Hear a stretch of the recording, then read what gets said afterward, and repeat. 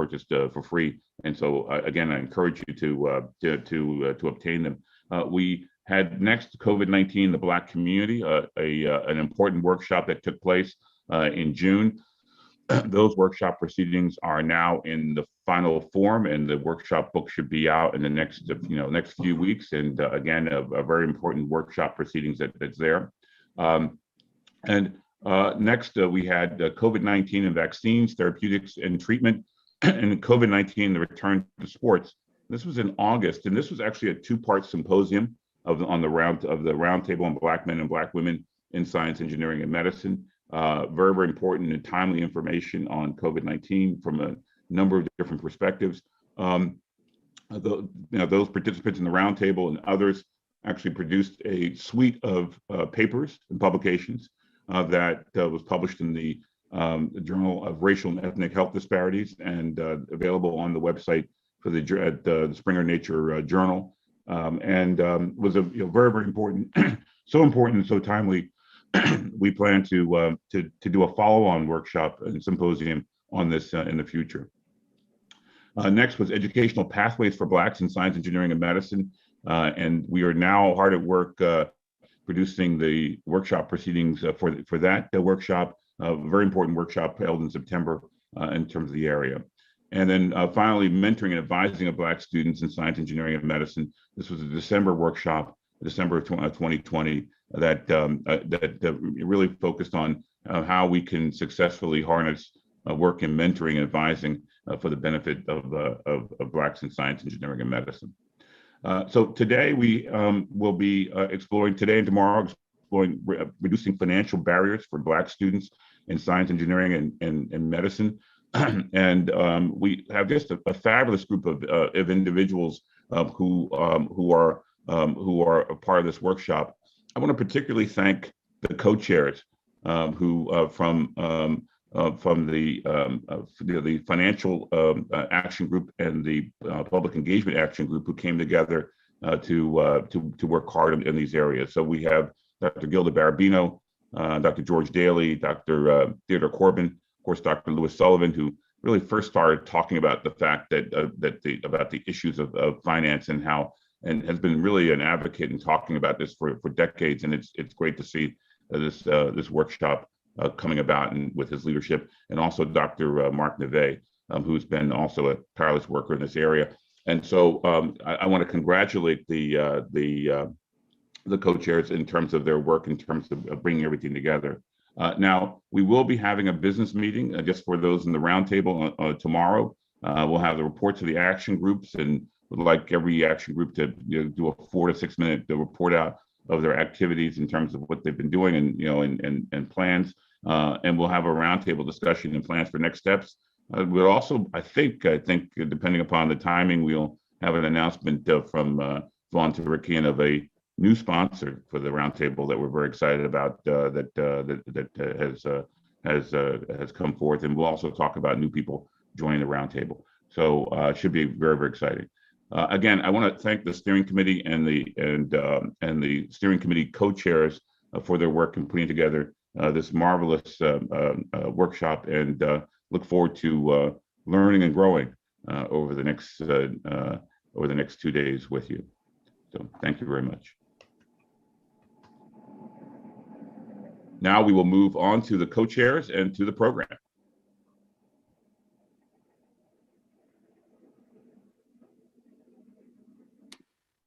Who wants to start? Fantastic. Well, Cato, thank you very much for that review of the past workshops. Perhaps I'll take the lead in introducing the concepts of this workshop and speak to some of the learning objectives. And then I would invite comments also from the other co-chairs. We are really anticipating that this workshop is building on the momentum of the roundtable. And this workshop is, as you mentioned, it's really the most recent of a series of 6. And we will be examining the barriers, especially focusing on debt burden, but barriers that dissuade Black people from pursuing education in science, engineering, and medicine. And the goal really is for us, together as the Finance Action Group and the Public Engagement Action Group to understand the root causes of these barriers, but to fundamentally lay a foundation for public engagement and activism by policymakers so that they can not just engage on these issues, but resolve them. And the hope is that this is going to further inform future roundtable discussions, with the goal being increasing opportunities and effectiveness of existing policies and programs. Some of the learning objectives, and we very much hope that you'll all remain engaged for the next day and a half. We're expecting that you're going to learn the business case for increasing the number of African Americans in science, engineering, and medical careers, that you'll have a deeper understanding of the financial barriers to increasing the number of African Americans in science and medicine. We will be discussing extensively the potential impact of increasing the public and private financing of HBCUs. That impact, which we expect will expand opportunities for African Americans pursuing science and medicine. We're going to focus on the intersection of public, private, philanthropic, and university investments to reduce the cost of African Americans pursuing careers in medicine, science, engineering, and beyond. And it's ultimately our goal is to influence the development of policies that build and sustain a workforce of Black engineers, scientists, and physicians for the greater good, for the good of our society, which we all know needs to heal, needs to grow, and needs to thrive. With that as an introduction, I might ask if any of the other co-organizers would like to make some comments. Otherwise, I will introduce the first session. Gilda, Dr. Sullivan, Dr. Corbin, Dr. Neve. I would add my appreciation to the Academy for sponsoring this and my colleagues for working on what has proven to be a very challenging issue. And hopefully we'll come up with ideas and recommendations that will help change the status quo. So we're looking forward to this discussion with all of you today and tomorrow. Thank you. Thank you, Dr. Sullivan. Let me say that it's been my tremendous pleasure to be able to work with President Berabino as the co-chair of the Action Group on Public Engagement. I already see a comment in the chat, which is very, very germane, and that is to recognize that the nursing profession is a critical component of medicine and is part of our efforts to expand representation in the broad areas of STEM fields. So let me move to the first session, which is entitled Addressing Barriers and Opportunities for the Workforce of the Future. And we are very honored to have two distinguished speakers in this session. The first we'll hear from is Dr. Raj Chetty. He is the William Ackman Professor of Public Economics at Harvard University, and he is the Director of Opportunity Insights. Chetty's research combines empirical evidence and economic theory to help design more effective government policies. In his work on tax policy, unemployment insurance, education, it's been very highly cited in the media. It also has influenced congressional testimony. His current research, as you will hear, focuses on equality of opportunity and economic and social mobility, and is aimed at addressing how can we give children from disadvantaged backgrounds better chances of succeeding. And obviously this is of direct relevance to our conversations here over the next couple of days. Dr. Chetty is the recipient of many, many awards, but I'll just point out he is the recipient of the MacArthur Foundation so-called Genius Grant, and also the John Bates Clark Medal, which is given to the economist under 40 whose work is judged to have made the most significant contributions to the field. He's a fellow of the American Academy of Arts and Sciences and a member of the National Academy of Sciences. Our second speaker, you've already met and needs no introduction, but Dr. Louis Sullivan is a distinguished physician, administrator, educator, health policy advocate. He is the chairman and chief executive officer of the Sullivan Alliance to Transform the Health Professions. He's also chairman of the board of the National Health Museum in Atlanta, Georgia, which aims to improve the health of Americans by influencing and enhancing health literacy and advancing health behaviors. Dr. Sullivan served for 20 years as the founding dean of the Morehouse School of Medicine, interrupted only by his extraordinary service as Secretary of Health and Human Services under President George H.W. Bush from 1989 to 1993. He is the co-chair of the Finance Action Group of this roundtable, and has been my distinct privilege to have spent tremendous time with Dr. Sullivan during the planning of this workshop. Now, following the presentations by Dr. Chetty and Dr. Sullivan, I will be moderating a discussion and I'll entertain questions from the audience. Please, as you're anticipating questions, enter them either into the chat function or ideally into the question and answer function, and I will do my best to address as many as possible. So with that, let me turn it over to Dr. Chetty. Thanks so much, Dr. Daly, for the very warm introduction. It's really an honor and a privilege to be here with you, Dr. Sullivan, Dr. Zhao, and others to address, I think, what are some of the most critical issues of our time. So I'm going to share some slides here. Are you seeing a slide deck? Is that working on your end? Yes, perfect. Excellent.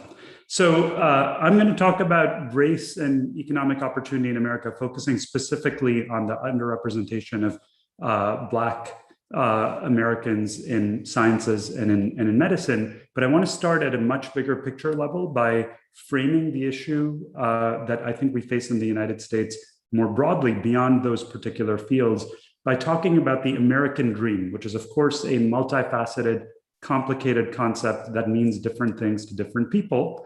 But I want to start by distilling it to one particular statistic that we can measure systematically in the data, which captures, I think, how many people have thought about the American dream historically, certainly the way my parents thought about it when deciding to come to the US many years ago.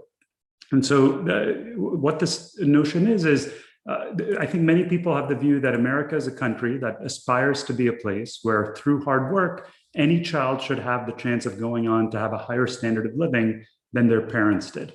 And so in a paper my colleagues and I wrote a few years ago, we set about to assess the extent to which America actually lives up to that ideal. And the way we did that is by measuring a very simple statistic: what fraction of children go on to earn more than their parents did, measuring both kids' and parents' incomes in their mid-30s and adjusting for inflation.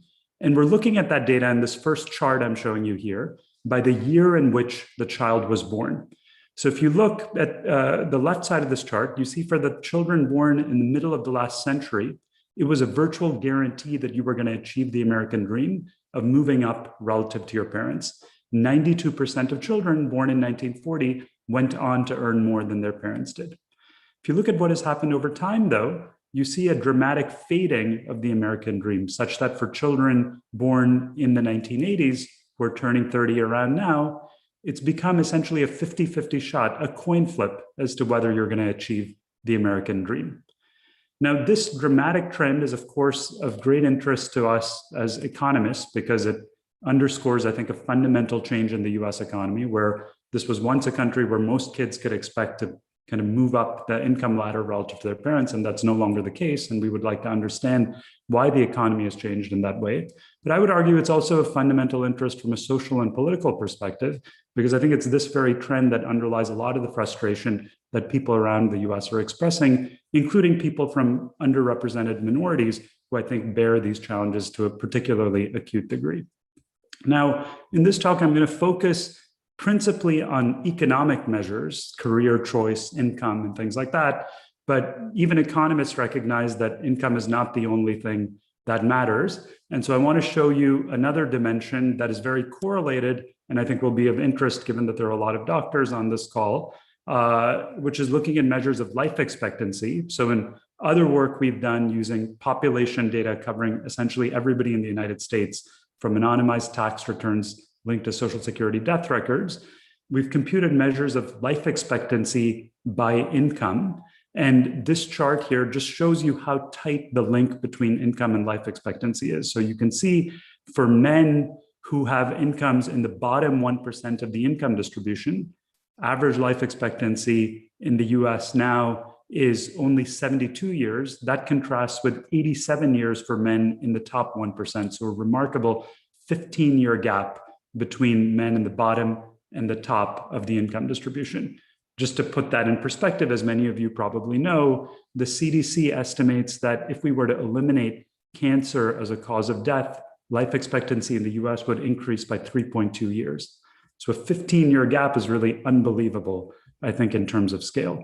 Similarly, for women, you also see quite a substantial gap of 10 years, although the gradient is flatter, and in particular, there's less of a gender gap at the top of the income distribution than there is at the bottom of the income distribution. So I'm showing you these data just to set the stage and frame the conversation. There's been a fundamental change in rates of upward mobility and economic trajectories in the US.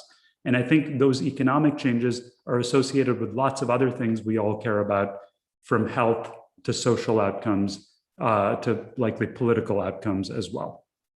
So motivated by these broad national trends, in our research group at Harvard and in my lab called Opportunity Insights, we are focused on essentially that big picture question of what is causing the fading of the American dream that I showed you in the first slide, and ultimately, how can we, going forward, restore the American dream? So that's, of course, a very big question that lots of people are interested in and have been studying for many decades.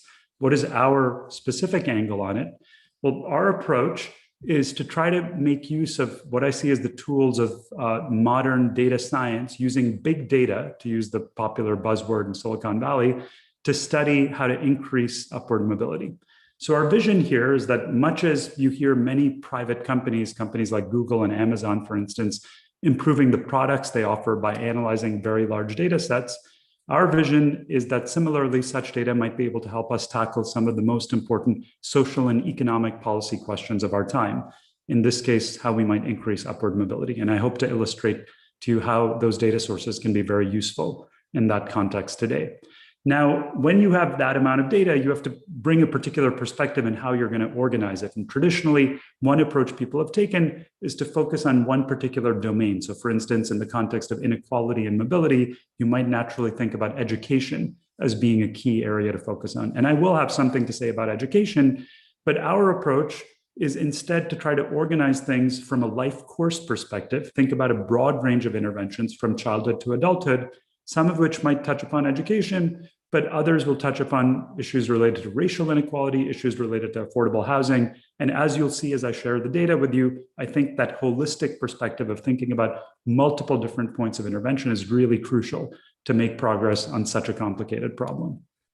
The starting point for a lot of our work is that national picture that I was showing you masks very sharp heterogeneity across areas. There are very sharp local differences within America in rates of upward mobility and rates of economic opportunity.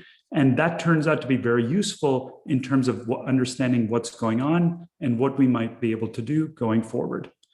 So let me dive into the data and show you that first result by presenting this map here, which shows you the geography of upward mobility in the United States. Now, I'm first going to describe how we construct this map, and then I'll show you how we interpret it and what I think we learned from it. So what we do to construct this map is take data on 20 million children, essentially all children born in the United States in the early 1980s, and we obtain data from anonymized tax returns linking them to their parents, which allows us to look at their life trajectories linked back to where they were born. And what we do is divide the United States into 740 different metro and rural areas. And in each of those areas, we take the set of kids who grew up there and compute a very simple measure of upward mobility, the average income at age 35 for kids who grew up in low-income families, that is, families at the 25th percentile of the national income distribution, which puts you at an income of about $27,000 a year. Now we color the map so that blue-green colors represent areas with higher levels of upward mobility, where kids go on to achieve higher levels of income, and red-orange colors represent areas with lower levels of upward mobility across generations. Let me start by drawing your attention to the scale in the lower right side of this chart. And what you can see here, just by looking at the scale, is that there's a tremendous amount of variation in kids' chances of rising up, starting from families at that same income level of $27,000 a year across different parts of America. In the darkest blue-green colors, places like Dubuque, Iowa, for example, or much of the Midwest, the rural Midwest, you see very high rates of upward mobility. Kids who grow up in Dubuque, starting out in families earning $27,000 a year, on average, one generation later, are earning $45,000 a year. So quite a substantial amount of upward mobility across one generation. By contrast, if you look at a place like Charlotte, North Carolina, or much of the Southeast, you see very, very low levels of upward mobility. In Charlotte, kids starting out in families at that exact same income level of $27,000 a year are on average earning only $26,300 one generation later. So no progress or even some downward mobility on average into the next generation. Now, you can look at the broad patterns in the map for yourself here, much higher levels of mobility in the center of the country, parts of the coast, much lower levels of upward mobility in much of the Southeast, and cities in the industrial Midwest, places like Cincinnati, Detroit, and Milwaukee. Some of these patterns, I think, might be surprising to you. So let me take the example of Charlotte. Many of you might know that Charlotte is viewed as one of the most rapidly growing cities in the United States. If you look at any conventional metric of job growth or wage growth, you would see Charlotte as sort of the engine of jobs in the Southeast. Yet, as you can see in this map, Charlotte ranks 50th out of the 50 largest cities in America in terms of rates of upward mobility for low-income kids who grow up there. So why does that happen? And this, I think, illustrates the power of this data of being able to track kids across generations. Essentially, what's happening here is Charlotte is importing talent. Lots of people move to Charlotte to get those high-paying jobs at places like Bank of America and so forth. But apparently, as we're learning from these data, the low and middle income kids, many of whom are African-American who are growing up in Charlotte, are not necessarily benefiting from that economic growth. And so that right there is a first important point, that just having an economy that grows overall does not necessarily lift all boats. That's very clear from that example and more generally looking at the data across the US. So what does drive the variation in this map? And what are the drivers of economic mobility in the US? That's what I want to focus on in this presentation, and focus in particular on the role that racial disparities play. So for anyone familiar with the demography of the United States, you might immediately recognize that there's a potential connection between the map, the variation in the map that I'm showing you here, and racial demographics. So in particular, the areas of the US that have the largest African-American populations, the Southeast, cities like Cincinnati, Detroit, Cleveland, and so forth, tend to be the places that also have the lowest levels of upward mobility that are in the red and orange colors on this map. Now, we all know that there's a long history of racial disparities in the US. And so part of what we might be seeing in this map that is manifesting a spatial variation could well be racial variation, that is differences in the chances of climbing the income ladder for Black Americans relative to white Americans. So in a subsequent study to directly investigate that, we linked data from tax returns to census data on the full US population, which enabled us to draw this pair of maps here, which are the exact same statistics that I showed you on the previous slide, but separately now for Black men on the left and white men on the right. Now, so it's the same measures, just to reiterate, kids growing up in low-income families, where do they end up in the income distribution on average? Now, when you initially look at these maps, sometimes people react by saying, oh, they've put these two sets of maps on two different color scales, kind of a red-orange color scale on the left and a blue-green color scale on the right. But in fact, we have not, as you can see by looking at the legend at the bottom of the slide. The maps are on the same color scale.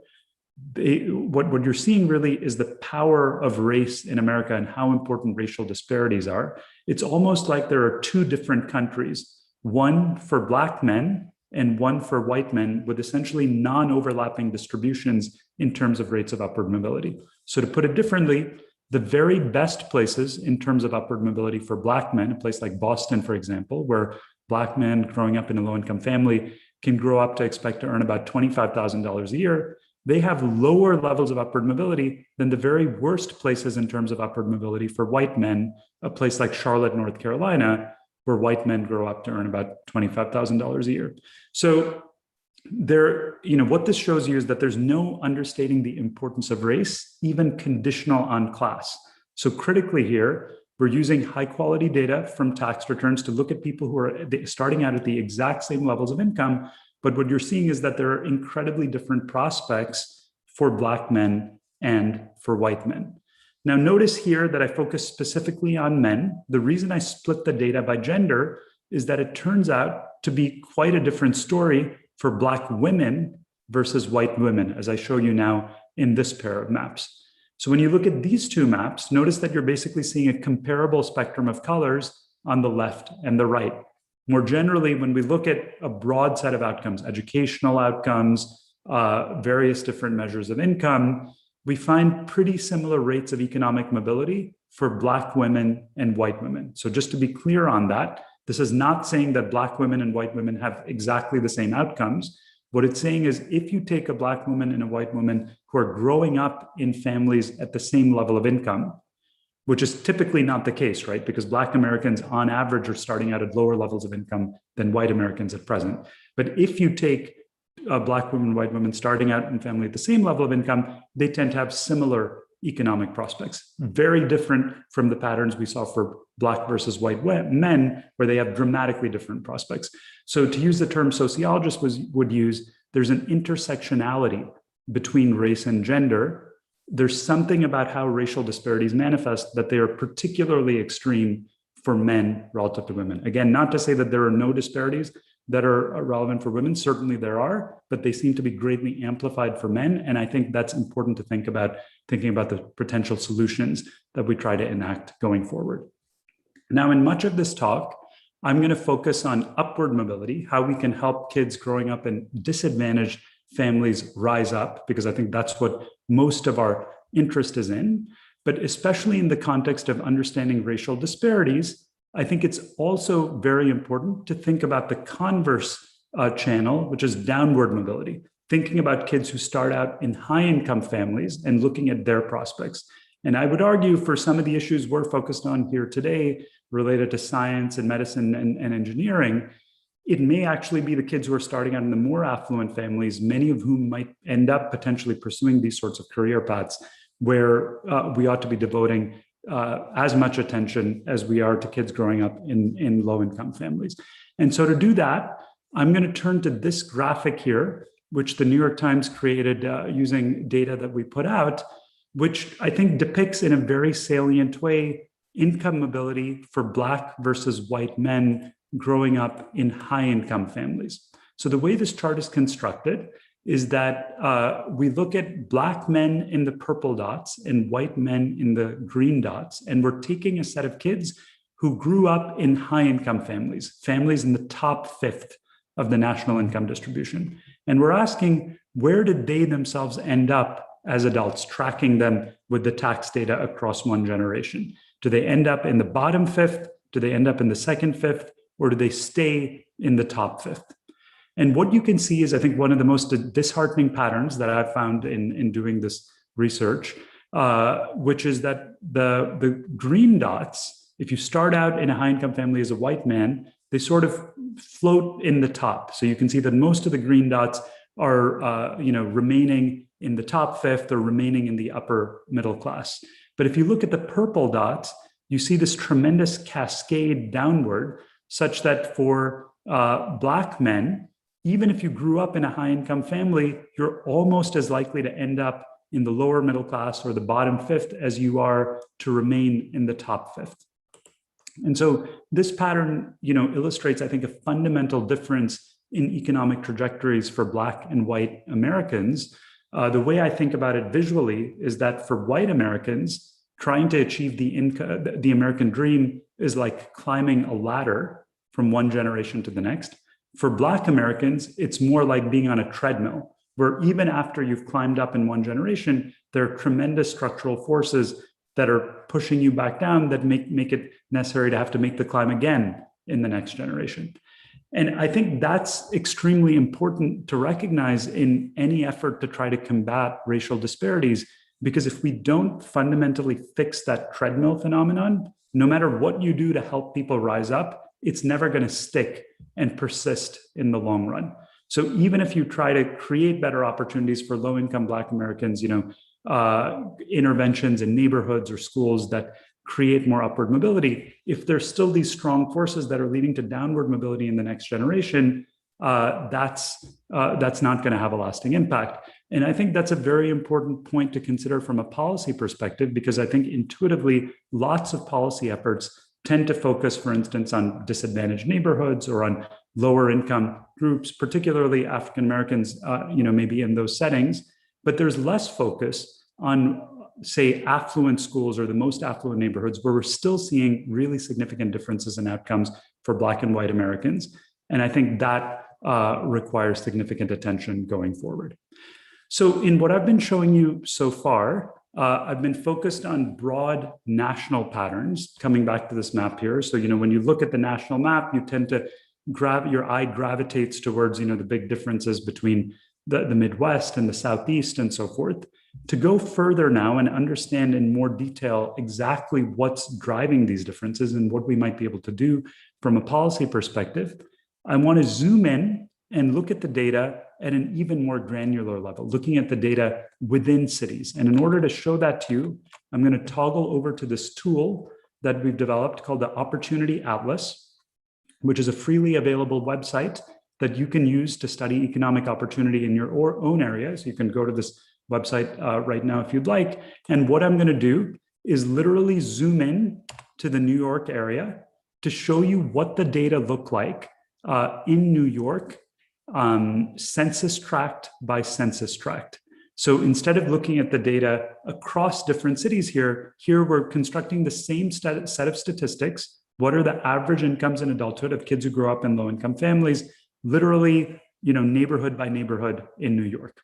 And so the first thing I want you to see on this map on your screen is that the spectrum of colors that you're seeing within New York City is the same as what I was showing you in the national map. We haven't changed the color scale here. And so what that's telling you is that you can go a couple miles down the street in New York, and it's like you're going from Alabama to Iowa in terms of rates of upward mobility. So these stark disparities that we see in our society are not emerging from differences across regions or differences across states or even cities. They're actually emerging from variation that's just, looking a few miles down the road. And that, I think, is actually an incredibly encouraging result, because it suggests that the potential solution in solving some of these problems that we face is not to look to another country or another time period in the middle of the last century, but rather, looking down the street, there seem to be places that have pretty high rates of upward mobility even today. And in a way, that makes the problem much more tractable, because if we can just figure out what's going on in some of these nearby places, perhaps we can replicate that in the places that currently have lower levels of upward mobility. Now, the specific address that I entered here, 531 Sutter Avenue in Brooklyn, and I'm just going to zoom in here a little bit, is in a part of New York that some of you might know called Brownsville, which is one of the most disadvantaged parts of New York. It's also a part of New York that has a very large Black population. And that specific address is one of the largest public housing projects in New York. And you see that there are very red colors here, very low rates of upward mobility. Now, this data here is pooling everyone who lives in the area. What I'm going to do now is subset the data to look specifically at Black kids. And so what you can see here is a striking pattern, which is, if you look at this area, Brownsville, you see that kids who grow up in low-income families here have very low incomes on average in adulthood, average incomes of just $18,000 a year. But there's kind of a striking pattern, which is if you look on this side of the street, north of the street called Dumont Avenue, you see relatively red and orange colors. But then if you just look just south of that, you see a pretty significant change where you have average incomes in adulthood that are quite substantially higher, $29,000 a year instead of $18,000 a year. So why am I picking this particular example? There are lots of examples like this in New York, across the United States, where you see these very sharp changes across just proximate areas. So NPR did some investigative reporting after we put out the study focusing on this particular example. And it turns out that north of the street is the Van Dyke Public Housing Project, as I was saying, one of the biggest public housing projects in New York, where lots of Black Americans live and unfortunately have very poor prospects of upward mobility, very high rates of incarceration, and so forth. On the other side of the street, turns out there's a mixed income housing development called the Nehemiah Houses, which was built in the 1980s using land sold by the city explicitly with the goal of trying to give lower income folks an affordable place to live. And what we see here is that the kids who grew up with same racial background, same family income levels, just over here in this mixed income housing development have dramatically different outcomes relative to the kids who grew up in the Van Dyke public housing project. So motivated by that example, which shows you that very fine differences in environment, literally on two sides of the street, can dramatically change kids' life course, I want to go back to the slides here and explore what is driving those differences across nearby areas.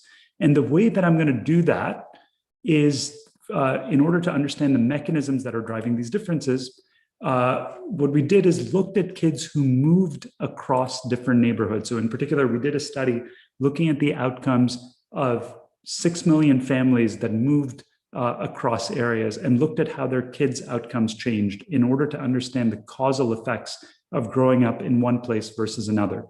And rather than going into the statistical details of that study, what I'm going to do here is just summarize what we find with a simple example, looking at the Van Dyke houses versus the Nehemiah houses that illustrates the key point. So what I'd like you to do is think about a set of families that move from the Van Dyke houses to the Nehemiah houses, which, as we just saw in the example I gave you, have higher levels of upward mobility.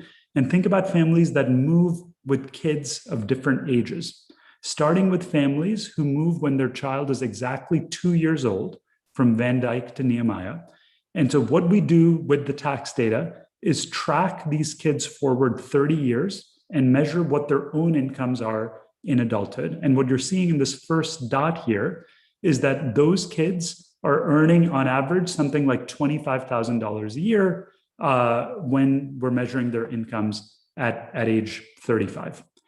So that's for the kids who move when they're exactly 2. Now let's repeat that analysis for kids who move when they're 3, 4, 5, and so on. What you see is a very clear declining pattern. The later you make that move from the Van Dyke houses to the Nehemiah houses, the less of a gain you get.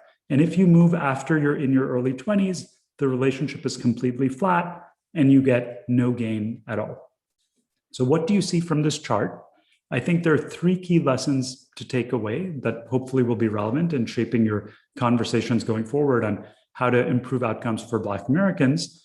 The first is that where you grow up really matters, right? It's not just that the types of kids who are living in the Van Dyke houses are different from the types of kids who are living in the Nehemiah houses, or the types of people living in Charlotte are different from the types of people living in another part of America. No, what you're seeing here is apparently if you take a given child and move that child from one place to another, you see really dramatic differences in that child's life outcomes. So that, again, I think is a very encouraging result. It shows you that changes in environment can fundamentally change people's life course. And so this is eminently changeable. We just need to figure out how to make these changes going forward. Second key point is that what really seems critical is childhood environment rather than where you are as an adult. This study and many others have now shown that changing people's environments after their age 23 or 25 or so has, not zero, but much more limited prospects for changing their life trajectories than changes made during the formative years of childhood. The third critical thing you see is that there's sort of a dosage effect here. Every extra year that you're exposed to a better environment, in this case, the Nehemiah houses instead of the Van Dyke houses, the better your outcomes look in adulthood. There's no critical age here. It's not just like the earliest years matter. Many of you might know there's a lot of focus in pediatrics and early childhood discussions in education that those early years are the most critical to intervene, and that may well be quite important. But what we're seeing here is even if you move in adolescence at age 10 instead of 15 or 15 instead of 20, you still gain quite a bit from growing up in a better neighborhood. And so throughout childhood environment, I think thinking about how to put kids, and particularly Black kids, give them better resources and give them environments that will help them thrive is extremely valuable. So naturally, the next question that's probably on your mind is, well, what is actually different about places like the Nehemiah houses or the blue-green colored places on the maps that I've been showing you relative to the red-orange colored parts of the map? And so that's a very difficult question to answer. It's one that we are currently working on. What I'm going to do here is summarize what some of the strongest predictors are of these differences in upward mobility across areas. Now, I want to state an important caveat here, which is that none of these factors that I'm showing you on this slide are necessarily causal effects. These are correlations. So these are factors that are highly predictive of the differences in the maps, differences in upward mobility in the maps that I've been showing you. But nonetheless, I think they give you a sense of the types of things that might matter. And so I'm just going to read these off and summarize them in the interest of time. So the first common property of places that have higher rates of upward mobility is that they tend to have lower poverty rates. So there tends to be less concentrated poverty. So a public housing project like the Van Dyke public housing project that I gave you is an example exactly in the opposite direction, right? These large buildings that concentrate poverty in one place, those tend to be the places that have the lowest levels of upward mobility. Second, places with more stable family structures, this is just a very strong pattern in the data, they tend to have higher levels of upward mobility. So for instance, places with more two-parent families tend to have higher levels of upward mobility.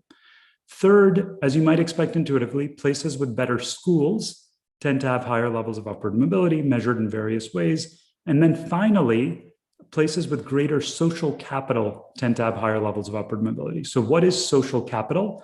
I think of the old adage that it takes a village to raise a child as describing what social capital is about. Salt Lake City with the Mormon Church is thought to be a place with a lot of social capital. It's a canonical example of that. And accordingly, in our data, is one of the cities with the highest levels of upward mobility. And so this sense of community cohesiveness or connectedness increasingly in our research really seems to come out as a factor that seems to be extremely important in driving these differences in upward mobility. Now, I think all of these factors are relevant in thinking about how to improve outcomes for Black Americans, which is our focus here today in particular. And I think often you will find that Black kids are growing up in neighborhoods that face disadvantages on all four of these dimensions.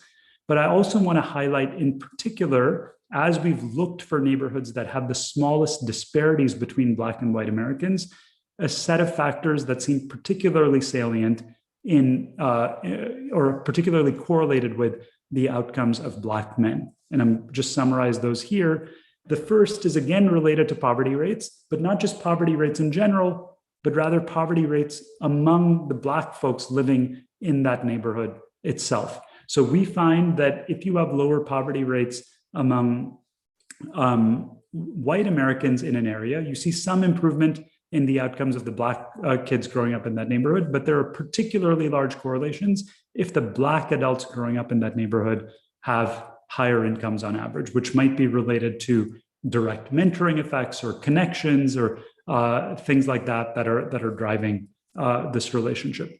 Second, you can create measures of the degree of racial bias across different cities, both explicit and implicit racial bias. So implicit racial bias is drawing on the work of my colleague at Harvard, Mahzarin Banaji, where people take these tests to gauge how implicitly biased they might be against one race relative to another. And you can aggregate that data across areas, and you see that areas where people are exhibiting more racial bias, perhaps as you might expect, tend to have lower levels of upward mobility for Black men as well. And then finally, we find a strong correlation with the rate of father presence among Black men. So in particular, many of you might know that there's a phenomenon of essentially missing Black men in the United States because of the enormously high rates of incarceration and high rates of mortality. So lots of Black kids are growing up in families without a dad being present.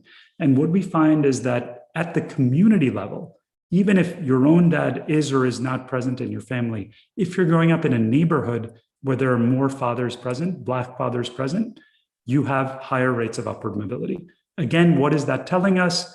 It could be related to mentoring effects. It could be related to having someone's path to follow. It could be related to differences in norms across areas. I think this again gives you a sense of the types of issues that I think can shape childhood development and trajectories and ultimately influence the number of scientists, innovators, doctors, and so forth that we have. So all of what I've been showing you so far is, of course, at a broad level. It's not specifically about science, engineering, and medicine. So what I want to do in the latter part of this presentation is hone in specifically on implications for science, engineering, and medicine, where I hope all of what I've presented so far will still be of interest and be useful in shaping what I think are common factors that affect these disciplines as well. But I think it's also useful to think specifically about why we have underrepresentation of certain racial and ethnic groups in these particular fields.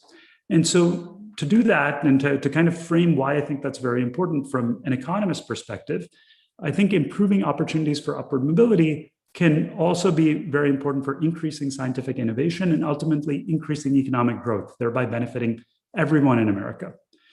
And so in order to show you that, I'm going to talk about a study where we look at the lives of 750,000 patent holders in the United States by linking the universe of patent records to the tax data that I've been using in the previous studies that I just discussed. So another example of how I think modern larger data sets can help us understand things. And so I'm going to start with this chart here, which shows you the rate at which people become inventors as proxied for by having a patent. And I recognize that's a rough proxy, but we think it has at least some content. And so we're looking at the fraction of kids that go on to have a patent versus their parents' income. And what you see, I think, is a striking pattern, which is that if you happen to be born to parents in the top 1% of the income distribution, you are 10 times as likely to have a patent as if you happen to be born to parents below the median of the income distribution. So one of the most important determinants of whether you go on to become a scientist or an inventor in the United States is how rich your parents were, okay? So why is that the case? One possibility is that it's related to the factors that I've been emphasizing throughout this talk: childhood environment, schools, the area in which you grow up, and so forth. Another possibility is that, there are differences in the types of families, maybe the quantitative aptitude of kids who are growing up in families at the top of the income distribution relative to lower down. So presumably your parents had to be quite talented to get to the top of the income distribution. Perhaps you have more quantitative and scientific aptitude as a result, and perhaps that's what's driving some of this correlation, at least an explanation we'd want to investigate from a scientific perspective. So in order to do that, we bring in another data source to try to get a sense of kids' quantitative aptitude. And in particular, what we're doing here is plotting patent rates versus third grade math test scores. So we're able to get, for some kids in the New York City Public School District in particular, we're able to link them back to their school district tests from many years ago. And what we're plotting is the rate at which you become an inventor versus your third grade math test scores. And what you see, I think, is a very informative result, which is that for kids in high income families, shown in the green here, if you score at the top of your third grade math class, you are much more likely to become an inventor than kids who scored lower on their third grade math test. But for kids who are from low and middle income families, even if you were at the top of your third grade math class, you don't have all that much higher a probability of becoming an inventor. So to put it differently, high scoring children are much more likely to become inventors if they're from high income families. Or in other words, in America, it looks like you need two things in order to become an inventor or a scientist. You need to have high levels of quantitative aptitude, scientific aptitude, if you like, and you need to be from a rich family. And that, of course, I think is greatly limiting our talent pool, the set of kids who are going into these careers that I think can be very valuable for society. So I've just shown you this breakdown by income. You see a very similar pattern by race and ethnicity, which I think is really disturbing. Even if you take the highest scoring Black and Hispanic kids who are doing just as well as white and Asian kids in terms of their third grade math tests, they are dramatically less likely to go into science and innovation than their white and Asian counterparts. And I think that leads to an enormous loss of talent in the pipeline that affects society going forward. Now, what is it that's driving that variation?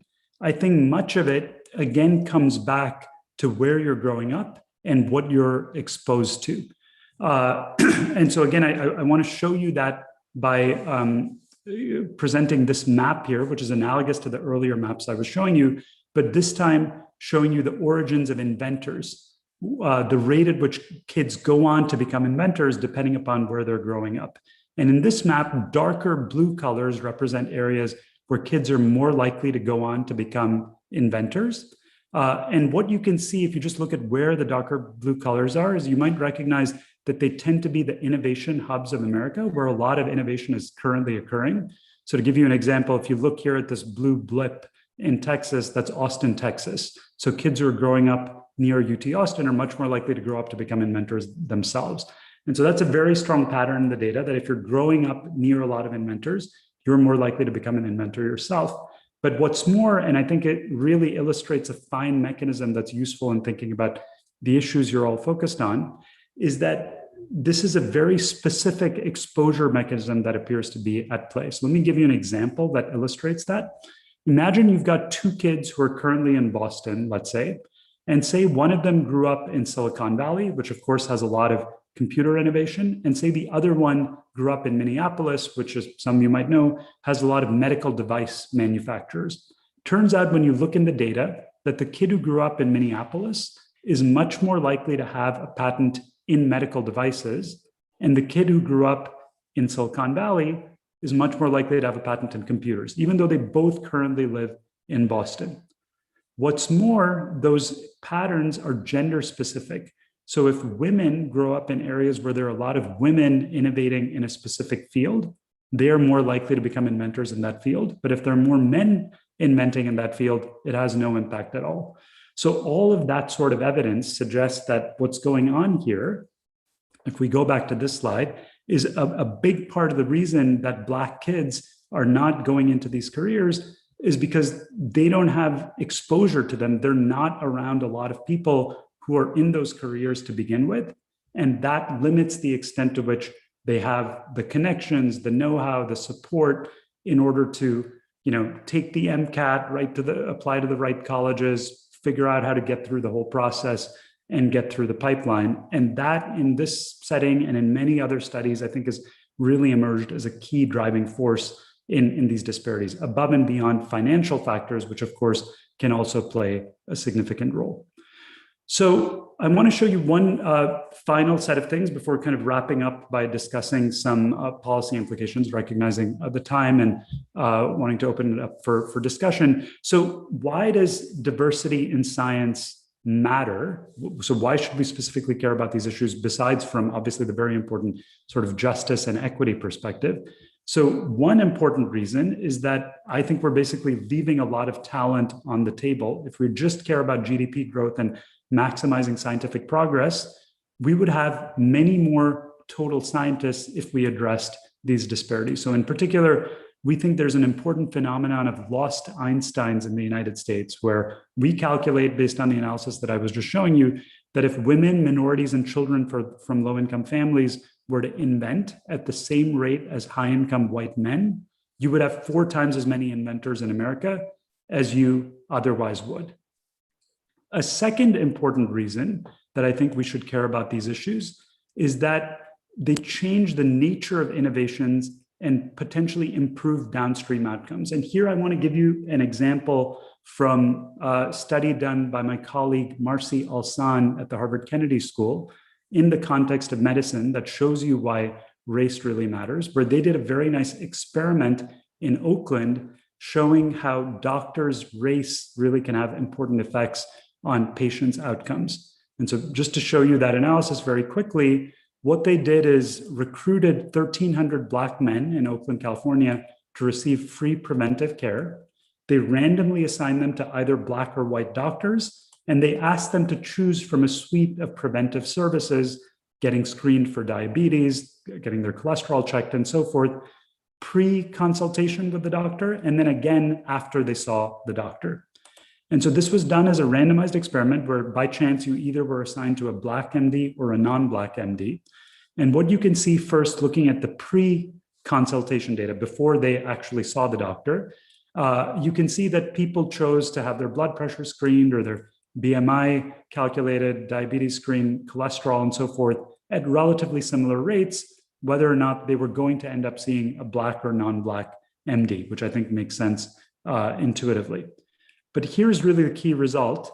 After they saw the doctor, Black patients who were assigned to a Black MD were much more likely to elect to have all of these preventive procedures. So you can see, for instance, that the probability that they elected to have the screen for diabetes went up dramatically from 43 to 63%. Getting their cholesterol checked went up from 35 to 62%.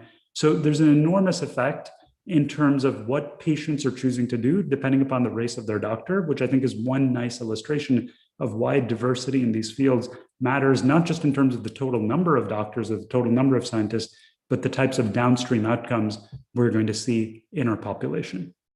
So if it's okay, Dr. Daly, I'm going to just take 5 more minutes here to wrap up with some policy implications. Fascinating. Yes, please. Excellent. So I've shown you a set of research that hopefully is triggering some ideas on the types of things we might do to address these disparities. And so what I wanted to end with is how concretely in our own research group, we are trying to work with policymakers to change things on the ground for Americans in general and Black Americans in particular. And so the way we are organizing our efforts, and this again is stepping back to the broader set of issues in inequality, not specifically in science and innovation, although I think it could help in that margin. We're thinking about 3 domains. The first is reducing segregation. So think to all the maps and evidence I've been showing you. Basically, with one-line summary is that the origins of disparities in America are hyper-local. They're in like a half-mile radius around your house. That's the level at which neighborhood conditions seem to matter. And what really matters is childhood environment. What is happening in your life from birth to age 22 or 23? Okay, so with that in mind, the 3 approaches we're taking, one is reducing segregation. So you might say, okay, I see that 2 miles down the road, kids have much better outcomes. Well, why don't I help more Black families, more low-income families move to that higher opportunity area, reduce the amount of segregation we have in our cities? And so that's one potential tool, and I'll talk about that a little bit.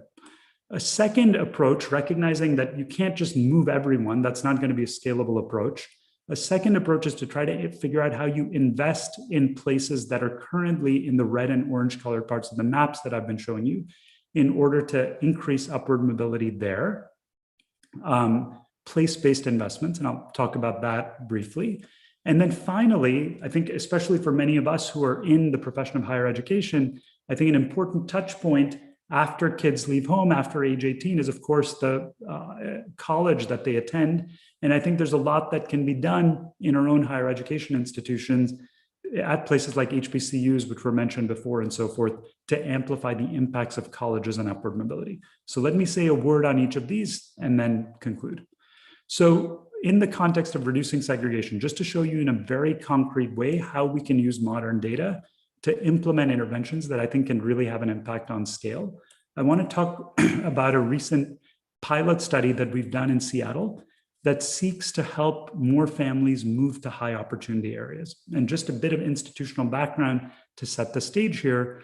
Many of you might know that we spend about $45 billion per year in the United States on affordable housing programs whose intention is to help more families access higher opportunity areas. Now, what we're showing you in this map is a snapshot from the Opportunity Atlas data in Seattle. Similar to what I showed you in other cities, there are lots of variation across different neighborhoods in terms of kids' chances of rising up. What we've done here is overlaid in the green dots the most common places where people receiving affordable housing support, in particular housing vouchers from the government, currently live in Seattle. And you'll see, I think, an interesting pattern here, which is that these green dots tend to be clustered in the red and orange parts of Seattle, rather than the green and blue colored neighborhoods, right? So even though these families are receiving about $1,500 a month in terms of rental assistance from the government, in practice, they are not actually using that money to move to a higher opportunity neighborhood. So the program is not actually breaking the persistence of poverty across generations as one might hope it would, because families are not actually moving to places like Shoreline or parts of Bellevue and so forth. So the question, of course, is why is that the case? Why is it that these families, despite getting support from the government, are not actually moving to higher opportunity areas? So we teamed up with the Seattle and King County housing authorities to study why that's the case, and implemented a pilot study called Creating Moves to Opportunity that basically sought to distinguish between two hypotheses. One hypothesis is that those families in these green dots that I was showing you, they don't want to move to these other neighborhoods, maybe because they have other good reasons. It's close to their family, close to jobs, they don't want to commute, and that's why they don't want to move there. Another possibility, though, is that there are barriers that are preventing them from moving to the higher opportunity areas. Perhaps they're having a hard time finding housing in those places. Maybe landlords don't want to rent to them. It's complicated to go through all the paperwork and the search process and so forth. And so we basically created a pilot where for a randomly selected subset of families that came to apply for a housing voucher, we gave them additional assistance in the search process. So essentially think of it as like a brokerage service to help you find housing in a higher opportunity area if you wanted to do so, connecting you with a landlord, providing a little bit of financial support, and so forth. And so this was run as a randomized trial. A few hundred families got this additional assistance. A few hundred families were placed in the control group just by chance. And so what do we end up finding? We find that in the control group, only 14% of families move to what we define as a high opportunity area, an area that is in the top third of the distribution in terms of rates of upward mobility within Seattle. In contrast, in the treatment group, that number jumps to 54%. So the majority of families are now moving to high opportunity areas when we just give them this little bit of additional support. And what that shows you, I think, is that a small tweak to the program, which really is only a 2% incremental cost, dramatically changes the outcomes that we see. So this very large federal program where we're spending a tremendous amount of money, I think we can dramatically amplify its impact by changing that end line delivery and helping people actually use the program to its best effect. Now, we estimate that on average, each child who grows up in these higher opportunity neighborhoods that the treatment group families move to will earn about $200,000 more over their lifetimes than the kids who grew up in the control group families. And I would imagine a number of those kids are going to become scientists, doctors, and so forth.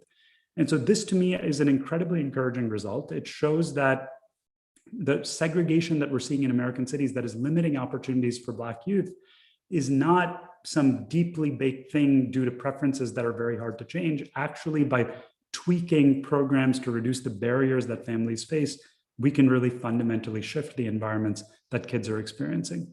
Now, importantly, you see that effect not just on average, but you see it specifically for Black families, as well as for white families, as well as for kids from other races and ethnicities. So you might worry, I was concerned when we were doing the study that maybe this is going to work for white families who are comfortable moving to neighborhoods that are predominantly white. But in fact, Black families as well are able to overcome some of these barriers and find neighborhoods that they're happy to move to, where we estimate their kids are going to have much better outcomes in the long run. So that is one approach to trying to tackle the problem, reducing segregation. And I just want to point out that this kind of research can have an impact, not just in a pilot, but on scale. So after we did that work in Seattle with bipartisan support, there was a bill passed in Congress that allocated $60 million to replicate what we did in Seattle in cities across the United States. And there's now a bill under discussion to allocate an additional $5 billion per year to expanding housing voucher programs to tackle these type of disparities along the lines of what I've been describing here. So last 2 minutes here, I just want to briefly touch upon these other buckets. So recognizing that simply moving people to different neighborhoods, can be part of the solution, but certainly not all of the solution. We want to think hard about how we can invest in the neighborhoods that are currently so disadvantaged. And so we are doing work on the ground in places like Charlotte, for example, which I mentioned is one of the lowest upward mobility places in America, trying to understand what you can do in the most disadvantaged neighborhoods to improve outcomes there. This is still work in progress, so I don't have sort of a recipe to give you on here are the 3 things you need to do to improve upward mobility in a given area. What we're doing is looking, given all the evidence that I've been showing you, at a wide variety of programs, starting from birth to early adulthood, that can change that pipeline of opportunity and improve outcomes throughout the process. And there's good evidence that some of these programs, for instance, this Year Up program that you see in the lower right here, can really change kids' trajectories. So Year Up is a mentoring and job training program, often targeted at Black youth. And we see that kids in a random assignment design, kids who got the Year Up mentoring and training services end up having very different career trajectories. And so there are these programs that can be targeted, I think, at specific places to change that development path that can really improve kids' outcomes. And then finally, after age 18, thinking about what we can do in higher education institutions, I want to make one final point here because I think this is something many of us can directly act upon in our own institutions. I think colleges can do a lot more to increase the amount they contribute to upward mobility. And so to illustrate that, I'm going to show you one final chart, which shows you data on upward mobility by college in the United States. So similar to how our team has put out data by neighborhood, which I was showing you earlier in this talk, for every college in America, you can now publicly access information on its contribution to upward mobility. And when you think about colleges, there are really 2 dimensions that matter in terms of their contribution to upward mobility. The first, shown on the vertical axis here, is how well kids from low-income families do at that college. So in particular, what we're plotting here is what fraction of the students who are coming from families in the bottom 20% of the income distribution reach the top 20%. And so you can see that some of the elite private colleges in America, places like Princeton, Stanford, Harvard, Columbia, and so forth, do very well on that metric. So kids from low-income families who are lucky enough to attend those colleges end up having really good outcomes on average. But in order to contribute a lot to upward mobility, it's not enough to just generate good outcomes for the few low-income students you have on campus. You actually need to have a substantial number of low-income students on campus to begin with. And so the x-axis here, and the horizontal axis, shows you the fraction of kids coming from low-income families at each of these colleges, right? And each college in America, should have noted, is represented by a dot here. And so you can see that those elite private institutions, they have really small numbers of kids from low-income families. And that is despite the fact that, as many of you know, over the past 10, 15 years, these colleges have made an enormous effort to expand financial aid, to increase outreach, to basically make college free for kids from lower income families. But even despite that, you have very few kids from low-income families at these institutions. And as a result, they're not really contributing a whole lot to upward mobility, despite their best intentions. In contrast, you have lots of colleges here, like community colleges, for instance, that are serving many low-income kids, but have much poorer outcomes, and as a result, are also not generating a lot of upward mobility. You have a few exceptions, places like the City University of New York, which serves a very large number of low-income kids, also generates pretty good outcomes. And those are kind of serving as escalators of upward mobility for lots of youth, particularly Black youth. And so I think thinking about how we expand access to places like Harvard, Stanford, and so forth, how you improve outcomes at community colleges is an incredibly important thing to do going forward to remedy these disparities. So let me conclude by, I've shown you lots of different results and data, and hopefully there are many ideas that will emerge beyond what I've suggested here on what we can do to address these important issues. Let me just end by summarizing what I see as 3 major takeaways. First, I think while you all are focused specifically on issues of disparities in science and engineering and medicine, I think there's a limit to what one can do focusing just at that stage of, say, application to medical school and so forth. It's critical to think about how you improve the pipeline of opportunity starting from birth to early adulthood. Second, I think it's extremely important to focus on how we've reduced downward mobility among affluent Black Americans, just as much as we're focused on disadvantaged neighborhoods and so forth, because unless we solve that problem, we're never going to have a persistent solution in the long run.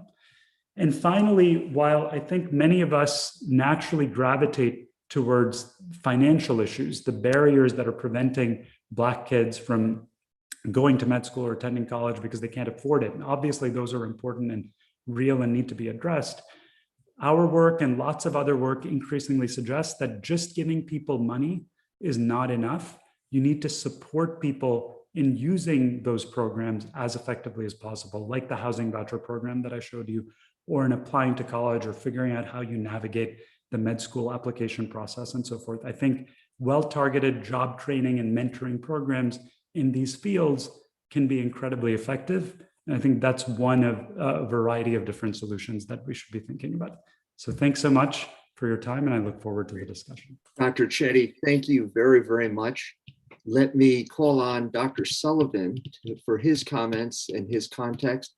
And then I encourage those in the audience to be formulating questions. Please put them in the Q&A so I don't have to bounce back and forth between chat and Q&A.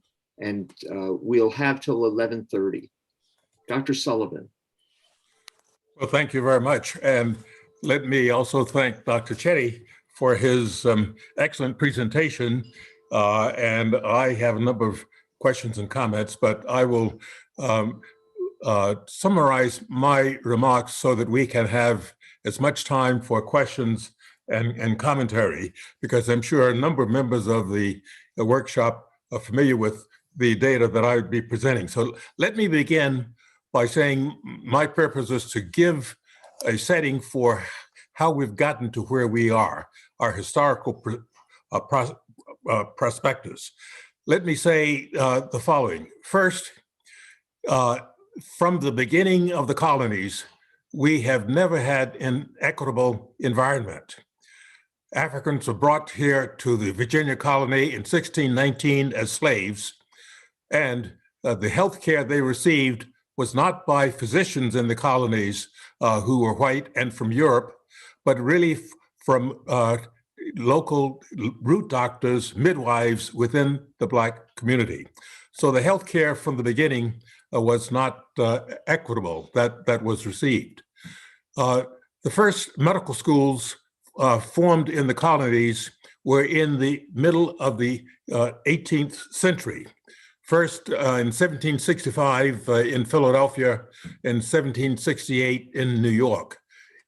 These institutions admitted white students, and the first Black students admitted to medical schools in the United States were almost a century later, in the late 1840s, when from Bowdoin University in Maine and Rush Medical College in Pennsylvania were the first Black students admitted to medical schools. Because of slavery and then segregation and the Civil War, the first schools for Blacks, medical schools for Blacks, opened first with Howard University, formed by the Freedmen's Bureau of the US government in 1868, followed by additional Black schools in the latter part of the 19th century, particularly Meharry Medical College in 1876 in Nashville, Tennessee. By the end of the 19th century, there were a total of 8 medical schools that were predominantly African-American. 3 in Tennessee. In addition to Meharry in Nashville, we had medical schools in Knoxville and in Memphis, and then in Louisville, Kentucky, in Raleigh, North Carolina, and New Orleans, Louisiana, were other Black medical schools. Medical schools by the end of the 19th century, the beginning of the 20th century, were largely proprietary institutions, many of them owned by physicians, operated for profit, very little in the way of structured curriculum or laboratory facilities or examinations. And because of the education of physicians, and usually by apprenticeship was the learning done in the medical schools. So the Carnegie Foundation commissioned a study that all of us are familiar with that became known as the Flexner Report by Dr. Abraham Flexner, who visited all of the 153 medical schools that existed in the United States at the beginning of the 20th century.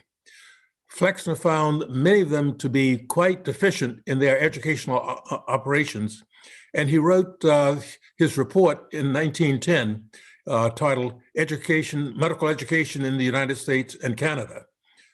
He visited each one of these 153 medical schools. He was welcomed because he was being sponsored by the Carnegie Foundation. Many of the institutions felt that this would be followed by grants to them from the Carnegie Foundation.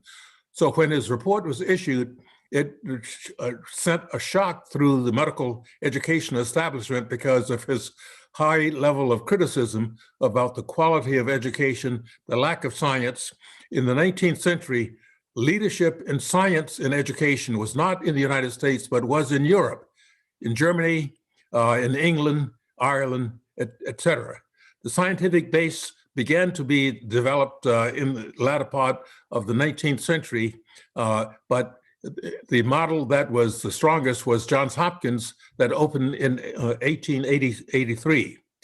So when Flexner did his report, he recommended the adoption of the Hopkins model, which required its students to be at least high school graduates, because many of these institutions did not even require a high school diploma.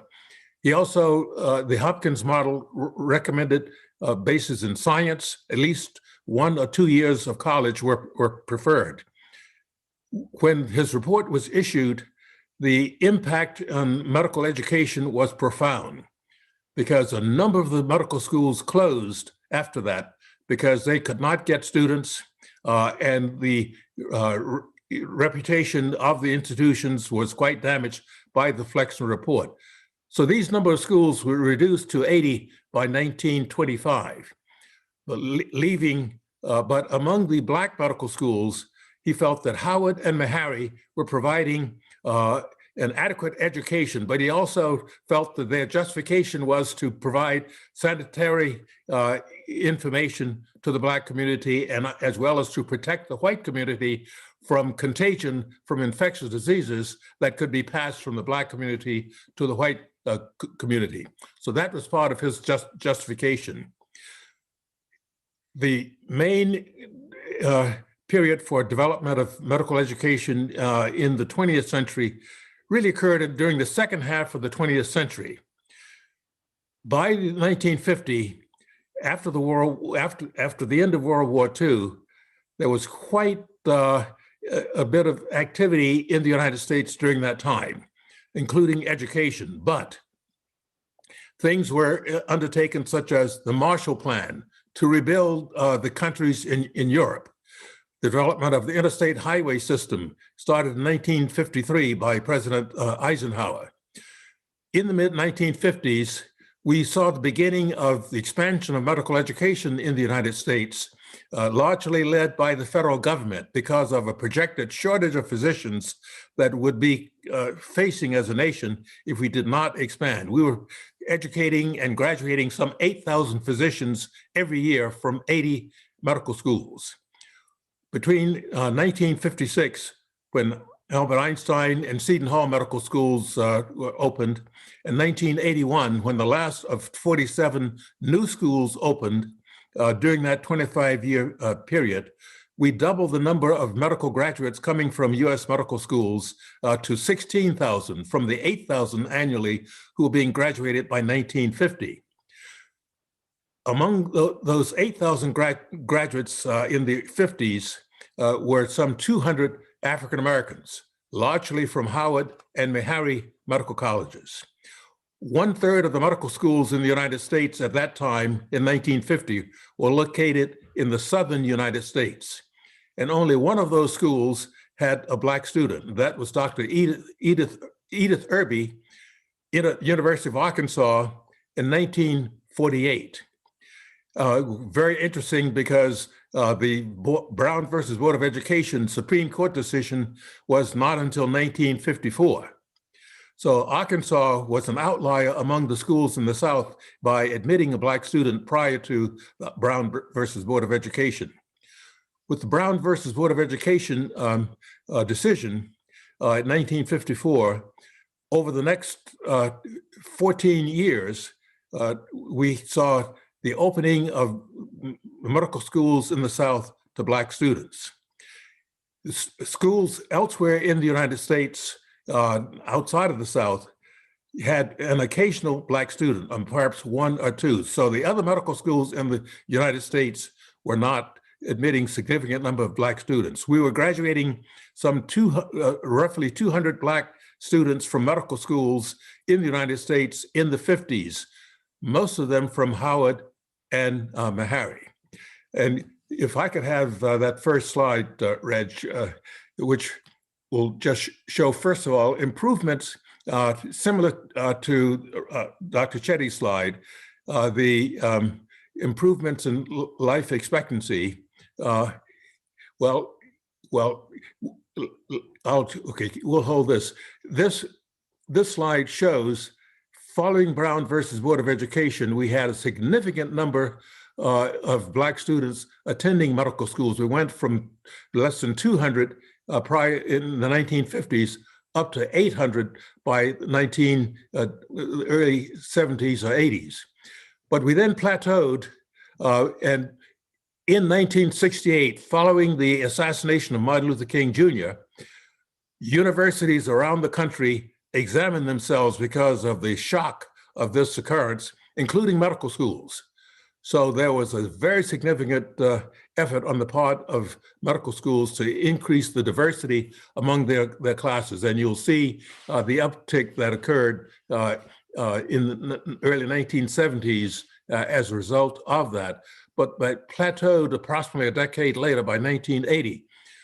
The Association of American Medical Colleges formed its first committee to look at Blacks in medical school in 1968. And I happened to serve on that committee, and that committee made a number of recommendations. The bottom line was that medical schools should be much more proactive in trying to integrate their classes, bringing in more Black students to address the number of Black physicians, because at that time, only about 2% of the nation's physicians were African American.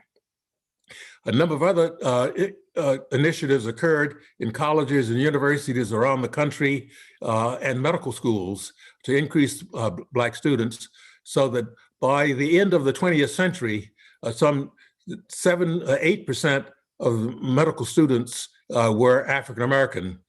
The number of physicians, African American physicians in practice, had increased to perhaps 4.5%.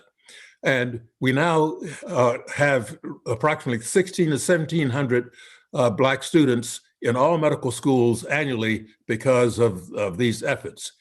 Interestingly enough, the number of Black students who are African American, as shown by the study from the AAMC that was authored by Mark Neve, a member of our group, showed that the big surprise was that the number of Black males entering medical school in the year 2014 had not increased, but in fact were 25 fewer Black males. And of course, this is one of the things that stimulated the formation of our group under the leadership of Dr. Cato Lorenzen. Of interest is the fact that the number of Black females did increase, so that today, out of 2 out of 3 medical students today that are Black are female. So females have increased. The number of females have increased far fewer than there should be, but they have done better than males because there's been no significant increase in Black males entering medical school since 1978. Can we go on to the next slide, please? This is from Mark Neve's report, Altering the Course, that was issued by the AAMC in 2015. You'll see that the bars represent the number of applicants to medical schools. The orange line represents the number of matriculants, number of Black males admitted to medical school. Interestingly enough, in 1978, approximately 38% of Black male applicants were admitted. And in the year 2018, it's almost the same exact percentage of students, Black males who applied, were admitted, 38.5 or 38.4%. So that is an interesting fact that we have not made progress there. Can I have the next slide, please? The number of Black faculty in our nation's medical schools is also quite deficient. Approximately 4.5% of the faculty of the nation's medical schools are African American. And this slide simply addresses the issue of the experience of Black faculty within the system. This is a chart made from the study by Dr. Ginter, the University of Kansas, and her associates from the journal Science in August of 2011. What this shows, in short, is the experience of first-time applicants to NIH for R01 grants, or investigator-initiated grants. And what this shows is that the success rate for white applicants was some 29%, but the success rate for Black applicants was about half, 16%. And as a result of this study, the NIH has initiated a program of mentoring for research to assist in improving the data for success rates for African-American investigators. So this is simply put in to show that within the system, the part of the public health service that is the most objective, that is allegedly free of bias, that this is not the case. And in this study by Dr. Ginter, this was a control study where the Black applicants were measured for level of experience, years of training, et cetera. So in spite of correcting for that, they found still this difference in experience. And so as a result of this, NIH has changed by coding the applicants to try and remove the possibility of bias in evaluating these applications. So let me conclude by saying this. Our approaches that all of us have undertaken over the years to try and address this issue has been use of mentoring, counseling, role models, et cetera. I would also mention a study by Dr. Miriam Komarami at the University of California at San Francisco and her colleagues that showed that Black or Latino physicians tend to have a 3 to 5 times greater likelihood of establishing their practices in the barrio or the ghetto, bringing services to those communities to a greater degree than would be white graduates. So let me conclude by saying I'm very excited by the studies that Dr. Chetty has shared with us. I think he brings greater granularity to this issue. And so I look forward to the opportunity for questions and discussion. But what we have is a challenge to have a better experience in the coming decades than we have had over the past 4 or 5 decades. We have made progress, but the amount of progress we have made has been far less than what we had hoped for or what we had expected. We have more Black students, but we have not reached a level of parity in the population, whereas now some 8% of the nation's medical students are African-American, when African-Americans represent some 13% of the population. So we must do better, and with the efforts of all of us, and certainly the studies of Dr. Chetty that I think are very exciting, hopefully we'll find models and ways to do better over the coming decades than we have done in the past. And with that, I'll conclude and we'll be pleased to respond to questions or comments. Dr. Sullivan, thank you very, very much. And Dr. Chetty, I think it's fair to say that those data are absolutely fascinating. I think they're sobering.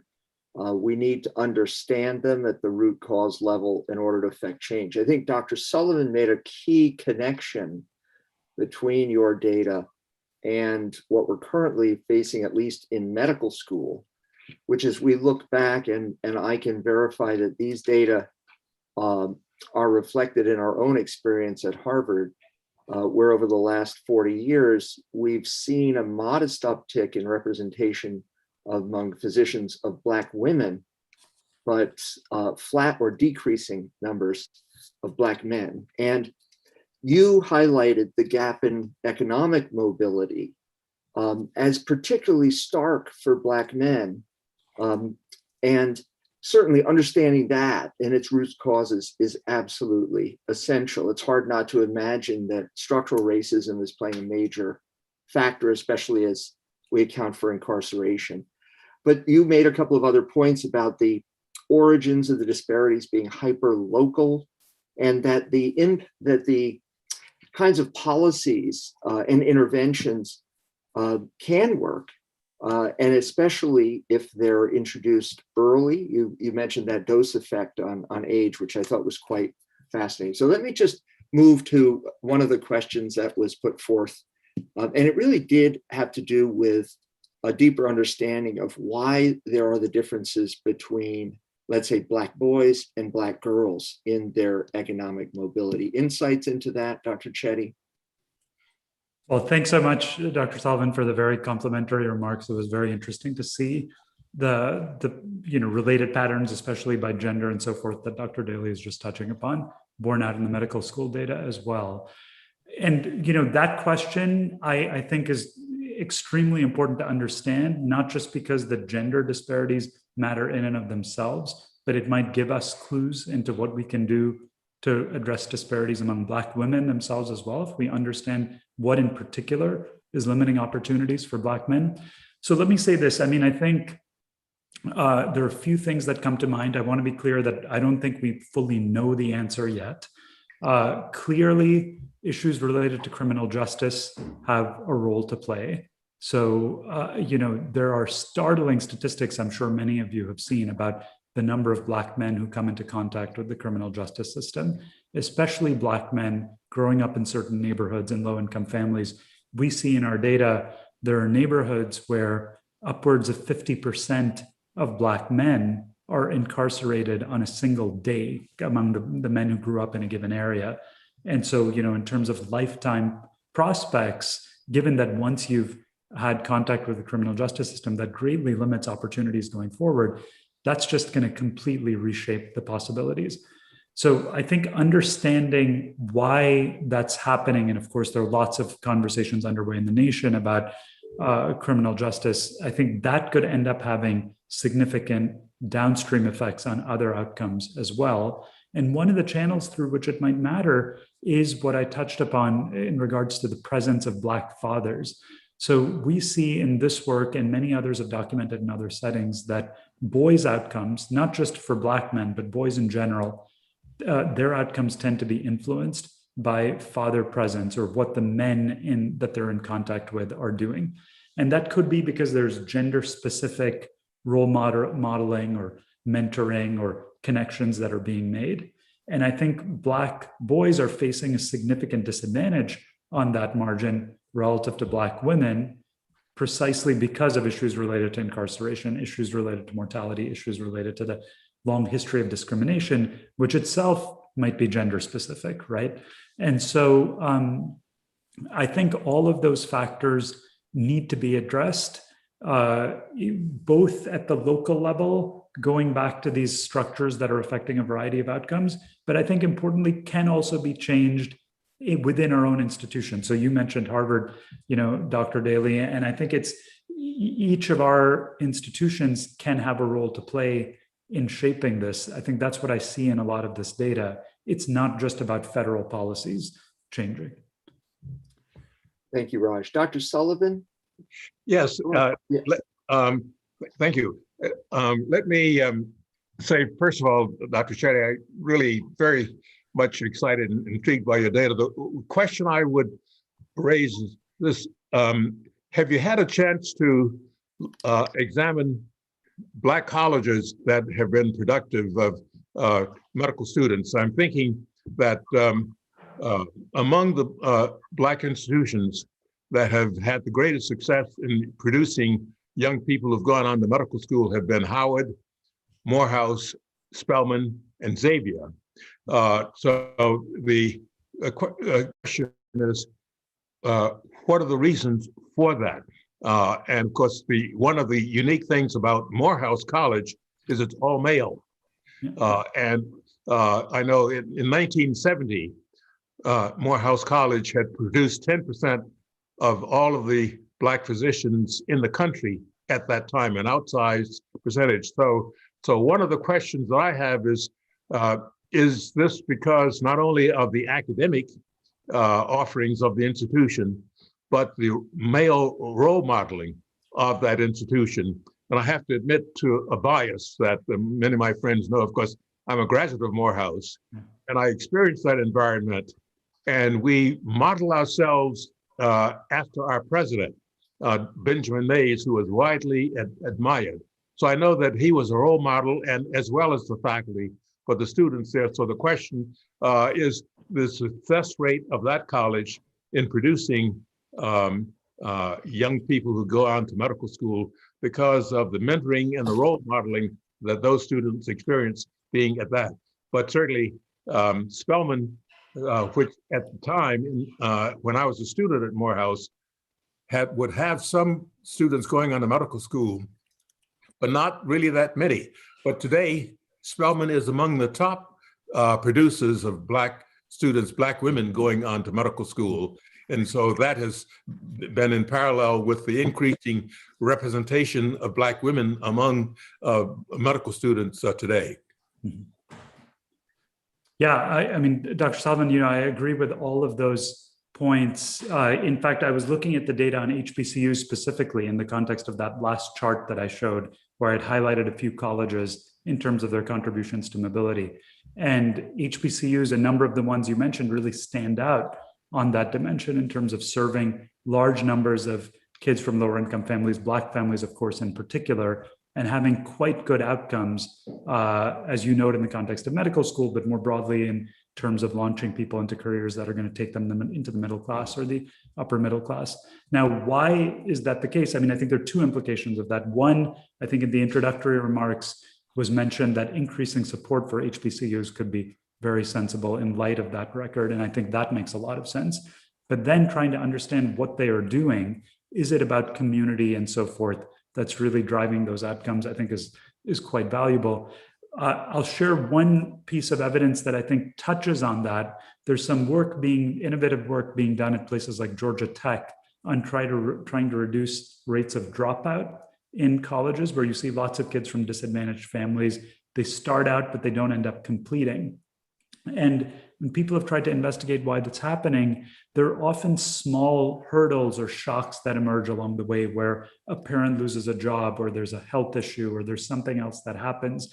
And without adequate support, someone to guide you through that and figure out that you can actually take a leave or take a different set of courses and figure out how to navigate and still make it through, I think lots of kids end up not coming through the pipeline. And so I think those kinds of targeted supports, which might be inherent in the types of communities you're describing, where the social network is very strong, I think could be incredibly valuable. I think the challenge is it is hard to sort of legislate those things through programs.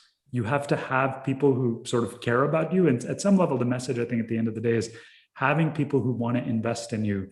I think many of us can probably think of a mentor, a teacher, a family member who shaped our trajectories. That's, I think, the broadest message that emerges from these data. And the question is, how do you scale that? I think that's the challenge that we face.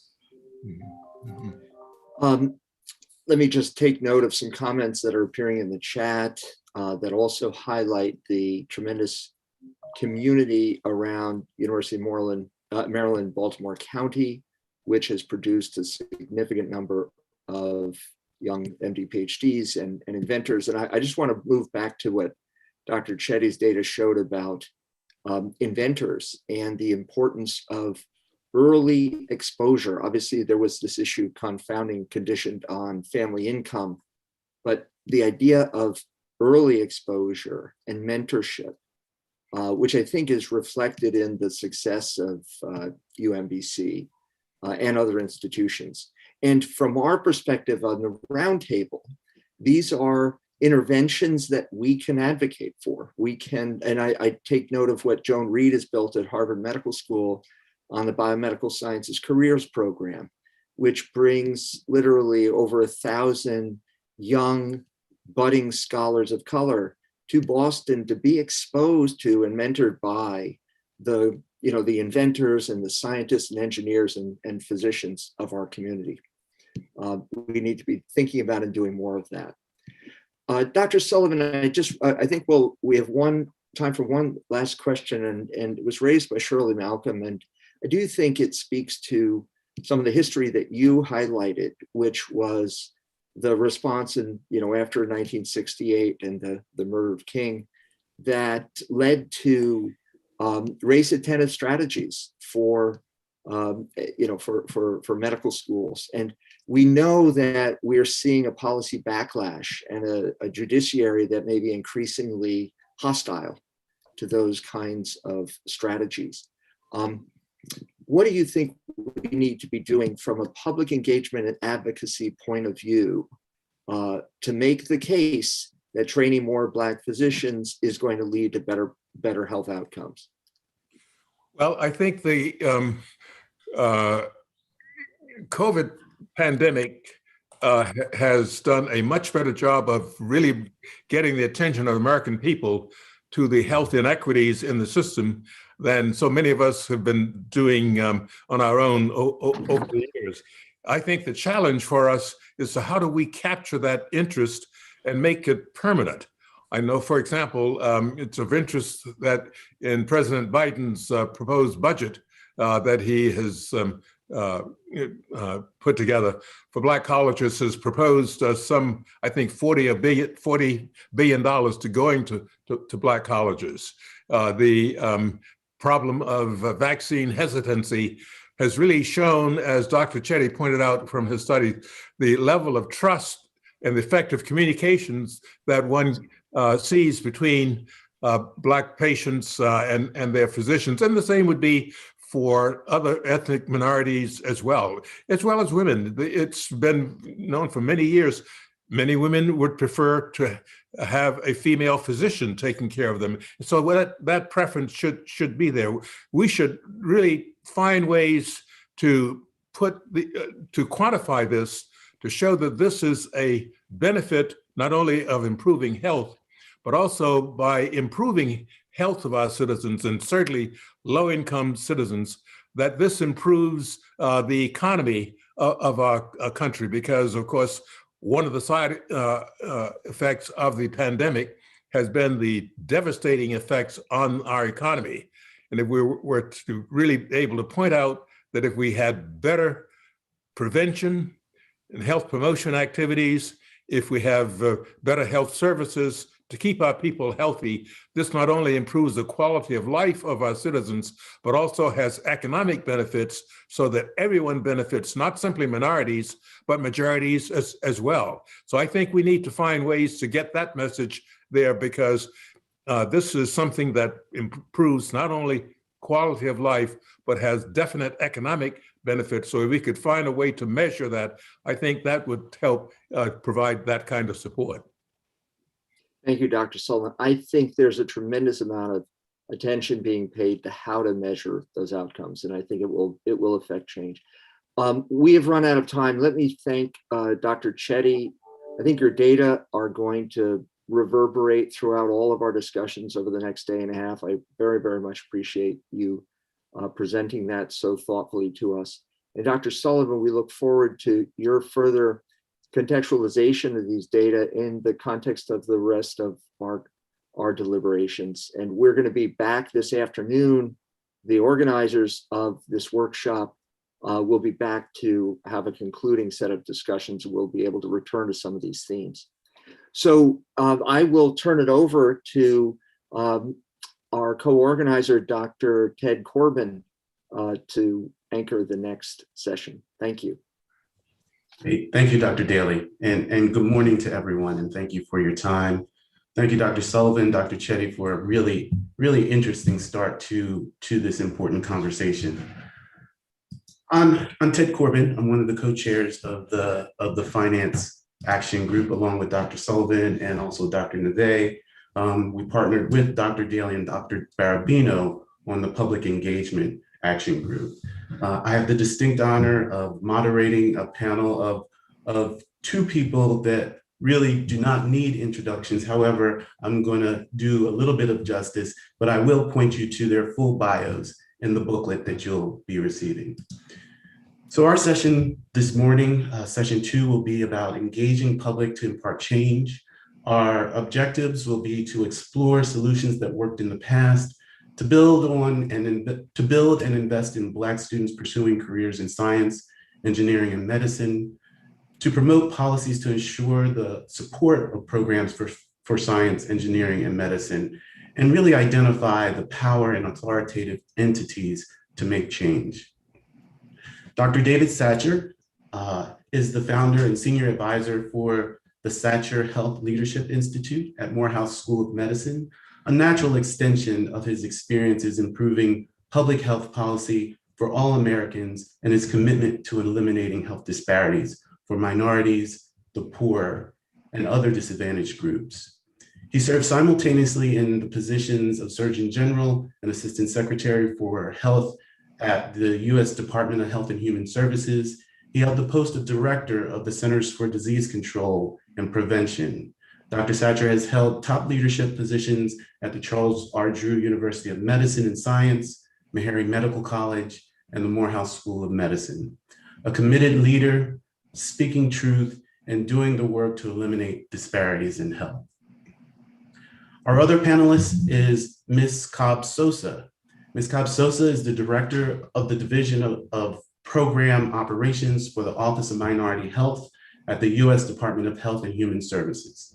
She leads development and implementation of public health programs to reduce health disparities, improve quality of care, and increase the diversity of health-related workforce.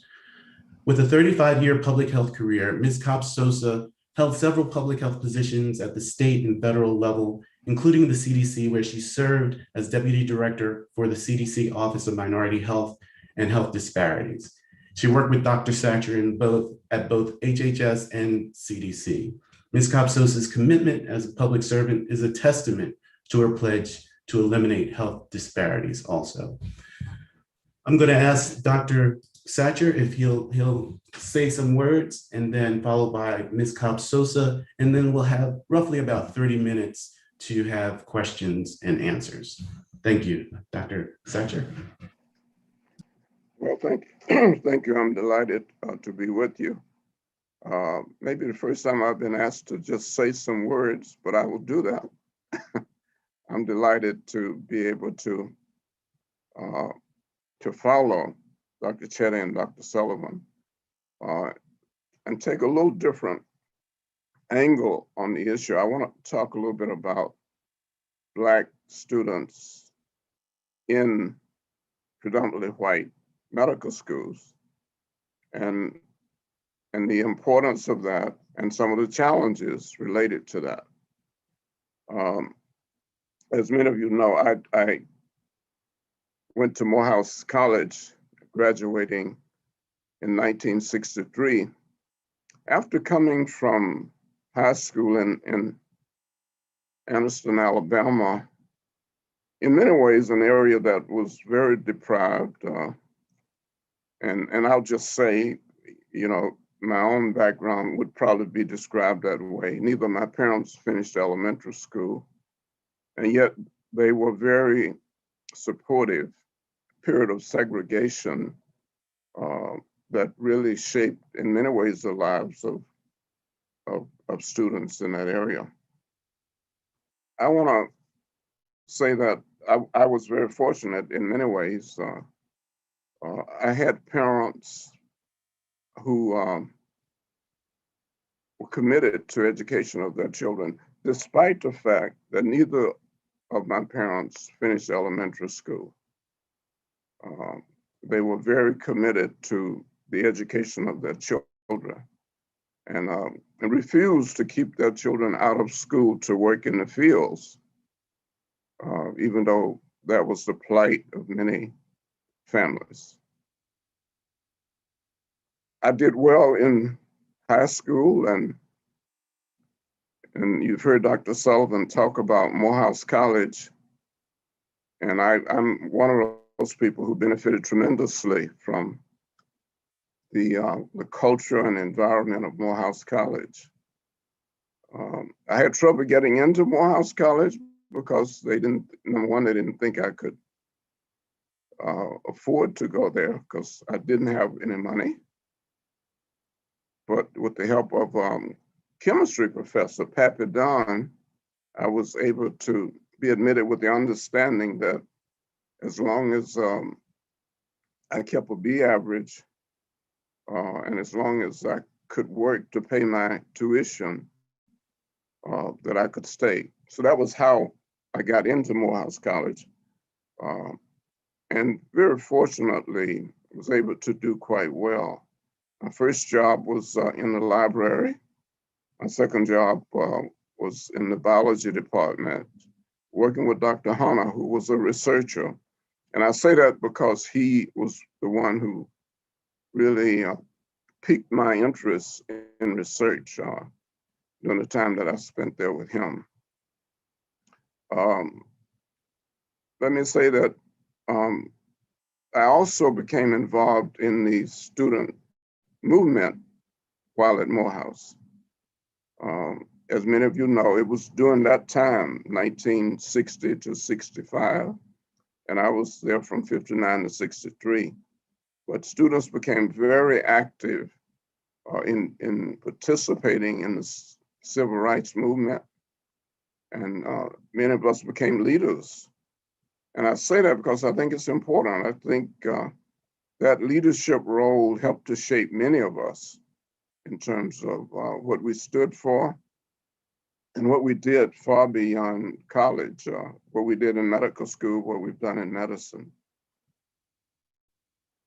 But to make a long story shorter,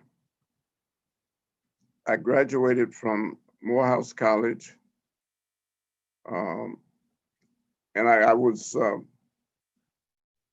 even though Duke had said that they were going to admit at least one Black student that year, and even though many people thought that I was definitely going to be that student, I was not admitted to Duke, and for many reasons, including the fact that I had been to jail several times, to prison once, and they were going to take one Black student, and they took a student who had been to an integrated school before. The first impact upon me was quite traumatic. I was even depressed for a period of time. But it turns out that it might well be one of the best things that's happened to me because I was admitted to Case Western, and because Dr. Hanna had really impressed upon me the fact that I should continue to do research in the Case Western environment, I was able to work toward both the MD and the PhD. So I say that even though I was depressed about not being admitted to Duke, I was fortunate to be admitted to Case Western. In general, I did well at Case Western, developed a very good relationship with my research advisor, Neil McIntyre. So I had a kind of support system based on my work toward the PhD. And so at Case Western, you did the first year of medical school first, then you took 2 years and worked toward your PhD. And then you went back and finished medical school. So that system worked quite well for me. It even provided a support system because the people in the graduate school were very supportive. And so I was able to take advantage of that relationship and that financial support. In fact, Dr. McIntyre and I wrote a proposal to NIH in my second year, and it was funded, and it actually paid my way through the MD PhD. So there was an advantage in being on the MD PhD program that was both social and financially. Well, I'm gonna shorten the story a little bit to make a point here. I became involved in the community of Cleveland, not just by myself, even though I was the only Black student in most of my classes at Case Western. There were white students who joined me often when we went into the community to do things like take blood pressures and stuff like that. So it was a very positive kind of experience. But when I went on the clinical rotations, one of the first clinical rotations I went on was OBGYN. And I was, as with every rotation, I was the only Black student on that rotation. And the first day of the rotation, and this is a story that's pretty well known because it's in my book. The first day of the rotation, we were to learn how to do the pelvic exam.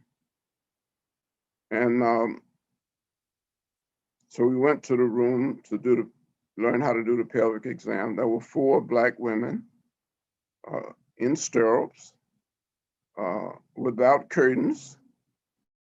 And we were told that we were to go in and they would show us how to do the pelvic exam. I refused because I thought it was very inhumane the way the women were being treated. And so I walked out on the rotation, and the leader of that rotation told me that he would, if I walked out and didn't come back, he was going to make sure that I was put out of school and would not get into any other medical school. So that evening, of course, they told me that I was scheduled to see the dean the next day. And the dean was Fred Robbins, a name that some of you know. Fred was a Nobel laureate. He won the Nobel Prize for his work in developing the oral polio vaccine. Needless to say, I didn't sleep that night. And the next morning, when I went to see Dean Robbins, I was very nervous. But from the minute that I walked into his office, it was obvious that his attitude toward me was not negative, but positive. And so he basically said, well, David, you got yourself into some trouble yesterday, didn't you? And I said, well, I guess so. He said, well, do you know what happened today? And I said, no. He said, all of the other students on that rotation walked out and said that they agreed with you, that it was inhumane to treat the women that way and to do pelvic exams without curtains and things like that.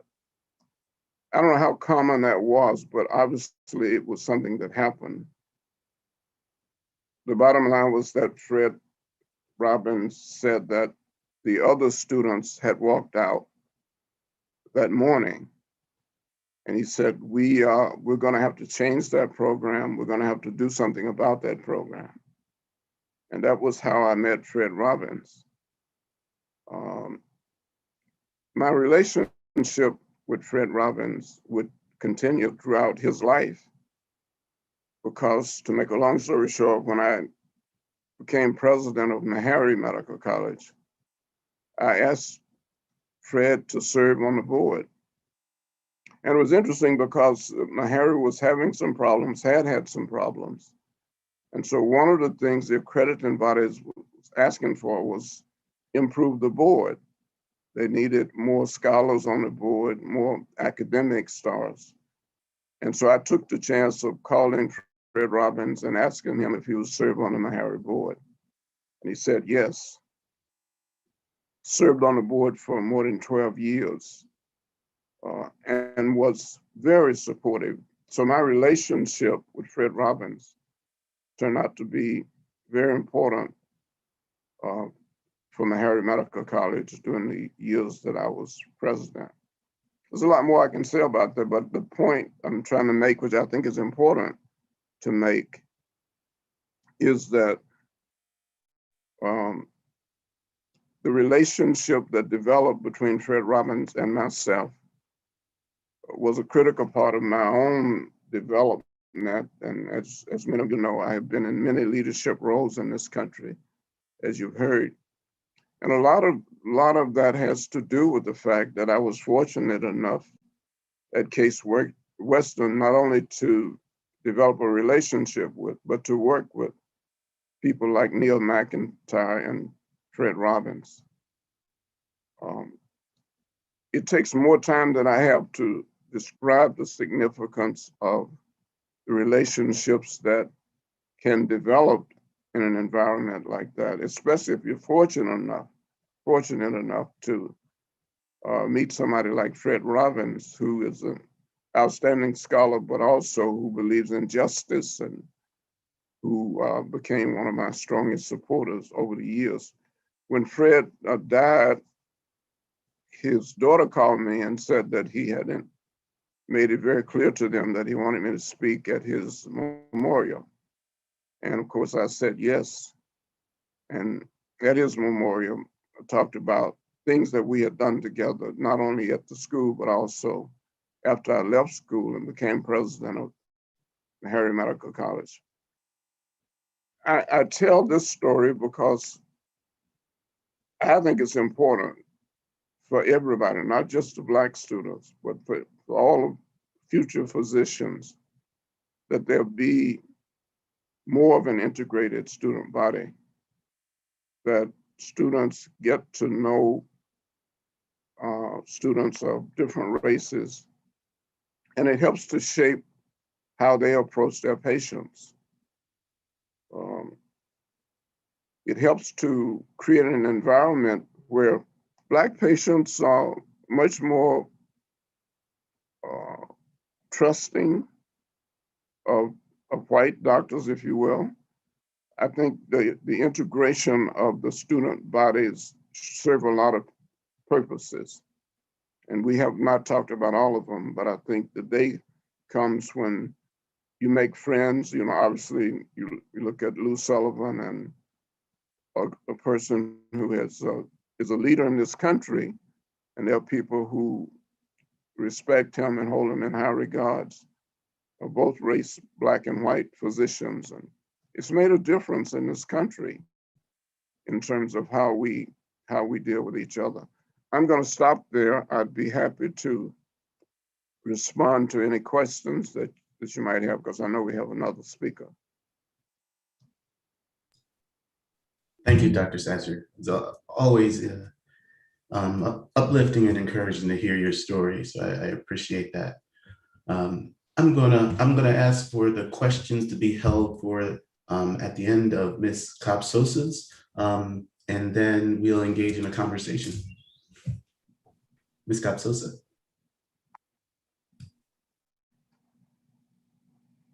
Yes, and thank you.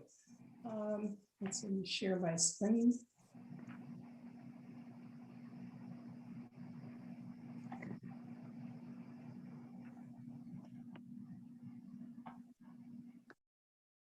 Okay, great. Thank you so much. For my overview this afternoon, I will begin first with a very brief overview in terms of the Office of Minority Health, past STEM partnerships and initiatives, as well as a summary review of our current efforts to increase the diversity of the healthcare pipeline, that is the National Workforce Development Initiative, as well as discuss promising pipeline models and to present lessons learned from the current programs. So as I'm certain many of you know, the Office of Minority Health's mission is to improve the health of racial and ethnic minority populations through the development of health policies and programs that will eliminate health disparities. The functions of our office are organized by 5 themes. First, in the convening of partners and partnerships, collecting and analyzing data. That can be disparities data as well as emerging trends that we're finding in the public health communities, as well as disseminating information, conducting or supporting policy demonstrations, otherwise known as grant programs and evaluations, and promoting policies, programs, and practicing adoption of evidence-based interventions. So beginning first with past STEM partnerships or initiatives. You may be familiar with the programs that I will share, provide just a brief overview. So previously, the Office of Minority Health supported internships, fellowships for minority students. And for today's presentation, we are speaking of those efforts that are focused on Black students or Black professionals in the healthcare professions. So through the auxiliary of the National Medical Association, the office supported the African American Youth Initiative in Health and Policy Development.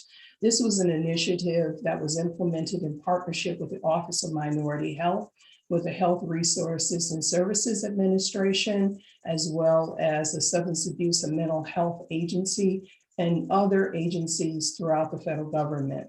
The second one was an initiative that the office supported in partnership with NIH, and that was the Charles Drew Graduate Medical Education.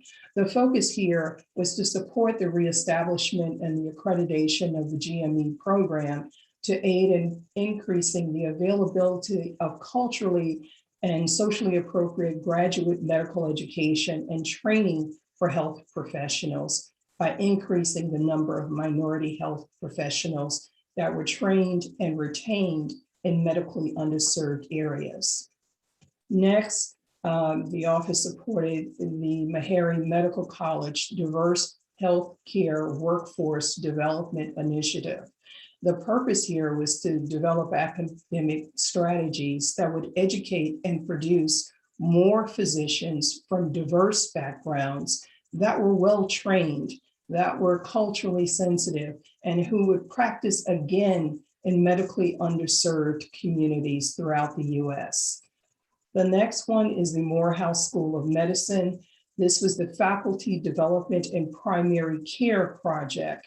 The intent here is to increase the proportion of underrepresented multicultural faculty in US health profession schools and training programs, and then intending to increase the number of researchers who can influence the national conversation on health disparities and become leaders in academic scholarship. As you all are aware, the president and fellows of the Harvard College, the internship program, the focus is to increase the pool of minority students in science and health careers, to implement programs that would strengthen their leadership capacity in order to address health disparities, as well as to implement data collection and management tools to assist in the evaluation of programs and policies that address workforce disparities. And next, the United Negro College Fund, a special program corporation. There were two critical aims here, and that was to provide services and support to students annually and to develop partnerships with minority serving institutions, as well as providing internships for students and develop an action plan on how they would apply their experience in pursuing careers, healthcare careers. So the current STEM programs or initiatives that the Office of Minority Health supports are focused on providing education, training, as well as exposure to students. So this National Workforce Development Pipeline Program, we fund 14 institutions.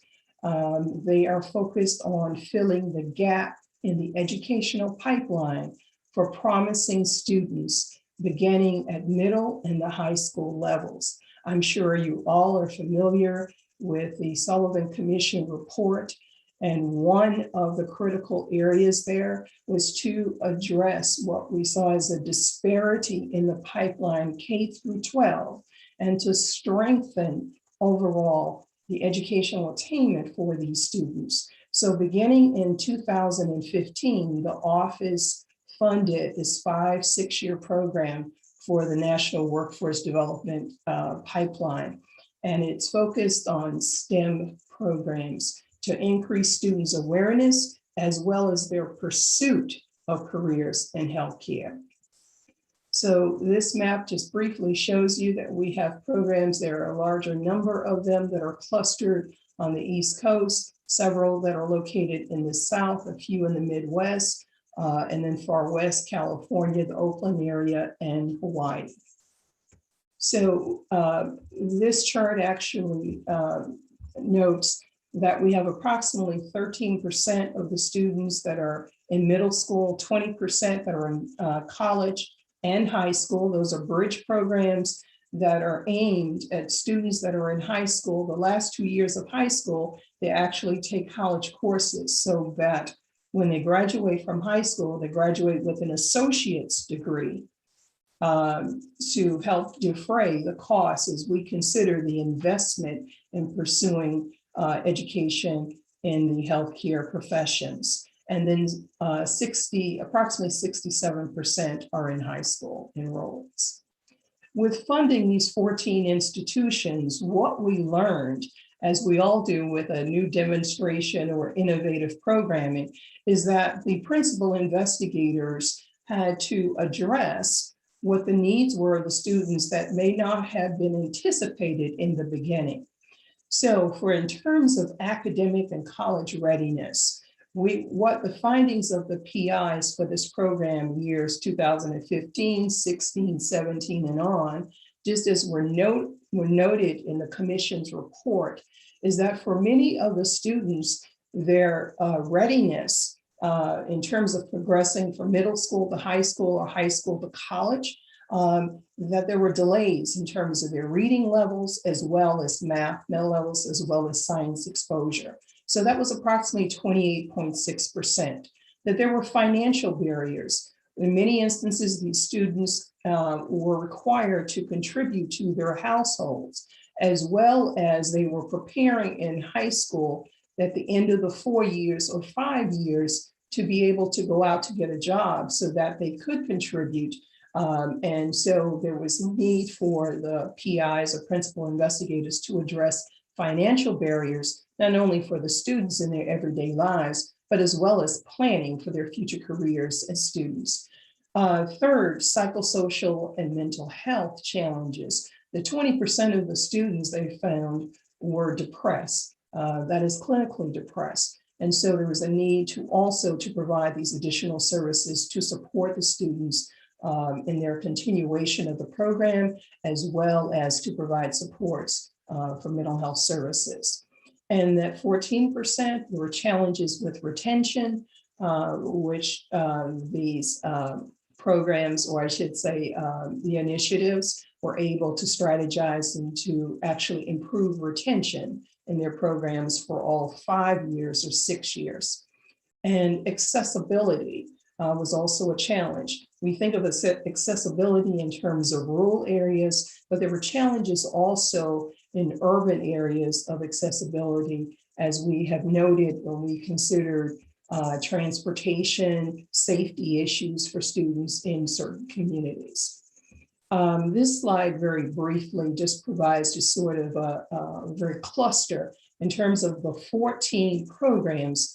The 14 of them found that the tools of success were definitely providing summer program or camps, healthcare career camps for the students, so that they would continuously be engaged in the training and the education, working with mentors and shadowing, even in clinics and hospitals.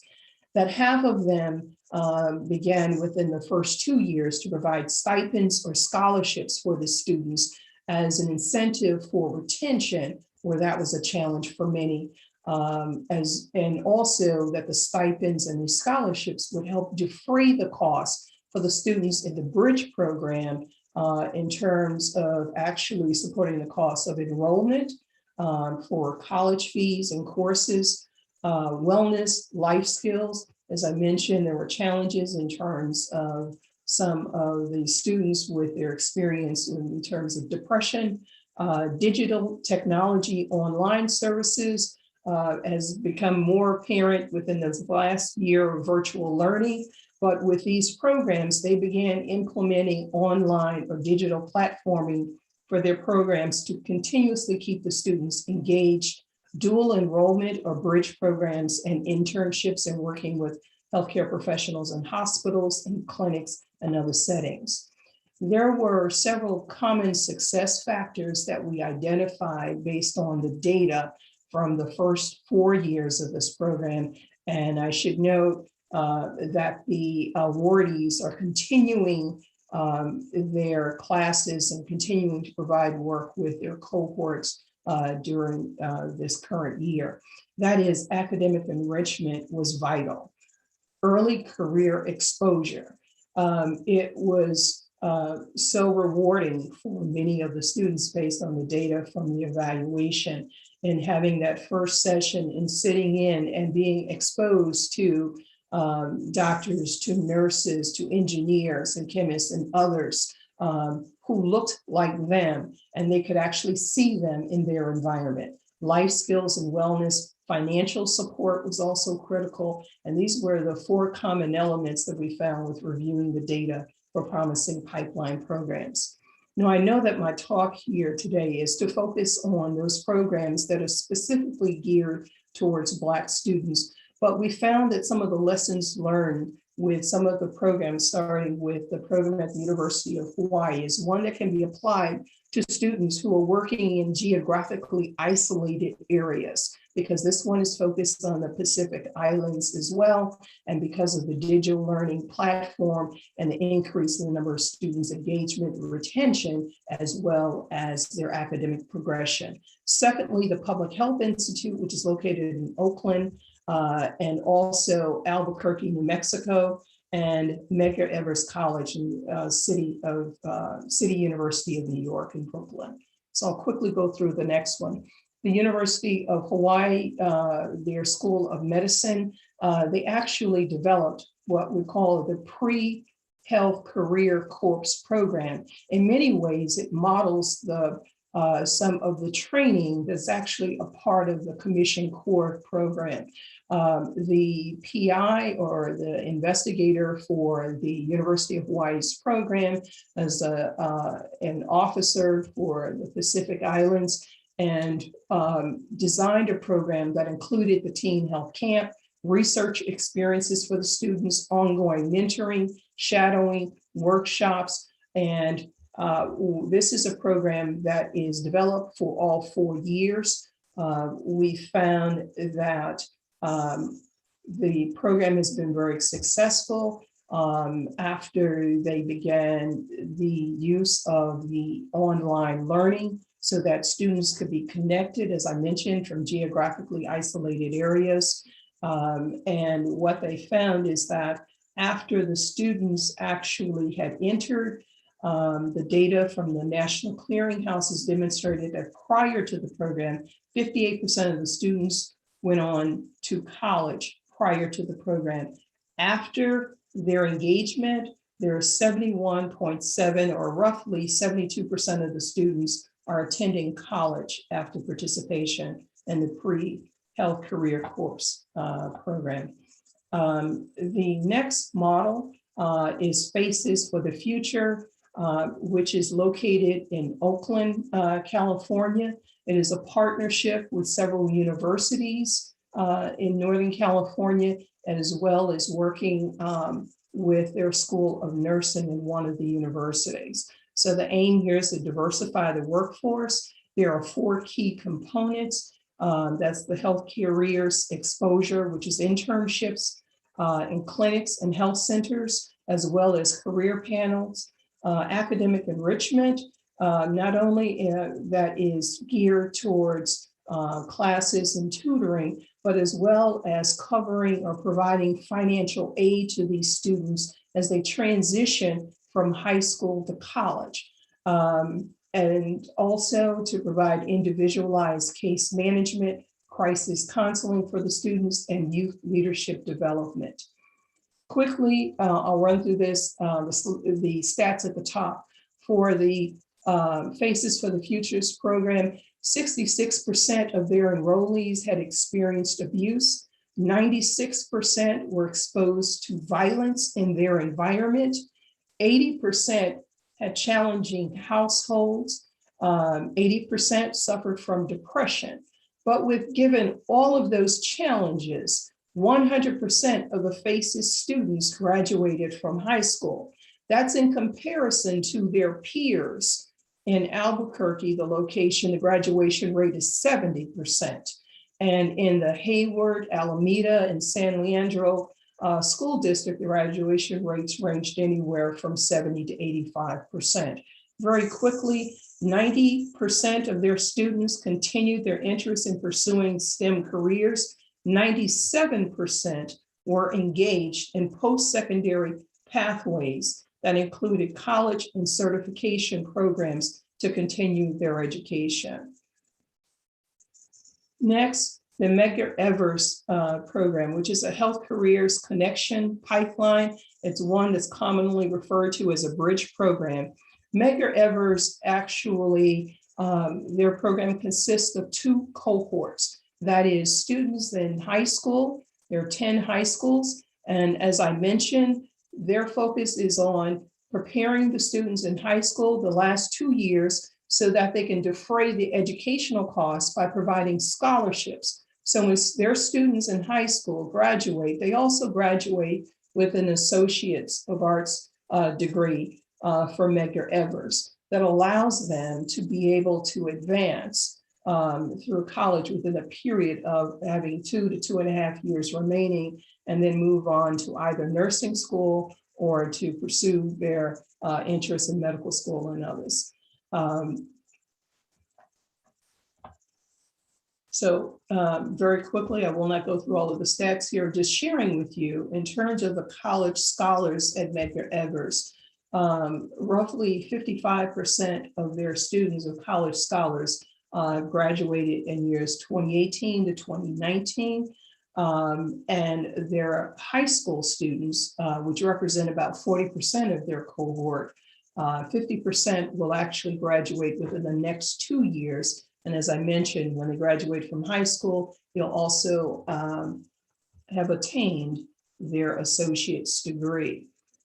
Their students overall, in comparison to their high school, their regents, when you compare their actual passing rates to their cohorts here in terms of algebra, they're exceeding in terms of their performance, the Algebra 2, trig, geometry, and living environment regents. They're outperforming their cohorts within their area. Next, so very quickly, in terms of lessons learned and recommendations, we have learned through the 5 years that we've supported the National Workforce Development Program, and it's going into its 6th year, is that it was very much a need to begin early, and that is in the middle school grades for these students, that we had the highest rates of success in middle school. There was success in high school, but we found middle school was where we really could actually see greater increases. That it required also a multi-pronged program approach. While students are focused on the academic camps and all, it was very important to provide additional supports for them to defray the costs of continuing their education. Continuing funding support to ensure sustainability through either student stipends, academic preparation classes. For some of our initiatives, they were able to waive those costs in terms of either applying for or tutoring for the MCAT, as well as for other preparation. And fourth, to provide culturally and linguistically effective early pipeline programs. And 5, the strong partnerships and collaboration to ensure a whole student approach. That family engagement was very essential and was very much a part of the grantees or the awardees programs of the 14 that we funded. We want to give a special thanks to the sites or to the NWDP programs, the 14 that are funded by the Office of Minority Health. And at this time, I'd like to say thank you.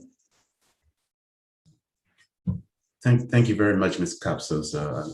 Really enlightening. I think it's a compliment to what Dr. Shetty said earlier this morning in terms of a supportive environment early on.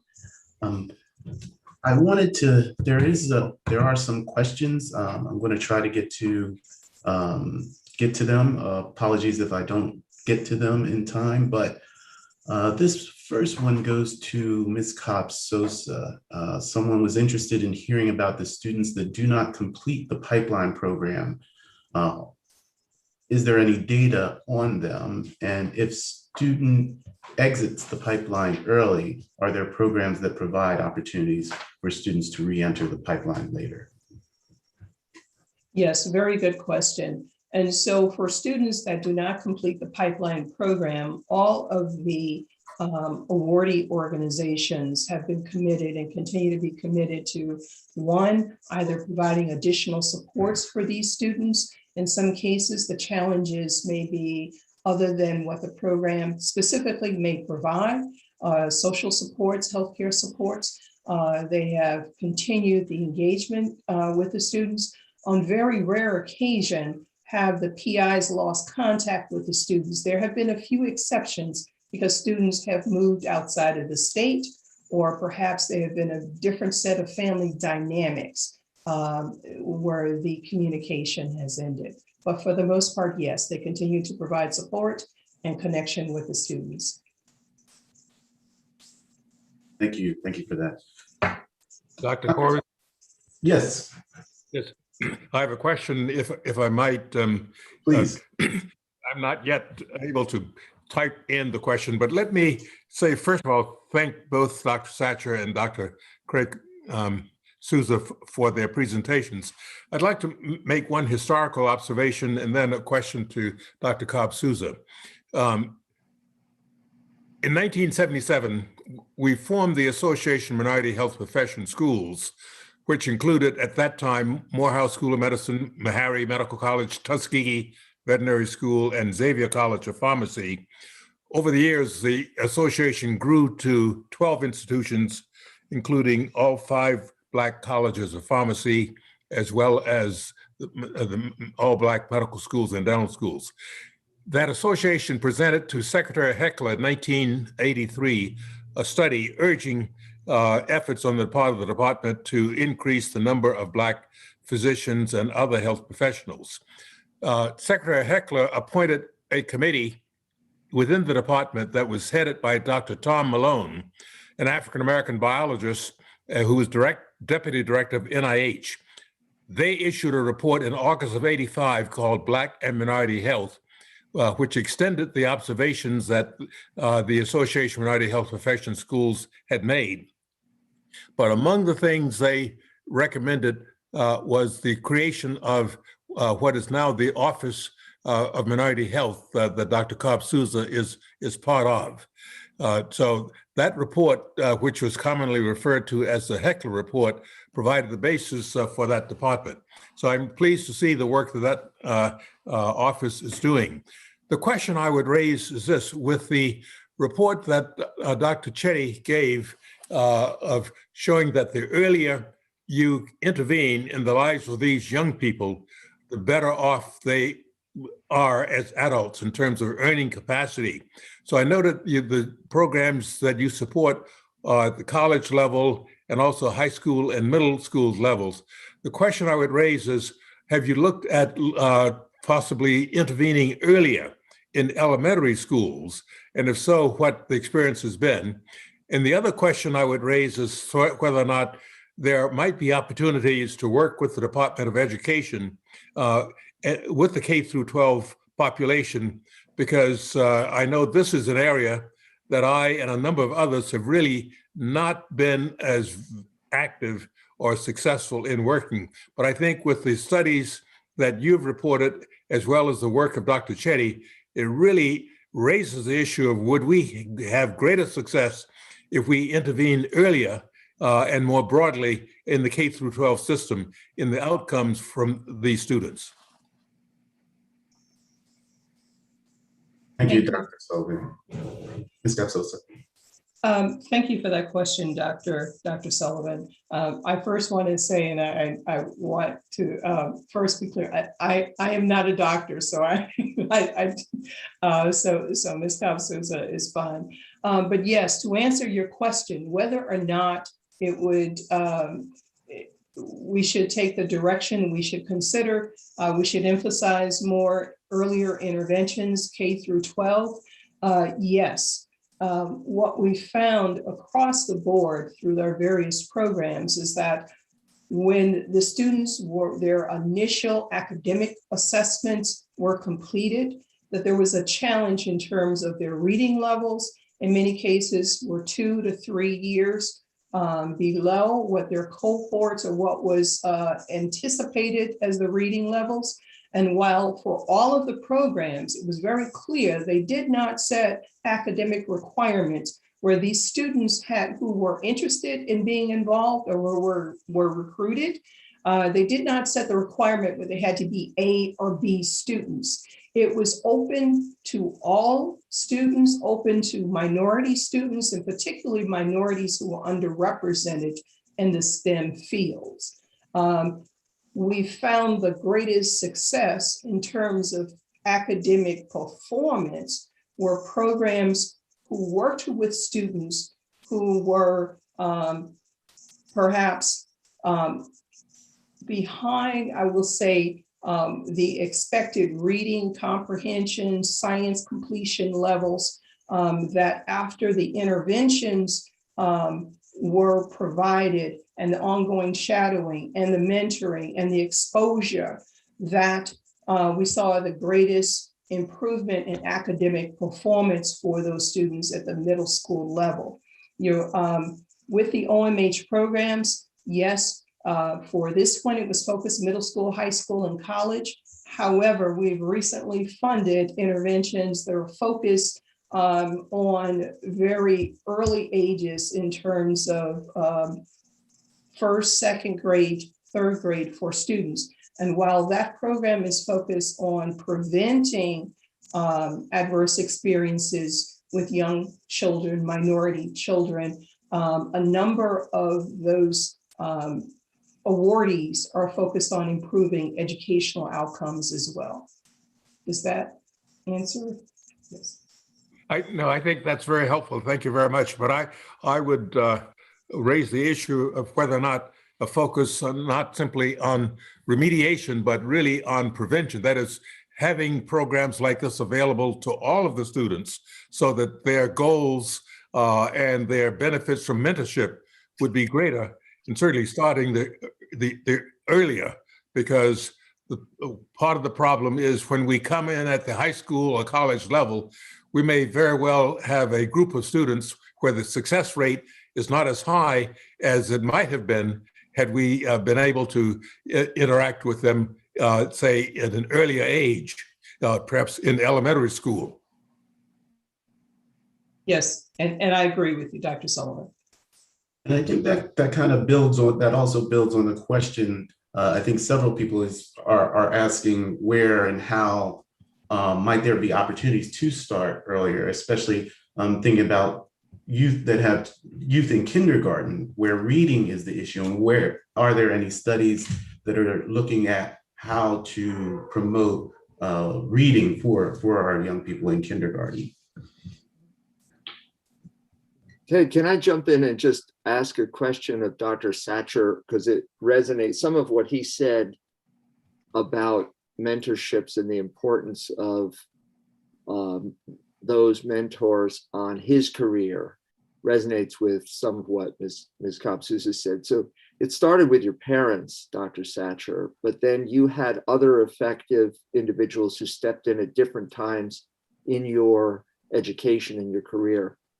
but I wonder, was this by accident or were these mentors skilled? And what are the ways that we can actually teach mentorship skills? And that also would ask Ms. Cobb-Souza, are we investing enough in actually teaching mentorship, or we just expect it to happen by, good intentions or by happenstance? I certainly agree with you. I think mentorship is very important, and I think we should invest more in it. I was fortunate to have a situation where I had to have a job working, got a job in the biology department, developed a relationship, and that mentor, Roy Hunter, became a mentor for me, for the rest of my life, really, but especially during the time that I was in graduate and medical school. And then, of course, in medical school, I had mentor. I think one of the major advantages of the MD PhD program is that mentorship that comes with the PhD program. And in this case, with Neil McIntyre, actually was able to get funding for the rest of my medical school, which I had no money to pay, but I was able to get it paid for because I was able to work with McIntyre and to get a major NIH grant as a student. And you're going beyond mentorship to sponsorship there, which is another key element. Yeah. Ms. Cobb-Souza, is there really investments in teaching mentorship? Was HHS involved in that?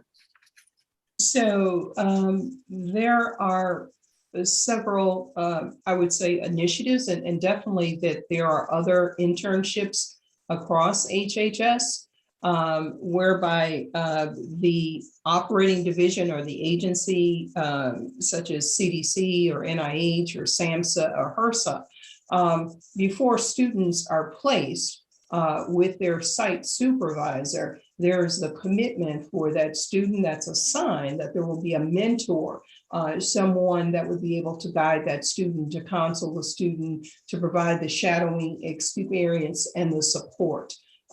With the initiative that we're supporting, the workforce initiative, that is built in a requirement for all of the awardees or all of the grantees before that program was actually funded and throughout the life of the program that we're supporting. So yes. Yeah, I'm trying to put an emphasis on the skills and skill sets that don't necessarily come naturally, but can be educated and taught. And in particular, we're thinking in our community, because there aren't enough Black physicians available for mentorship, we have to have mentorship from everyone. And that is going to require widespread education in anti-racism, education and understanding of how to convey mentorship in a more effective way. One thing I didn't say, and I want to add, is that it was interesting that it was the nurses who put in place funding to make sure that there would be more Black students coming to Case Western.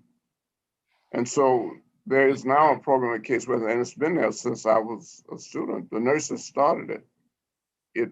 It pays for students at other medical schools who are Black or minority to come to Case Western for 3 months or what have you. And based on that, Case Western has actually dramatically increased its Black faculty because of the value that that's been to them in terms of educating students and residents. Thank you. Another question I want to pay attention to is, what is the status of HCOP funding and how can we expand it for more pipeline programs?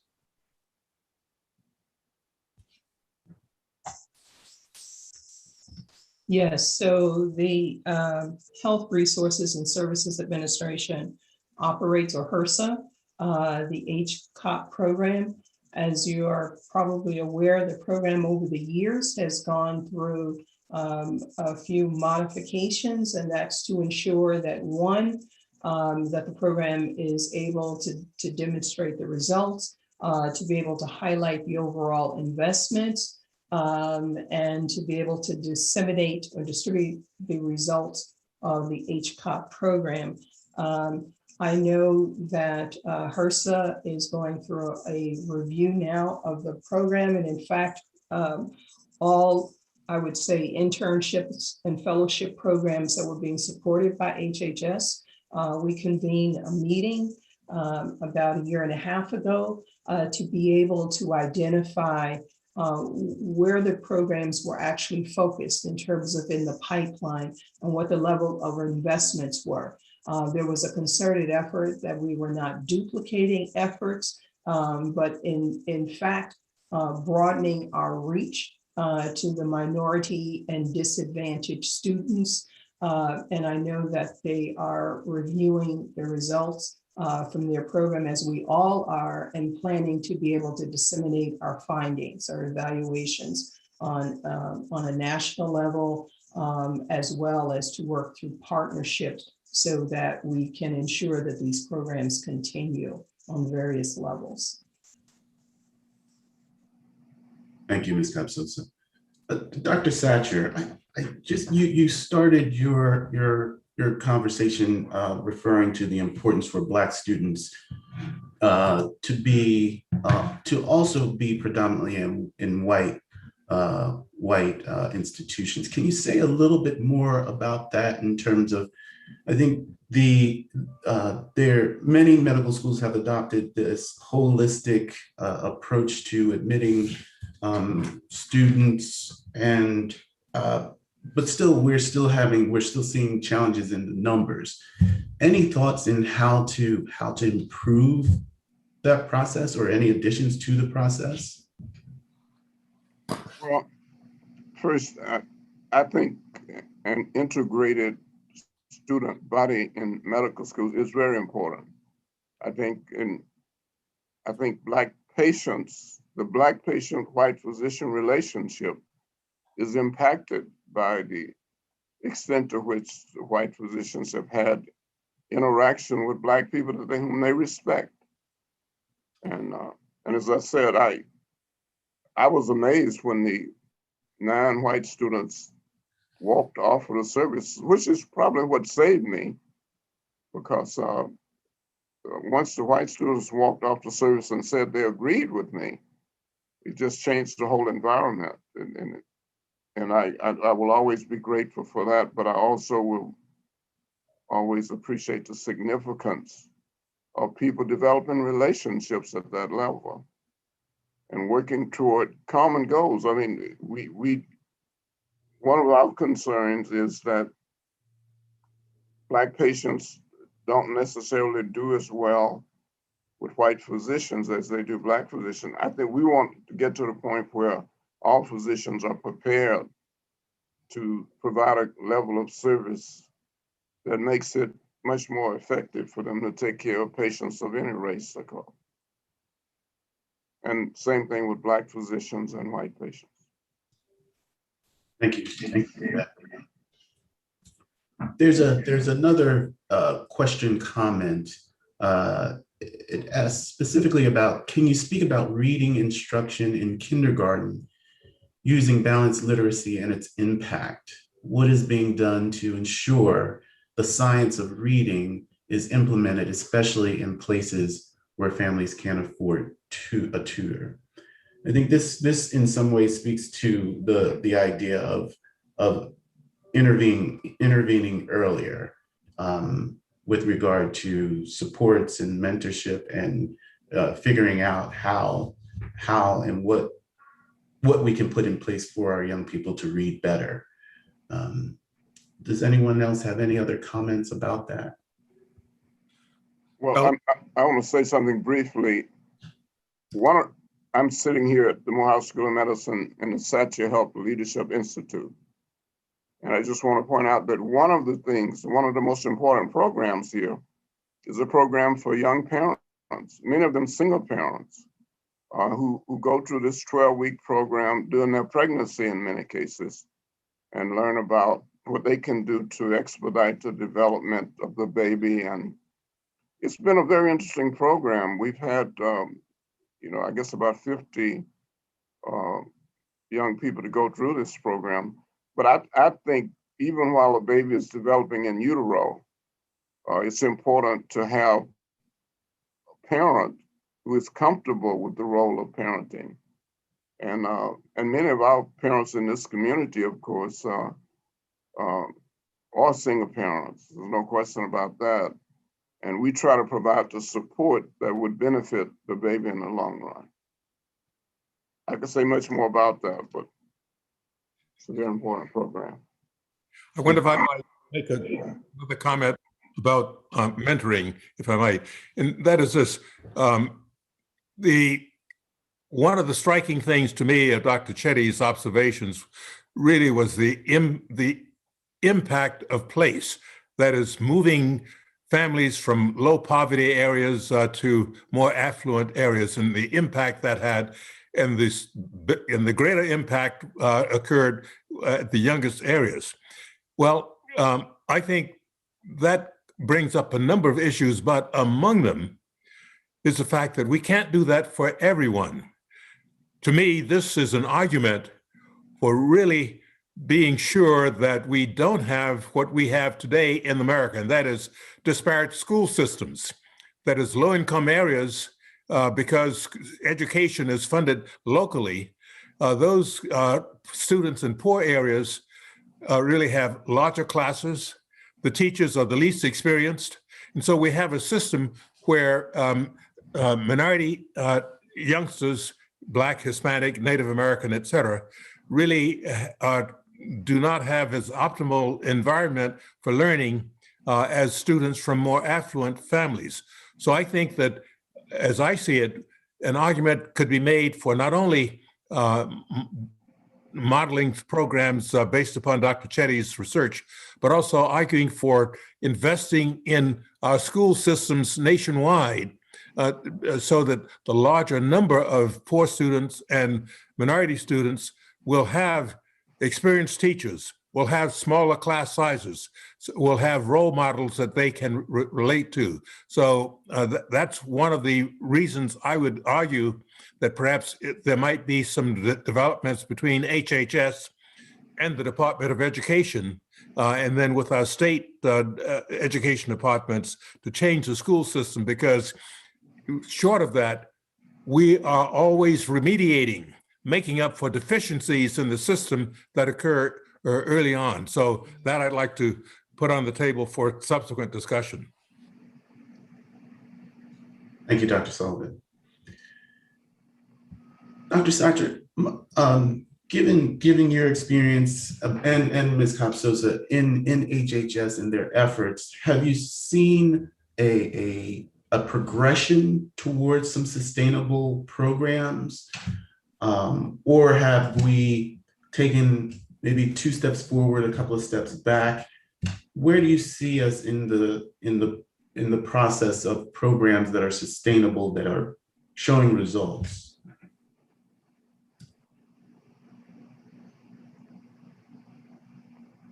I was waiting for it. Well, I have not been able to follow the HHS programs over the years. So I was waiting for Dr. Capsosa to respond to that. But I think the programs have made a difference for many students, but I think they need to begin earlier, and we need more of them. Yes, and thank you. And so in terms of sustainability, are you speaking of programs overall continuing in the communities without the ongoing federal support? I just want to ask that question to clarify. Sure, it's a both end, I guess, where the government has supported and where the communities have taken on to continue some of those programs. Okay, and so in the instance for, I will make my response. And first, considering the current program that we are supporting. The University of Missouri, Kansas City, because it's the School of Nursing, and let's say, for example, the program that is in Oakland, because they have programs with a multitude of partners, and they have been able to secure additional supports to continue the programs. Other sites have been successful in securing funding from foundations so that they can continue the partnerships or early, I will say, intervention in terms of the middle schools, so that they can provide the additional support to the students, to the families. In other instances, the community college, one or two of them has been able to work with a four-year institution within their state to provide, or I should say, to secure the support needed to continue the efforts that were currently underway with that program, particularly after they saw the promise and noting that the two-year institution, if you will, provided the source of the students for the four-year institutions in their state. And that they were able to demonstrate the improvement overall in performance of the students. So sustainability, the reason I asked the question, means many things in many different ways. And in other instances, communities were successful in being able to integrate some of the core components of the initiative in their ongoing educational system or structure, as well as in working with community agencies to continue several activities. So that's just a few examples in terms of sustainability for several of the sites for the NWDP. Thank you for that. Dr. Corbin, I'd like to follow up on this line of investigation a little bit, if Please, I may. please. And I'd like to address this to both Dr. Satcher and Ms. Kopp-Souza. So, we talk about programs and what works and what doesn't work. We talk about best practices, and in some ways, I think we should distinguish best practices and say successful practices, because what might be best in one environment may not work at all in another environment. And I think it's important, particularly from comments you both made already, to think about context, the environments, the people who are in the environments. I think there are definite reasons why certain things work well in the environment of HBCU versus another environment. And I just thought if you could both say a little bit more about the importance of environment and people, because you could have the same elements of a program and they could work out very differently in the different environments and depending on the people involved. And yes, you're absolutely correct. And thank you for that question. So in fact, when I say we, the Office of Minority Health, and particularly for the program and evaluation contacts, are reviewing our current efforts for our policy demonstration programs, otherwise known as our grants, to be able to identify what we're referring to as evidence-informed practices. And that is, as you stated, what may work for one community may not be successful in others. And we fully understand that. So our intent is to be able not only to capture in terms of the focus of that intervention, but as well as what are the particular components that were designed so that it will allow this program to address what the particular I would say factors are in the community, and also to ensure that it is culturally competent, but more so why this program is more effective in a community that may be based in Oakland versus a program that is based out of St. Petersburg, or another one that, let's say, that is in North Carolina, or another one in Delaware. So yes, we are in the process of capturing that information. As with the presentation, we're focused on promising approaches, and we're collecting the information, the evidence for evidence-informed practices.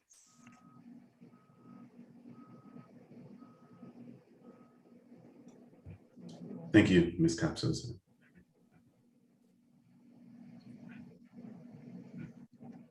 Anything else? I want to just, I think Dr. Daly put a really important comment in the chat around mentorship, and it's not necessarily a skill set that you just emerge with. It is in fact something that can likely be taught.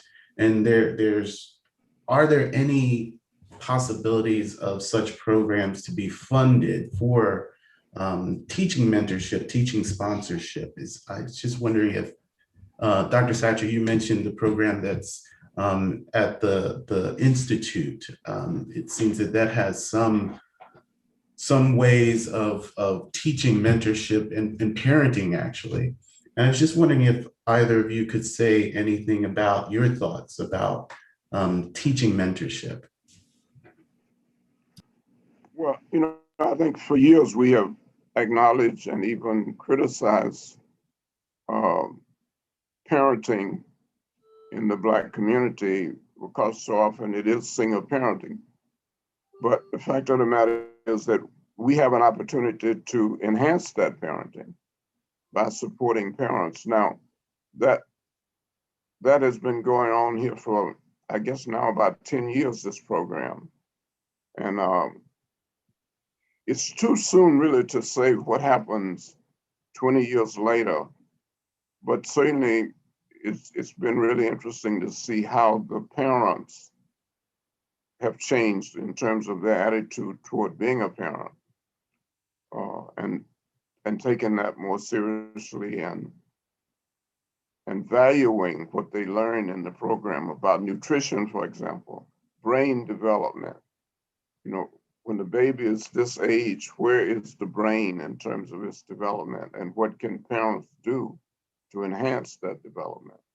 Those are the kinds of things that I think make a difference in time in terms of how the parents see themselves and how they see their role as parents for the child.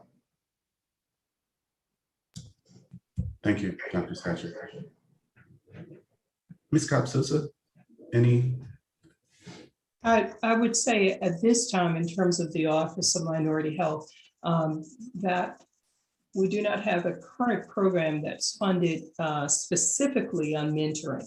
Although the training for mentors, the support for mentors across several of our programs, it's actually integrated. So while I know the focus of today's discussion is on STEM and the investment in for Black students, we have other demonstration initiatives where certainly the education, the training, the connection for mentors is integrated. And for several of them, it is a part of that in terms of the ongoing support. Previously with the prior administration, there was the My Brother's Keeper initiative. And so our office actually funded a demonstration that's continuing under the My Brother's initiative, My Brother's Keeper initiative. That was focused on the prevention and for some sites is the intervention in terms of minority youth, largely Black and Latinx youth in their either engagement in or being a part of and situations that were specifically focused on violence.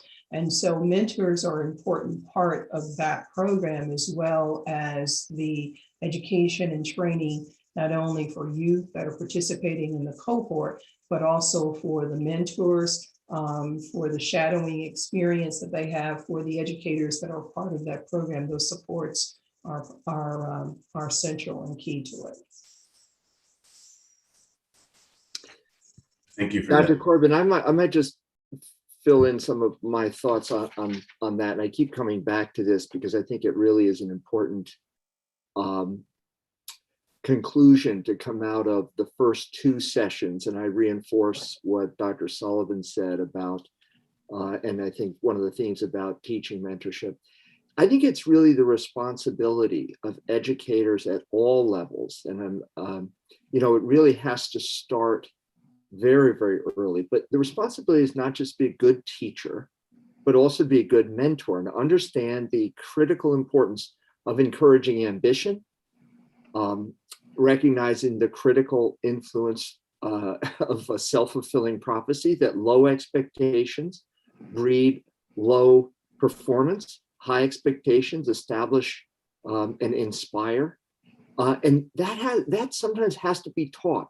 I wish Dr. Chetty had the opportunity to talk about some of his work on the efficacy of particular teachers, that we can now diagnose who are good teachers and who are using the kinds of techniques that support high performance, and the differences that accrue over time to students from being exposed to high performing teachers versus low performing teachers. And I think some of the questions that were up in the chat about the role of public education, you know, the effectiveness of teachers is not equally distributed across our communities.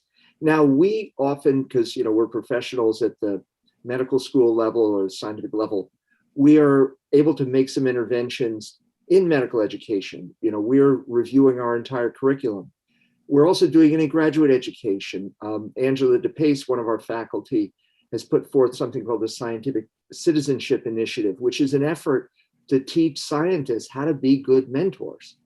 And that involves mentorship that's unique to the individual. And that means recognizing that young scientists and young physicians of color need to be mentored in different ways. So I'll come back to this at 4 o'clock when we're thinking about what do we learn from the roundtable and what are the action items that we can take away from it. I think one of the critical ones has to be really encouraging more education around mentorship, the skills of mentorship. Yeah, I agree. Thank you, Dr. Daly. I think just to add on to that, it really is important that we think about, I saw someone put in the chat where where mentorship and education can be part of the promotion process in terms of scholarly activity. And also paying attention to the very real thing around the article that spoke to the minority tax in terms of Black physicians having a commitment to mentor other Black medical students or Black students in any of their doctoral experiences. But that's very real. And how is that adjusted appropriately or paid attention to? So Dr. Corbin, let me say just what Cedric Bright mentioned, that we have, at least at Harvard Medical School, we have instituted a promotion criterion that relates to efforts around diversity and inclusion and includes activities that support the mentorship and development of scientific colleagues. It's been a part of our evaluation of investigators for, you know, forever, that they have to be good at training graduate students and postdocs that move on to, you know, professional careers and academics. But now we're adding a specific recognition of attention to the efforts for mentorship in diversity. So it can be done. And we hope that it'll translate into more effectiveness in our community. Thank you. Thank you. Dr. Sullivan? Yes, I wonder if I might raise an issue. I think Dean Daly, it's a very interesting comment that you're making. And I think all of us are challenged as to how we can do things better. But one thing I would raise is this. The environmental issues that impinge upon our young people are so pervasive. The question is, how can we really change that environment to make it more supportive, more encouraging? And I would raise the question, are there resources that we may not be using that we could tap into to help in this regard? And here's what I have in mind. One of the challenges that all of us face with Black faculty is that we want them to be good teachers, good researchers, good clinicians, and serve on committees, et cetera. And we oftentimes find ourselves wearing out Black faculty because they have so many roles to play. And that might compromise their ability to focus on their research or on other things. The question I would raise is, are there resources such as Black or Hispanic or Native American physicians in the community who are not part of our central faculty, but who might play the role of mentoring or advising, and also simply be role models? Because I think all of us, and certainly I can relate to the fact that the first role model I had really was my family physician. He never mentored me, but because I knew him, he was the person who inspired me to want to be like him, want to be a doctor. So that I wonder if there might be strategies where we might be able to corral minority physicians who are not part of our central faculty to help play these roles, because I think they can play a very important role here, while we also are able to protect the time of our minority faculty who are central in their development of their research and clinical careers. So that's one comment. And the other comment I would make is this. I'm sure that some of you are familiar with the program at Yale Medical School that's been developed by Dr. James Comer, a child psychiatrist who is focused on working with failing inner city schools. And he has developed a program where he has helped turn around failing schools in terms of the number of youngsters who graduate from high school, who go into college, et cetera. So I would raise that issue, and I'm sure there are other programs like that around the country, but whether there might be things that we could learn from Dr. Comer and the program that he's developed to help change the outcomes of our inner city schools, because I think we need to focus on specific programs that might be developed using some of the observations that Dr. Chetty has developed, but also draw upon the experience of Dr. Comer and those like him, because there is a larger universe of schools that are in poor communities that I'd like to be sure that we don't abandon those. We need to improve those. So are there strategies that can be developed so that the success rate of youngsters from poor communities can be enhanced beyond moving them out of their communities, but rather improving the schools within those communities that they receive their instruction from? Thank you, Dr. Sullivan. Well, I want to thank our panelists for your time, your expertise, and your wisdom. Dr. Satcher, Ms. Kopp-Sosa, we appreciate all that you've shared, and it is really something for us to think about in terms of how we can move forward to ensure the success of our Black men and Black women in science, engineering, and medicine. So thank you very much for your time and for sharing.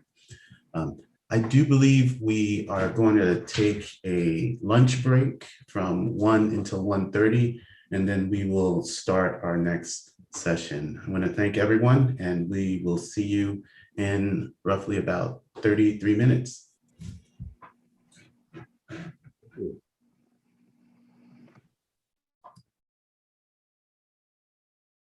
Oh, Ted, can we be sure that someone is capturing the chat and the Q&A, all of the text? Yeah, Reginald, all do we of the know that text that's is automatically captured? captured. That's the best part about using the webinar feature. Okay, great, thanks. Rich, am I seeing all of the, it seems like I was missing some of the Q&A, but maybe I was. No, it was You're mostly seeing because just- they're in the chat. Yeah.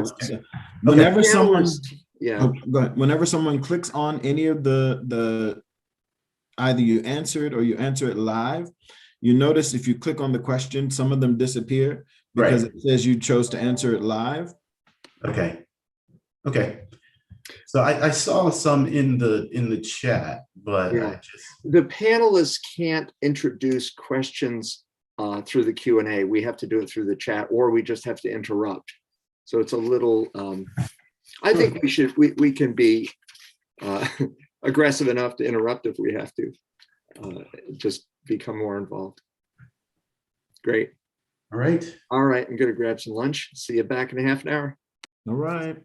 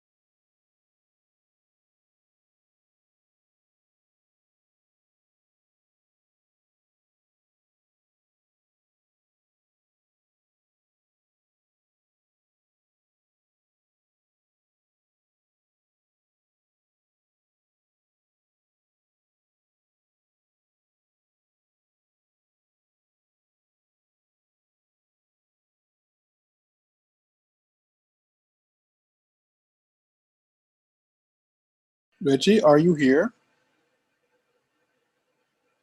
Hi, Dr. Gates. Hey, how you doing?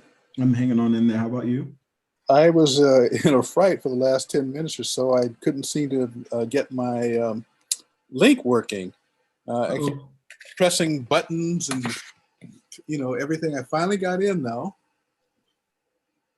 Yeah, but sometimes Zoom just wants to be non-compliant. So But it scares it scares the devil out of me these days because it's such a constant presence in my life.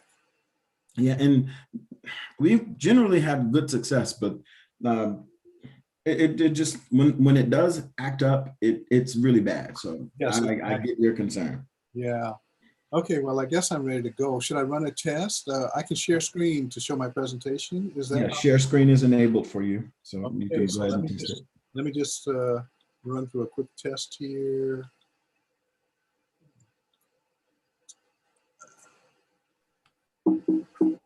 Tell me what you're seeing. I see reducing financial barriers, S.J. Gates Jr. Okay, looks I'll be good to go then. Okay. Yep, I can see it here as well. Can you guys hear me okay? This is Jeff. Hi, Jeff. Yes, we hear you good. Okay, perfect. And lunch just officially ended. So I think that everyone is back. Yep, Dr. Corbin is now back, and we're just waiting on. Hi, Jim. Hi, Jeff. Welcome. Thank you. I just, as I was just commenting, I was frightened here for the last 10, 15 minutes because I couldn't.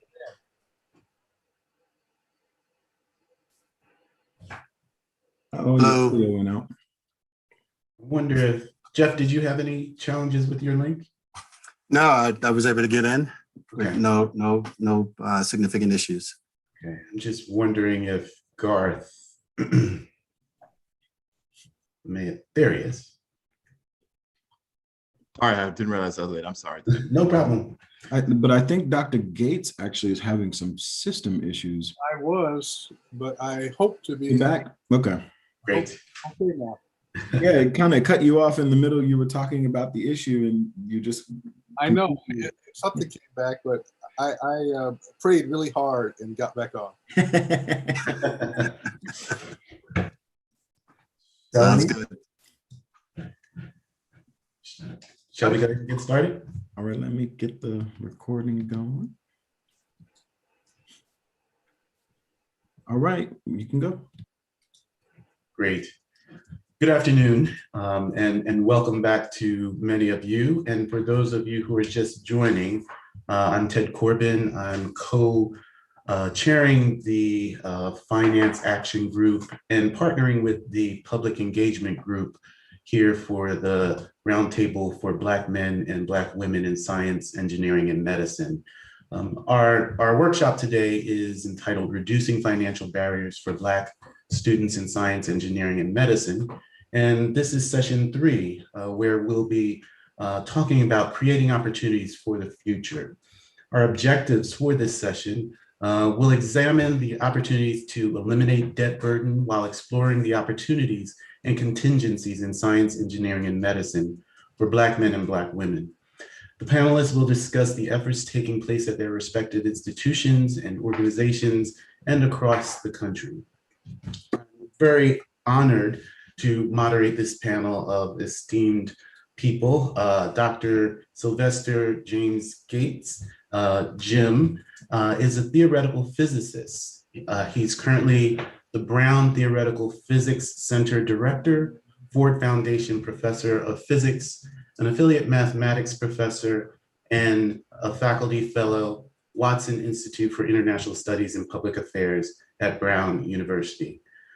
Jim served on the US President's Council of Advisors on Science and Technology, contemporaneously on the Maryland State Board of Education and the National Commission on Forensic Science.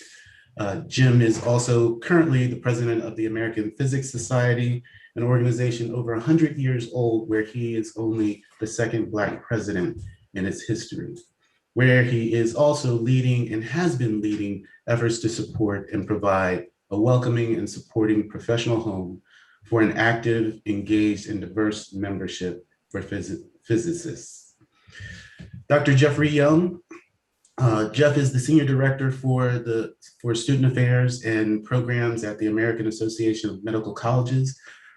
He is AAMC's Principal Student Affairs Officer and lead content expert in undergraduate medical education student services. That includes admissions, student affairs, student diversity affairs, student records, and student financial assistance. He has held leadership positions at medical schools across the country in student affairs, admissions, and multicultural affairs. Jeff has been promoting success of Black medical students throughout his entire career with an emphasis on well-being and resilience. He has truly sparked change at the AAMC to support and develop innovative programs for URIM students in medicine. And Dr. Garth Graham. Garth is a leading authority on social determinants of health and the director and global head of healthcare and public health at Google YouTube. He previously served in 2 U.S. administrations as U.S. Deputy Assistant Secretary for Minority Health and was Assistant Dean for Health Policy and Chief of Health Services Research in the Department of Medicine at the University of Florida School of Medicine. President of the Aetna Foundation, as well as Vice President and Chief Community Health Affairs Officer at CVS Health. Truly a leader, mentor, and advocate for promoting Black men and Black women in science, engineering, and medicine. Thank you, gentlemen, for being a part of this panel. And Jim, I'll ask you to take it away. Thank you, Dr. Corpen, and it's a very great pleasure to be here. I, as mentioned in the introduction, I'm a theoretical physicist, and that means most of the time I worry about things like, I don't know, space, time, gravity, those sorts of things. But as you can see, as I often tell my colleagues, I'm also the guy with a really good tan. So I have a very special perspective on much that goes on in my discipline. And so I was invited to talk about some recent activities, which apparently are a little known outside the discipline, but I'm very happy to share this information with you today. So I'm going to take over sharing screen. So I hope you can see my first slide, which just has the title of my presentation as well as data if anybody wishes to reach me. So let's get started on this journey today. So I'm going to start by first looking back at the past. I always like to tell people that if you want to know whether you've made progress or where you're going, it's probably convenient to look back to see where you've been. And so we're going to look back at the past a little bit. I'm going to start with some quotes. One from Albert Einstein, the most famous physicist still to this day. He said, "Imagination is more important than knowledge, for knowledge is limited to all we now know and understand, while imagination embraces the entire world and all there will be to know and understand." It's very important to contemplate this statement and understand its meaning. Alan Turing, a famous computer scientist. "Sometimes it is the people no one can imagine anything of who do the things no one can imagine."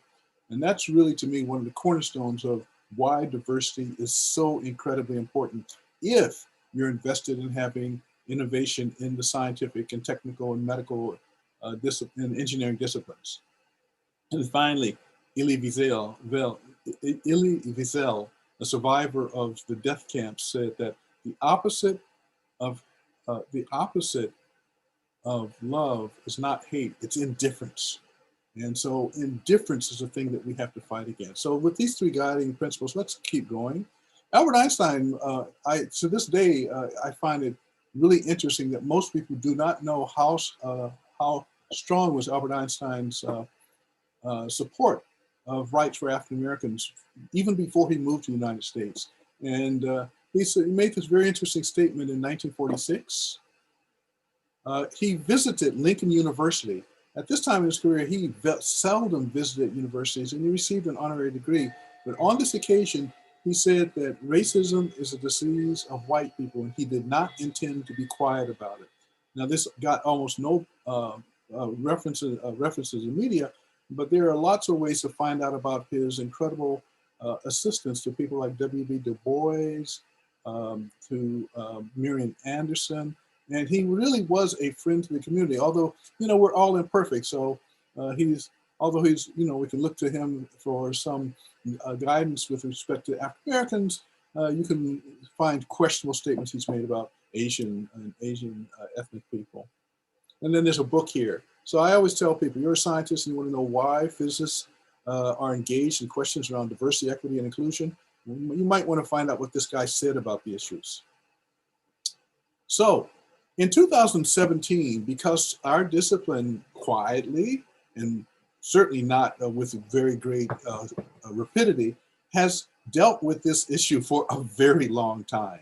And so even before the recent moment of awakening or apparent awakening that our country has gone through, we in the physics community were engaged in some activities that presaged that. So in 2017, the American Institute of Physics, and the AIP is not a single organization, it's a consortium of organizations. The American Physical Society, of which I am currently the president, belongs to the AIP. But in 2017, the AIP called on a report to be looking at the issue of removing barriers for African Americans with bachelor's degrees in physics and astronomy. So we were ahead of the curve then. And in 2019, 2020, the report was actually delivered. As well, in the APS, we've been doing some related things, but since we want to concentrate on finances, let me flash past this slide and concentrate only on this AIP report. The title you can see is The Time Is Now, Systemic Changes to Increase African Americans with Bachelor's Degrees in Physics and Astronomy. And we know that this is one of the choke points in the pipeline. The committee was headed up by Professor Mary James at Reed College, and co-chaired by Professor Edmund Bertschinger at MIT. You can see the list of our committee members. I was fortunate enough to be among the heroes that produced this report. And so we did some digging, and we did something that I don't think is, at least to our knowledge, has not been done in physics, and we suspect has not been done in most STEM disciplines with regard to issues around African-American student participation. Let's go to the root of the problem. In the United States of America, there are 13,551 independent school districts. And in the United States, we fund our schools on the basis of property taxes. So if you look at the issue, if you're asking a question about wealth, as it's distributed across many demographics, you really need to ask the question of what wealth is held in homes typically. For the average family, the home is the largest source of wealth. And there was an incident quite recently that demonstrated what African Americans have to struggle with. A couple in San Francisco put their home up for appraisal.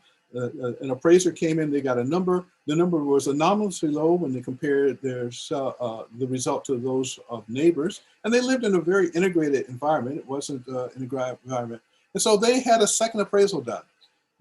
But they had one of their neighbor friends, who was European American, act as though they were the owner of the home. And so the appraiser came in, and the appraisal was at least 25% higher than the first appraisal when it was obvious that African Americans owned the home. This is the chief driver of the wealth gap that we see demographically for African Americans. And more specifically, you can see this in terms of data that you get from the Federal Reserve Bank.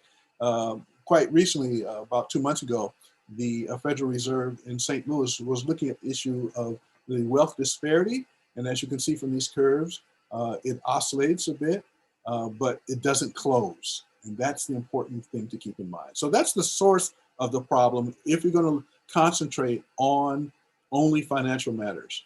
Now, the report that I'm talking to you about, the Team Up report, did not do that. It was much broader than that. What the report did, which was unusual, was to actually survey African-American students as they were pursuing the rigors of getting a bachelor's degree in the discipline. And the survey was conducted over the course of 2 years. And the philosophy was the real experts in the problem are probably the people who are subject to the problem. So let's go to them and find out what they say is blocking the pipeline. The survey results were distilled. And so interestingly enough, the first item that the students picked out was a lack of the ability to foster a sense of belonging. A sense of belonging that is essential for African-American students to persist, that they encounter a system where this was not true. The second factor was the formation of identity. That is, African-American students felt that it was difficult, or that their ability to identify as future physicists was impeded by many experiences along the way. The third point was teaching effectiveness, and that the interactions between students and teachers, when you look at demographic factors, was not the same. But fourth, finances. And so the report, which let me continue, the fifth factor that students in the survey identified was the lack of disciplinary leaders to prioritize the creation of environments, policies, and structures that maximize African-American student success. And then the final section of the report is on change management. If you want to get to a different place, what are the mechanisms that you have to do? So as you can see, this report is much broader than just looking at the financial questions. But since this workshop is only on the financial sections, the financial barriers, I'm going to concentrate in the remainder of my talk only on that. Oh boy, I seem to have a technical difficulty here. Excuse me.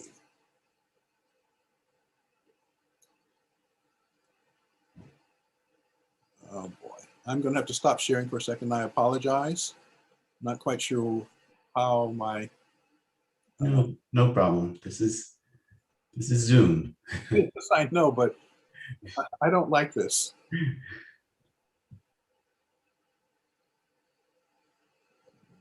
Just a moment.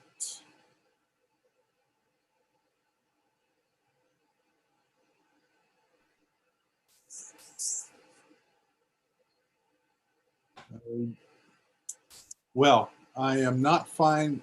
This does not look like a technical problem in my presentation that I'm going to be able to fix. So I'm going to simply talk you through the remainder of my presentation that would have been there. Let me get some slides. Do you want to email the slides perhaps to Ted and he could show them? There's Actually, Rich may have them, Dr. Daly, I believe. The problem, George, is not in, the problem was in the preparation of the slide deck. Okay. Well, really, however, if you'll give me a second, I will pull up the materials that are missing from the slide deck and simply read them to you. I'll send the slide deck after the Zoom. That's good. Okay. That'll be just fine. Okay, thank you. And I apologize again. I'm not No, no apology necessary, please.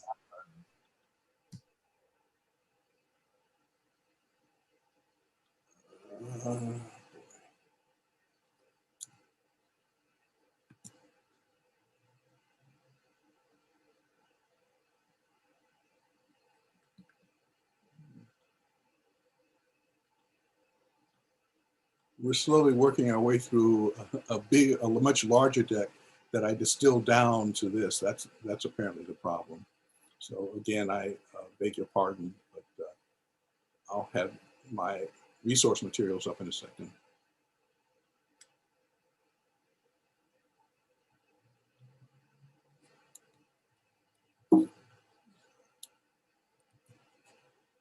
Okay, so in this financial section, talking to the students, the key findings that that were surfaced were the following. The financial stresses is particularly high for African American students, given the documented enormous racial wealth gap, to which I just alluded.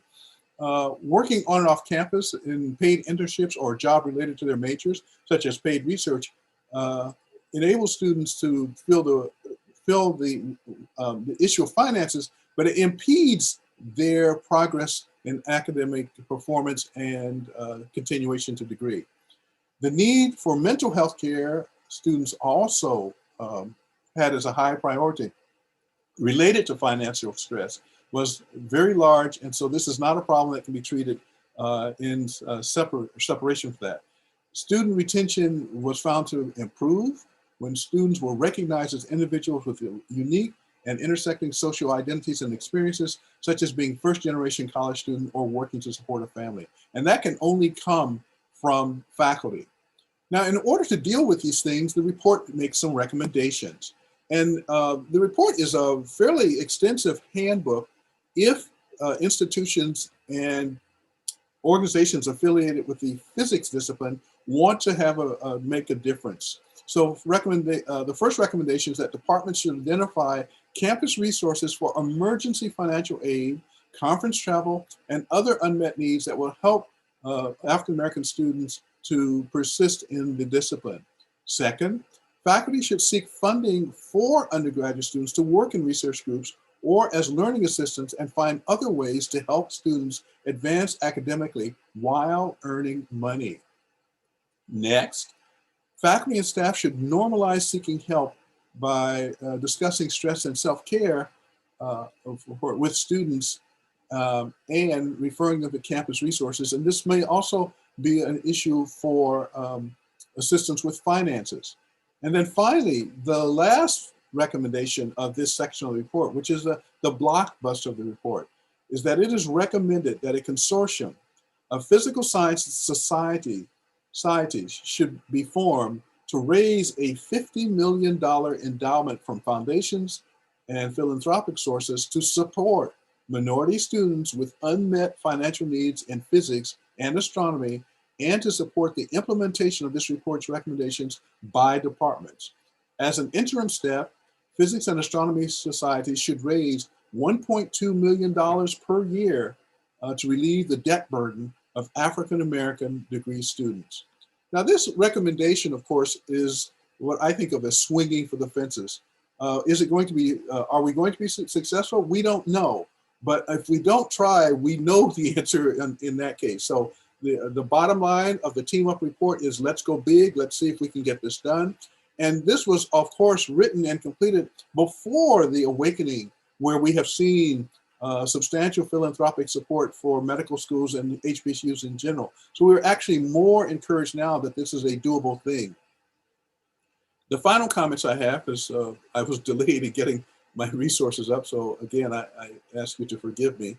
The final parts of the resources that were not loaded into my slide deck is one, and I'm going to share these because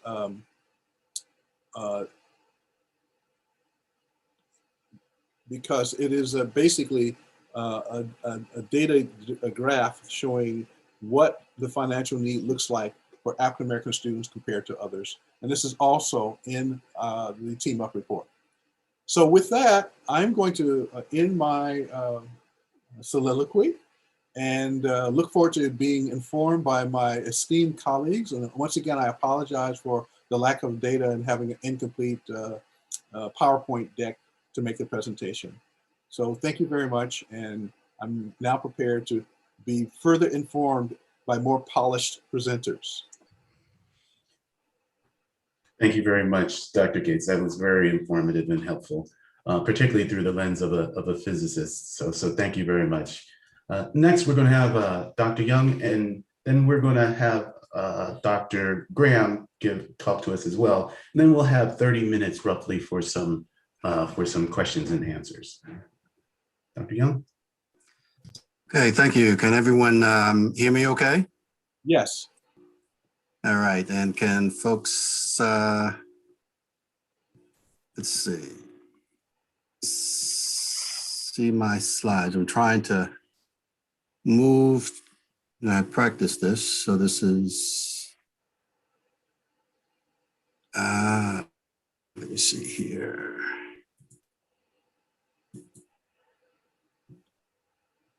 I guess we're full of technical challenges here. You're seeing my notes as well, correct? Yeah. Yes. Okay. Yeah, I had Would worked you put it in the on presentation mode? There should be. You're using. This is the Adobe. Is this Adobe? Okay. If I think if you go up to the upper left where it says display settings, you can reset it. Yeah, that's The display. what I'm looking for. It's not Setting? there. That's.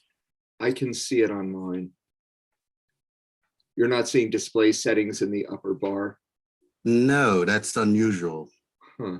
Maybe end your slideshow and Yep, that's what I'll do. Let me try it again. And then if you click Again, on, I apologize as well. This must be the day of No apology necessary. Jeff, thank you so much for helping. Always, yeah, you're making Hey. Dr. Gates feel good. Yeah. Got it. I see. Jim, Dr. Young, I got you. Dr. Young, do you see the little?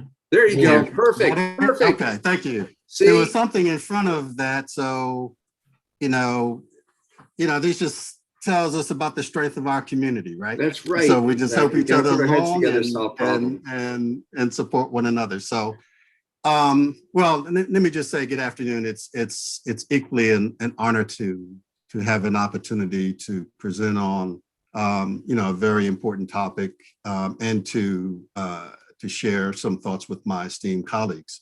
And I just want to just say on behalf of the association and our president and CEO, David Horton, I'm very glad to be here.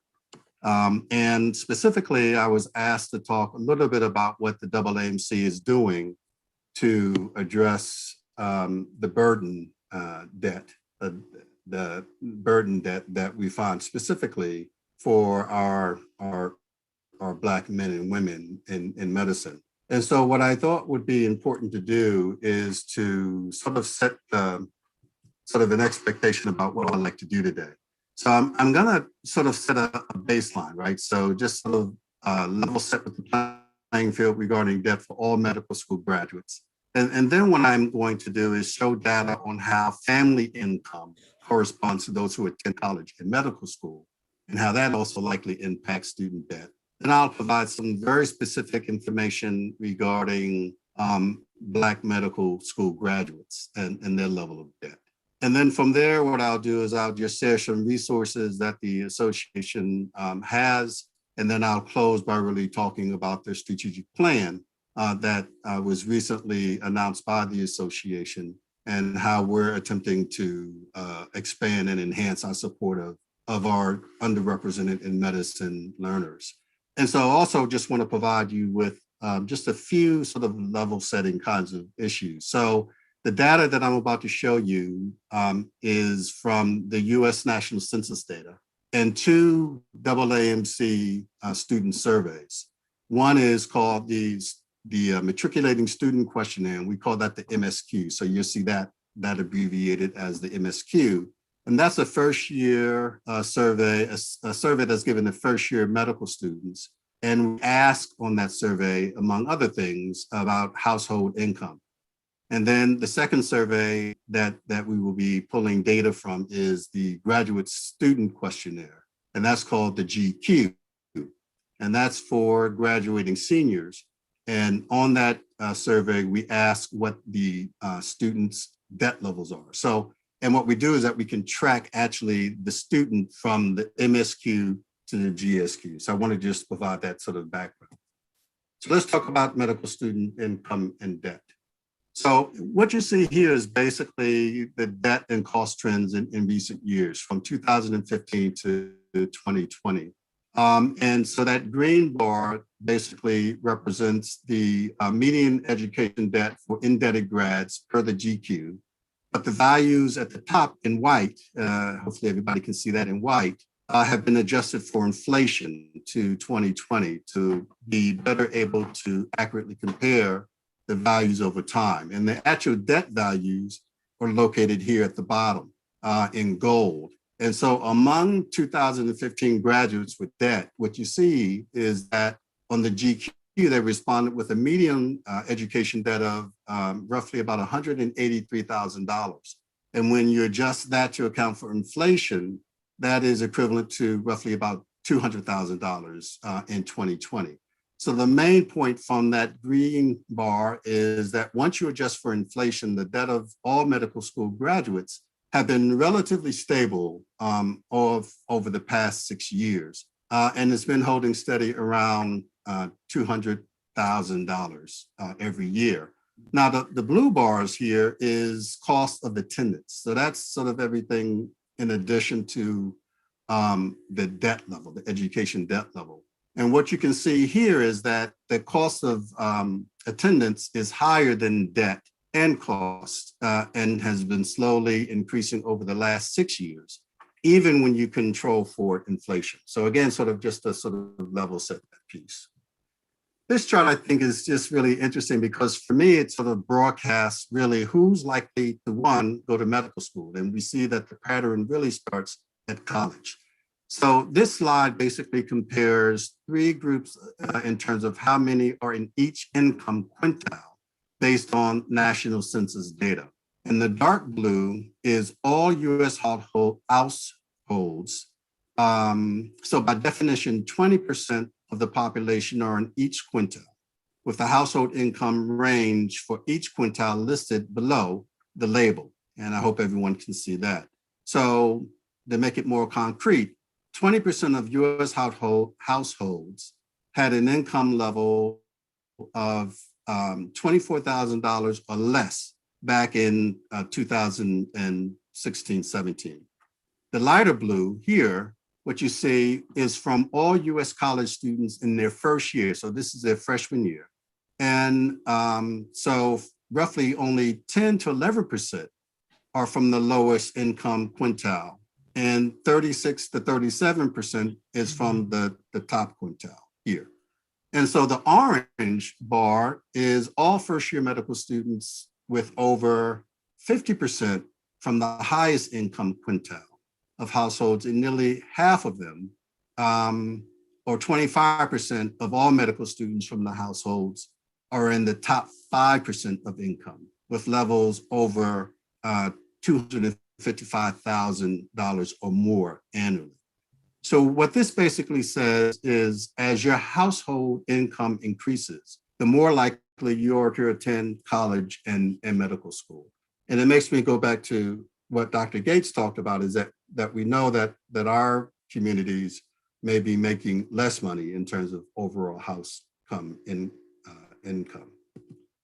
So this slide is just, again, just highlights now who actually then goes to medical school.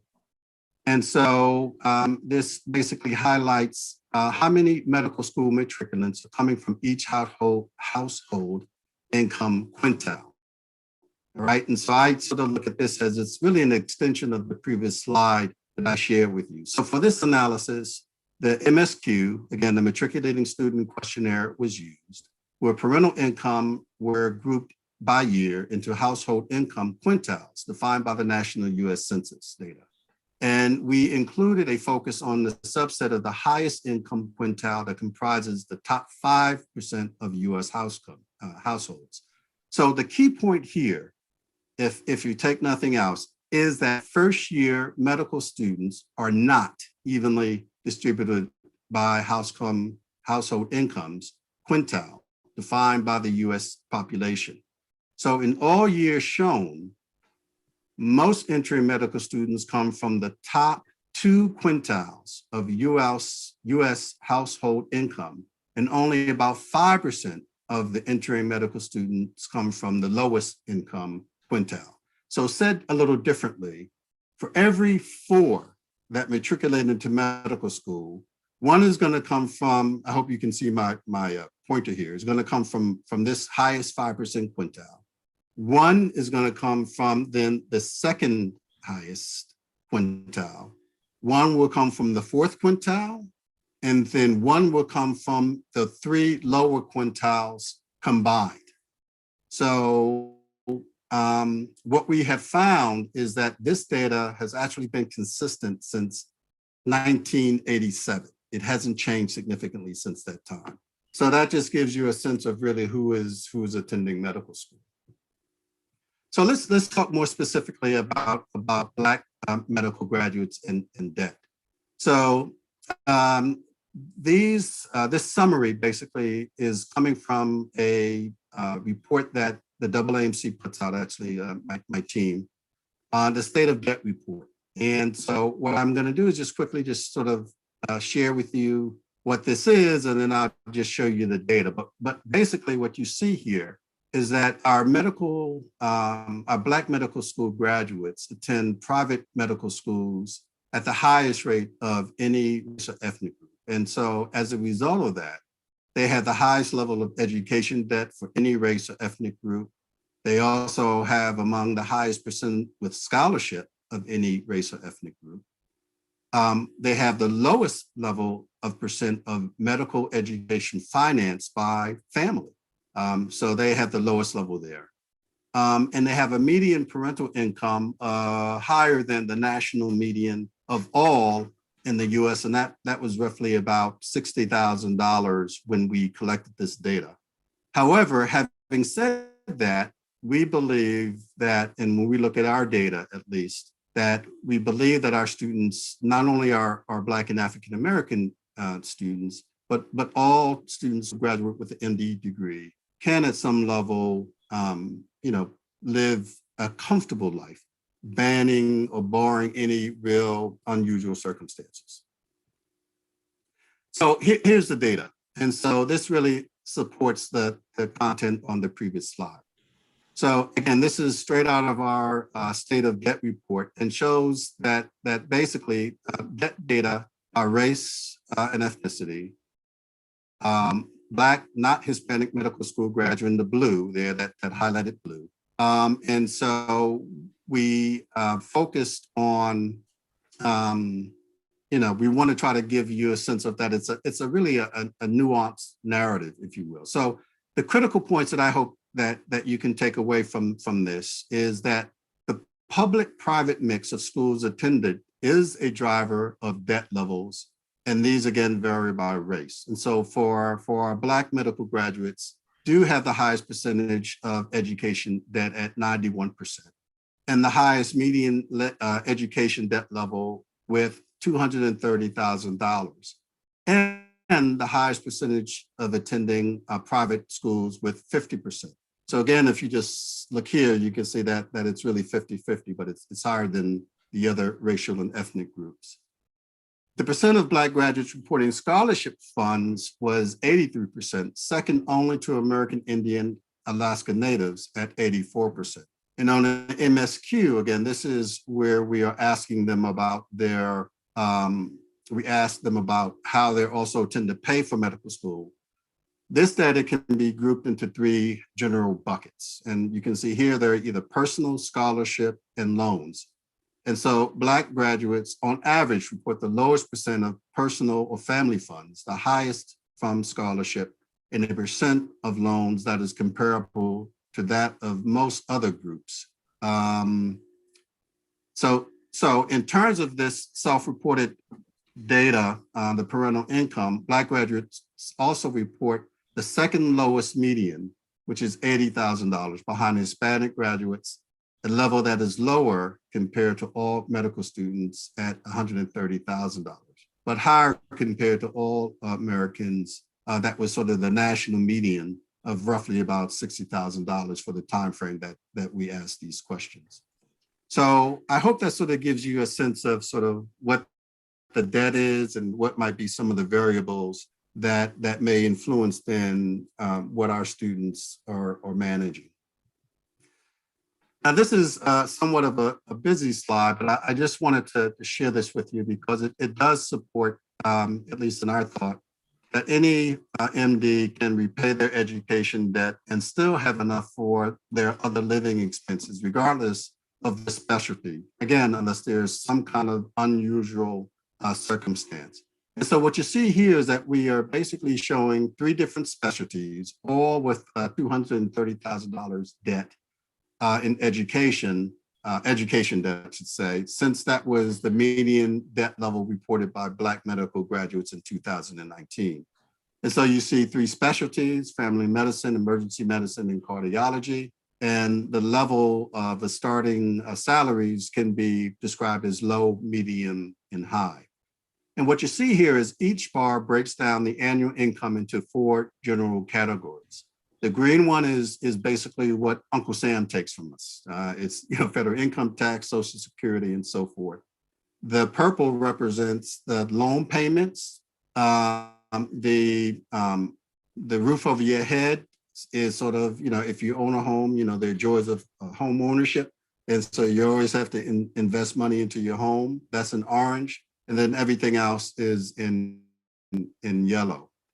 So each of these scenarios utilize a repayment loan called the Revised Pay-as-you-earn Federal Repayment Plan, or REPAY, that ties your monthly loan payment to your income. So it's not based on necessarily how much you owe, it's based on how much you can pay at any given month.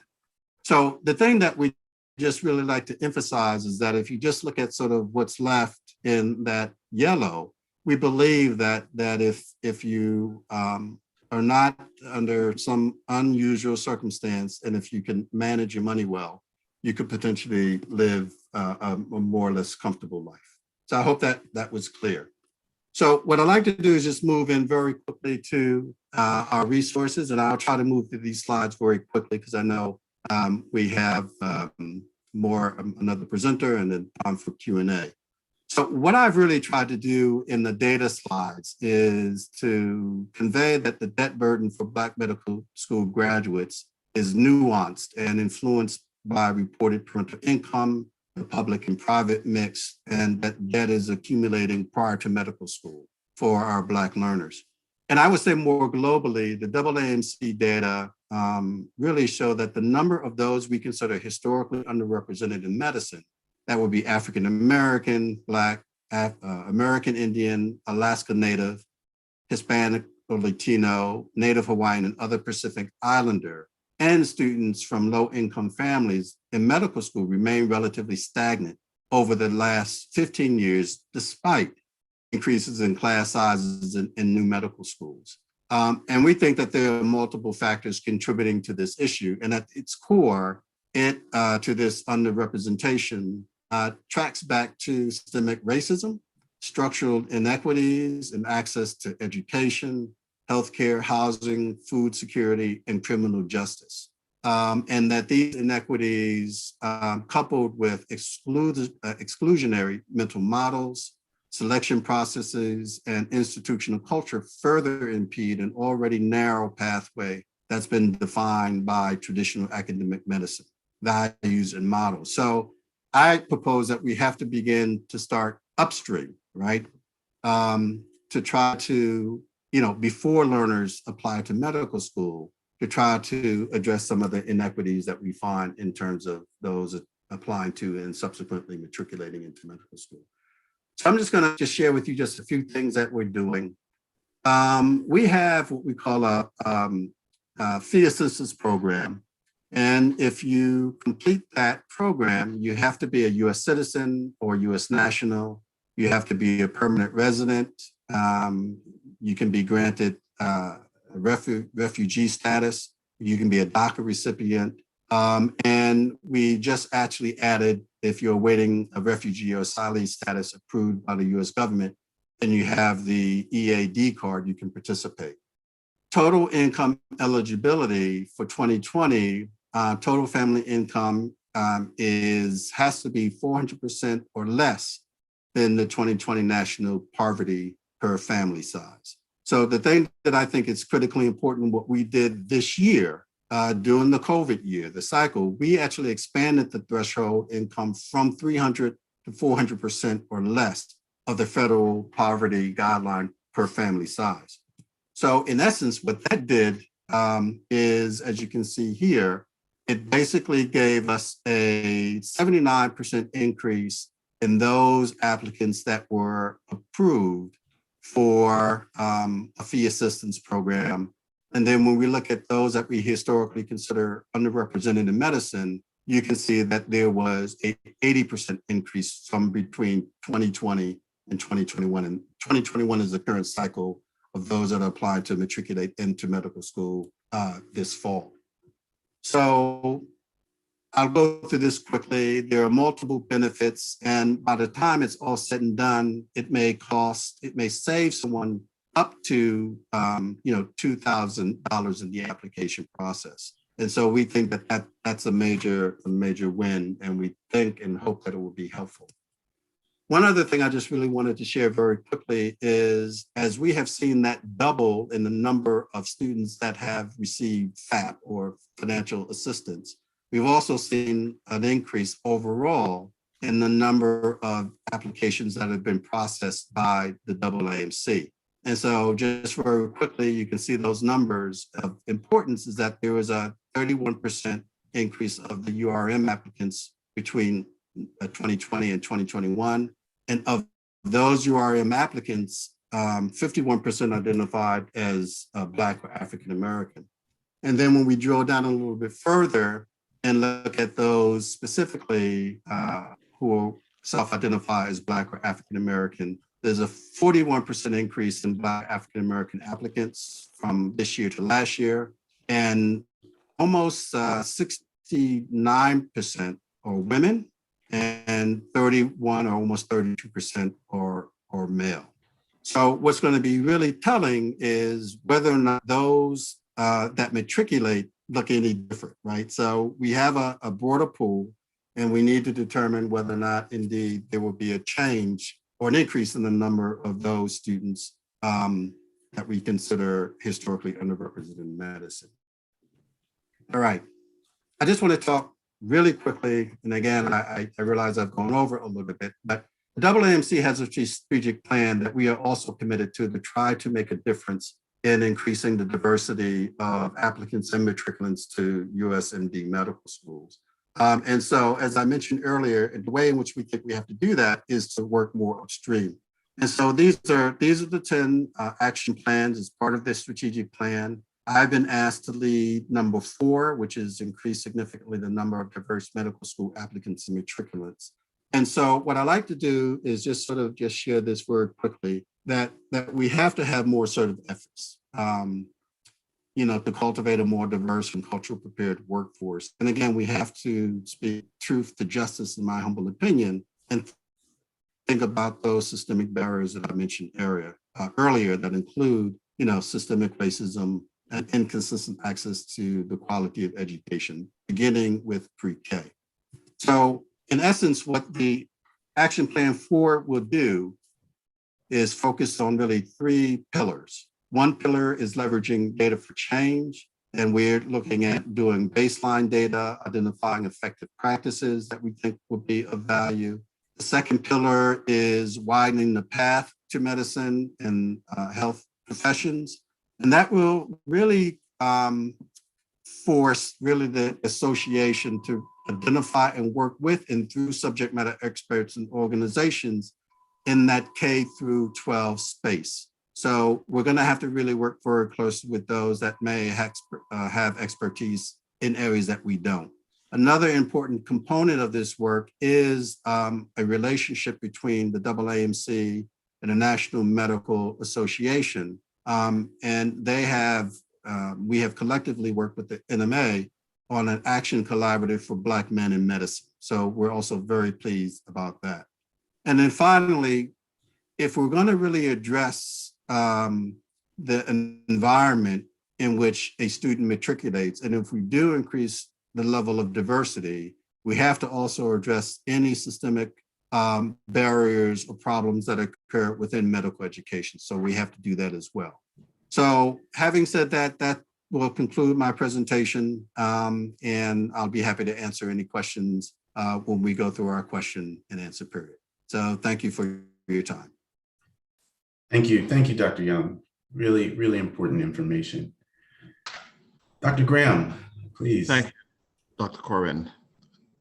I am at my own peril. I'm going to try to present slides. And if there's even a singular glitch, I will abandon it quickly and switch to just talking. I think this is more beneficial in terms of conversation and opportunities.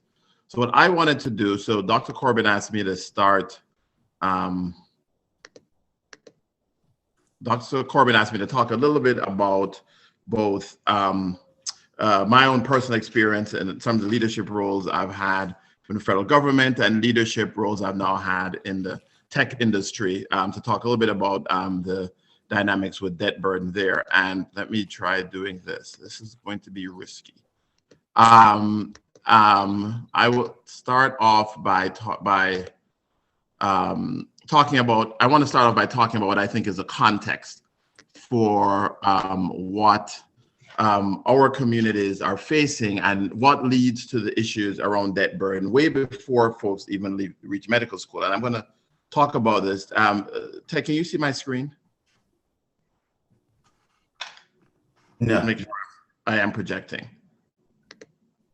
Yep, I am. Good. All right. I'm going to assume that I am and keep going.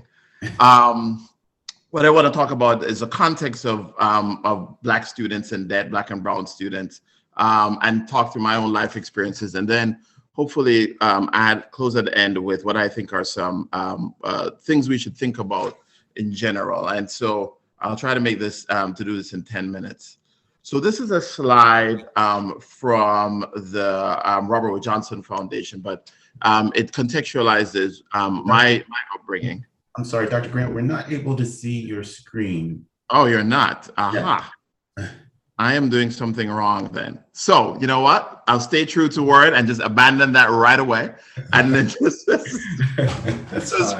I'll just speak to the points on my slide right away. All right. So the first slide I was going to show you was going to be the Robert Wood Johnson slide about the difference in life expectancy in my community that I grew up. So I was born in Jamaica, but grew up in Miami, Florida, looking at the areas around what we call the Overtown, Pork and Beans neighborhood, stretching into North Miami, where I'm from. And if you drive 5 minutes over into Miami Beach and some of the more affluent areas in Miami, and what it was showing was the difference in terms of 15 to 20-year life expectancy gap between my communities where I'm from and the rest of the general community. And the importance of where to start off there is I think many medical students start, as many of you already know, I'm speaking to the choir, start along a life journey that begins with those set of experiences. So by the time we reach to medical school, there are things that we both experience that drive our future decisions, but also things from the past that we kind of accumulate and kind of bring to the table. A lot of those positives, but a lot of those are challenges as well. And one of those things that I wanted to say is that, which I would have shown in my next slide, is kind of the conclusion of all of that, is that without understanding both the intricacies of both financing their education, the social dynamics that they bring towards financing that education, and speaking of myself personally, as well as the potential opportunities in terms of income, we minimize the potential that Black and brown students can make in a variety of different contexts. And so the thing there to understand, especially speaking for me personally, is by the time I made it to medical school, I didn't even understand the debt papers I was signing. I just was thrilled to be there. So if the financial aid office put something in front of me, I was just signing away because I just viewed all of these things as a ticket and an opportunity in terms of upward mobility without even understanding a lot of the financial dynamics. And why that's important is because it's not just this concept of debt burden, it's also this concept of economic power, future economic dynamics, and some of the things that allow people to progress. And then ultimately not just live their own life, but even pass things on to future generations. So what I would have showed you in my next slide was that context of understanding what we bring to the table. And my first kind of takeaway point, which is issues around debt burden and financing extend way beyond the medical school experience and extend into understanding issues of financing life, issues of financial empowerment, and ways in which Black and brown students are educated about financing in general. And what I would say, my first takeaway point is going to be that we should focus on efforts, whether that be through mentorship or formal efforts, to educate Black and brown students early on in the process around the financing of medical education. And to just to present a slightly different viewpoint in terms of this idea that they won't have any challenges just once graduating. I'd say that if you look at the data around net worth in Black physicians, income in Black physicians, the disparity is too large.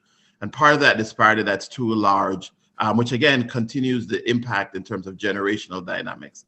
And that would have been my fourth slide, is that the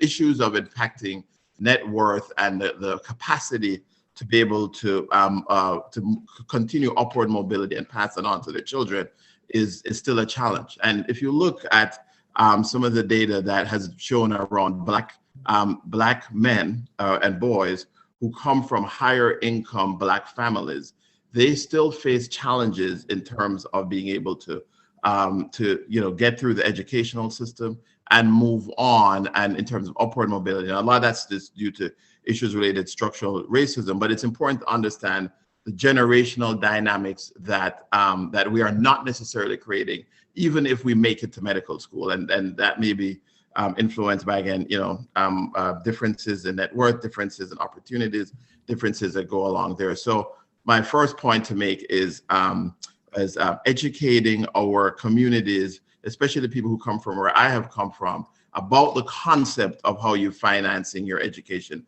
very early on, as soon as these opportunities present themselves. I think is something that this workshop should consider. The second point I was going to make is going on to my own career. So after graduating from medical school, I went to Yale, and moving on through training, that debt burden continues to influence your decision making at different points in time. There's a lot of data showing how debt burden, even it's higher, still impacts, particularly given that it's high in Black and brown communities, still impacts the decisions we make. But when I eventually landed at the Department of Health and Human Services, I was able to, many of you are part of that, or part of those other efforts, to work on and see programs around tackling debt burden in minority communities that I was not aware of earlier on. And so those are like the NIH loan repayment programs, which are very important programs that allow Black and brown students to enter into research activities while also addressing issues related to debt burden. The others are on health resources, services administration, loan repayment programs where you can go and practice in a location of need and be able to have your debt addressed in one way, shape, or form. And a variety of different of similar programs exist across the federal government, from, like I said, HRSA, NIH loan repayment, Indian Health Service, and some of the things that I was able to be a part of as being a member of the Commission Core. And my point here in bringing up those programs are twofold. One, making sure that students understand those opportunities early on are important. And then the second would be continued support, particularly from this group and others for these programs, I think is vital for keeping the pipeline open. The last thing I was going to kind of segue into is a little bit more non-traditional, and it is this idea of different career paths that allow for impact and mobility in different ways, and how we encourage students to take those different career paths. Again, walking through my own personal life story, I'll say that I left the federal government, went into academics and research, and then went into different jobs that allowed me to experience and see different things, and now certainly mentor a number of students and medical students, medical professionals, as they choose both careers in the government, careers in corporate America, and now careers in the tech industry.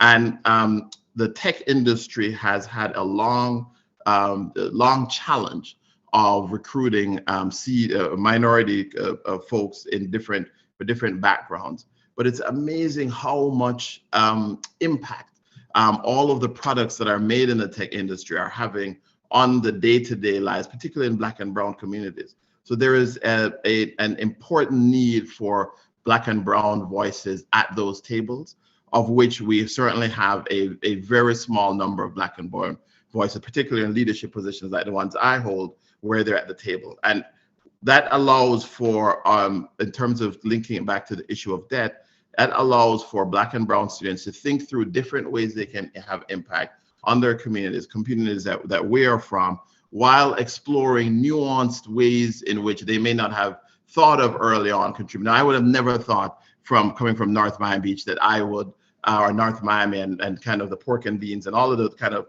neighborhoods around where I lived, that you would say I would have a leadership role at a company like Google, impacting hundreds of millions of different hundreds of millions of different people through programmatic activities.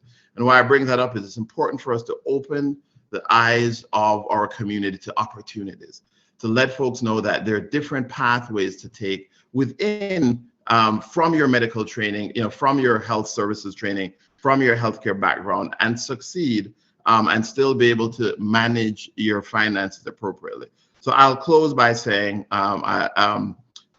this third point is there are a multitude of opportunities for impact and advancement. We have to think about how we mentor students through not just traditional clinical paths, but through non-traditional clinical paths that allow them to have impact, allow them to have an income, and in many cases allow them to be able to reach back into their communities and particularly have help. I'll close on one last point too here. I've recently become involved in this issue around diversifying corporate boards, particularly Fortune 500 boards and other major board opportunities. And one of the things I'll say is, the lack of leadership, the lack of Black and brown members of these major boards is a lost opportunity, because so many of these companies that are make up, the kind of the publicly traded large companies impact our communities' lives in so many different ways.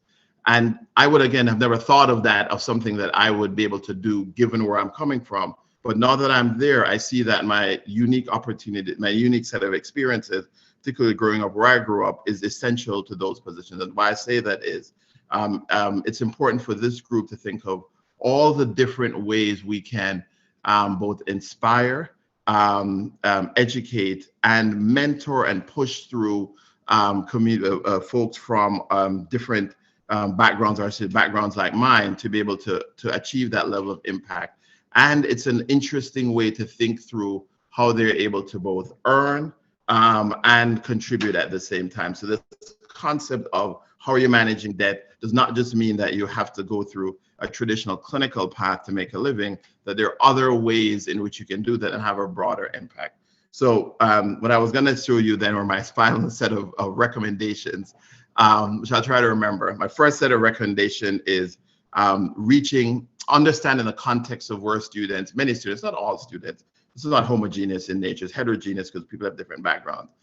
But people who come from challenging backgrounds, to understand how we educate them about finances, financial opportunities, financing their medical education, and things along those lines very early. My second conclusion point was going to be understanding the impact of many of those federal programs and the things that they allow students to participate in, going from research, from an NIH loan repayment program to all these other repayment programs that allow people to address their debt burden, but also move forward in a different way. And those programs have been consistently under attack for a lot of years now. So advocacy for those programs is going to be particularly important. And my last point is going to be realizing that there are many successful non-traditional career paths, particularly in industries like tech, but others, that we should think through pointing students who have those aspirations towards, and having them understand, again, both the financial opportunity and some of the ways that can be helpful in their overall life experience as well. So then I was going to end with questions. So hopefully I captured all of my comments, my points from my slides in general. I'll stop there, Ted. Great. Thank you, Garth. Thank you so much for sharing. Thank all of you for sharing. Now, there's a few questions that I wanted to put out there, and I'm also going to ask if you all wouldn't mind sharing your slides, just so we can incorporate in our proceedings. I think this one might be, but it might be for Dr. Gates, but it might be for anyone. Regarding the different factors listed in the, I believe they're referring to the Team Up report. Did you see any differences according to institution type, meaning the predominantly white institutions versus the historically Black colleges and universities? And do physics students experience better outcomes at HBCUs compared to historically Black colleges and universities compared to predominantly white institutions? This is a question that's actually more complicated than it might sound. Yes, well, first of all, yes, there are obvious differences. But when you talk about outcomes, the question is, what outcomes are you seeking?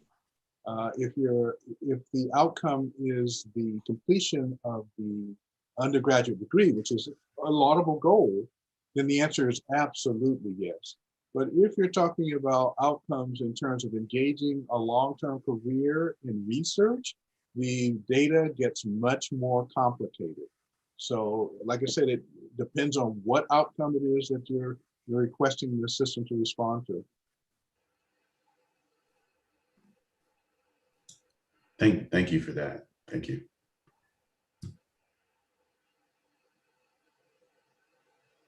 Dr. Young, regarding, you gave some interesting statistics around the increase in the number of applicants to medical school and the increase in, but there's a question of who will actually matriculate. And again, we're in a place where acceptances are going out this time of the year. What do you think we can do to ensure that this surge of applications will narrow rather than worsen the disparities? That's a great question, Ted. I think part of this is, from my perspective, is we in multiple communities have to continue to educate and work with our admissions officers, our admissions committees, because ultimately in admissions, they are the gatekeeper, right? And I think that we also emphasize the importance of schools engaging in holistic admissions, which not only takes into consideration, the MCAT and the GPA, but other experiences that really will enrich the learning environment. That is also in line with the mission of the particular medical school, for example. And in doing that, then the school, in essence, is making some decisions about the type of physician that it wants to train. I also think, to the point that I think others have stated, in particular, I think Dr. Graham, one of the issues that we see is, the lack of financial literacy. And that's the way I sort of heard you talking, Garth, about the importance of financial literacy. And, I think right now schools, don't always do a good job of that. I think, one of the resources that we have at the AAMC is indeed that. We have a program that can help the medical student learn about financial literacy, but we need to now, again, go upstream. We need to begin to educate those that are in college, potentially offer resources to those that are in high school to really understand the importance of financial literacy and to educate about medicine. So I think we have to continue to push our medical schools to do better. We have to challenge them. We have to challenge their leadership. One of the things that I think that I have valued in working with my colleagues in the relationship with the National Medical Association is leadership matters, right? And we all know that. I've worked at medical schools, and if you don't have the support from the leadership or the infrastructure of the leadership, then I think you're likely to be faced by challenges. So those are just my initial thoughts. We also have to think about, once we get that student in, is that environment going to enable that student to thrive, right? Because if we do things the same way, it's my belief that we are ultimately setting up a student for potential failure. And we know that there are students, I've seen personally, too many talented, capable Black students, and in particular Black men, who have a very strong MCAT score. And they go to one of the top medical schools, and they potentially experience a lot of difficulty. Not all, but there are some, because it wasn't a good place for them. And so I think we have to really think about how that social environment impacts our students' ability to thrive. I hope I answered your question. You did. Thank you. Thank you for that. Ed, I have a question, actually two questions. Please. For Dr. Gates and one for Dr. Young. Sylvester, thanks very much for participating with our program today. You really added quite a bit. My question is this: you mentioned the goal of establishing a $50 million endowment for students in the physical sciences. could you comment a little bit about the applicant pool and what this $50 million endowment, if you're successful in getting it, would do for the number of physicists or other scientists that you anticipate training? And for Dr. Young, the question I would raise is this. In 1950 and in the 50s, we had of 8,000 medical students, 8,000 medical graduates every year, about 200 of them were African-American. Most of them were graduates of Howard and Meharry. And following Brown versus Board of Education decision and the Civil Rights Movement, a lot of other things, including the Great Society of Lyndon Johnson, with a number of programs that came online, we saw an upswing in the number of African-American students coming into medical school. Rather than being 200 a year, they went up to about 800 a year. But in the mid-70s, during the Carter years, due to budget constraints, a lot of those programs from the Great Society were either eliminated or greatly cut back. The Exceptional Financial Need Program, the National Student Health Program, and others. I maintain that we never have fully recovered from that. But as a result of that, we saw a plateauing of the number of Black students coming into medical school during the 80s and gradually went up after that. So now we are around 1,600 or 1,700 Black graduates every year. It's an increase, but it's far from what it should be. And of course, we know the problem of Black males. So my question is, what is the AAMC's plan to address this? Because most of these funds, when funds were more readily available, were federal dollars. We had some private dollars, we had state dollars, but the period from the mid-50s until the 81, we opened 47 new medical schools. We doubled the number of graduates from 8,000 annually to 16,000 annually, but that was fueled by leadership from the federal government, because these 47 new schools, the doubling of the class size, all of that was due to federal initiatives, because we had projected, due to the Bain report, that we were going to have a shortage of physicians. So the federal government led the effort and stimulated the states. The federal government's effort not only was funding from Health and Human Services, but from the VA. I think we had 5 or 7 medical schools, such as the one at Columbia, South Carolina, the Huntington, West Virginia. These were funded primarily with VA funds. We had Department of Defense funds. Wright State in Dayton, Ohio, funded from the military funds. The Uniformed Services University. So in other words, we as a nation had a broad effort to increase the number of physicians that we were training, including Black physicians. So we had some increase, but due to withdrawal of the federal dollars, and of course, you remember the Geminack report that Al Tarloff was the author of, that said in 1977, I believe it was, in the JAMA, that we had overdone the medical school expansion. So that cut the props out from under the efforts of the Congress to provide continuing funds. But I maintain that we should look upon the training of health professionals and scientists and engineers as really part of our societal needs.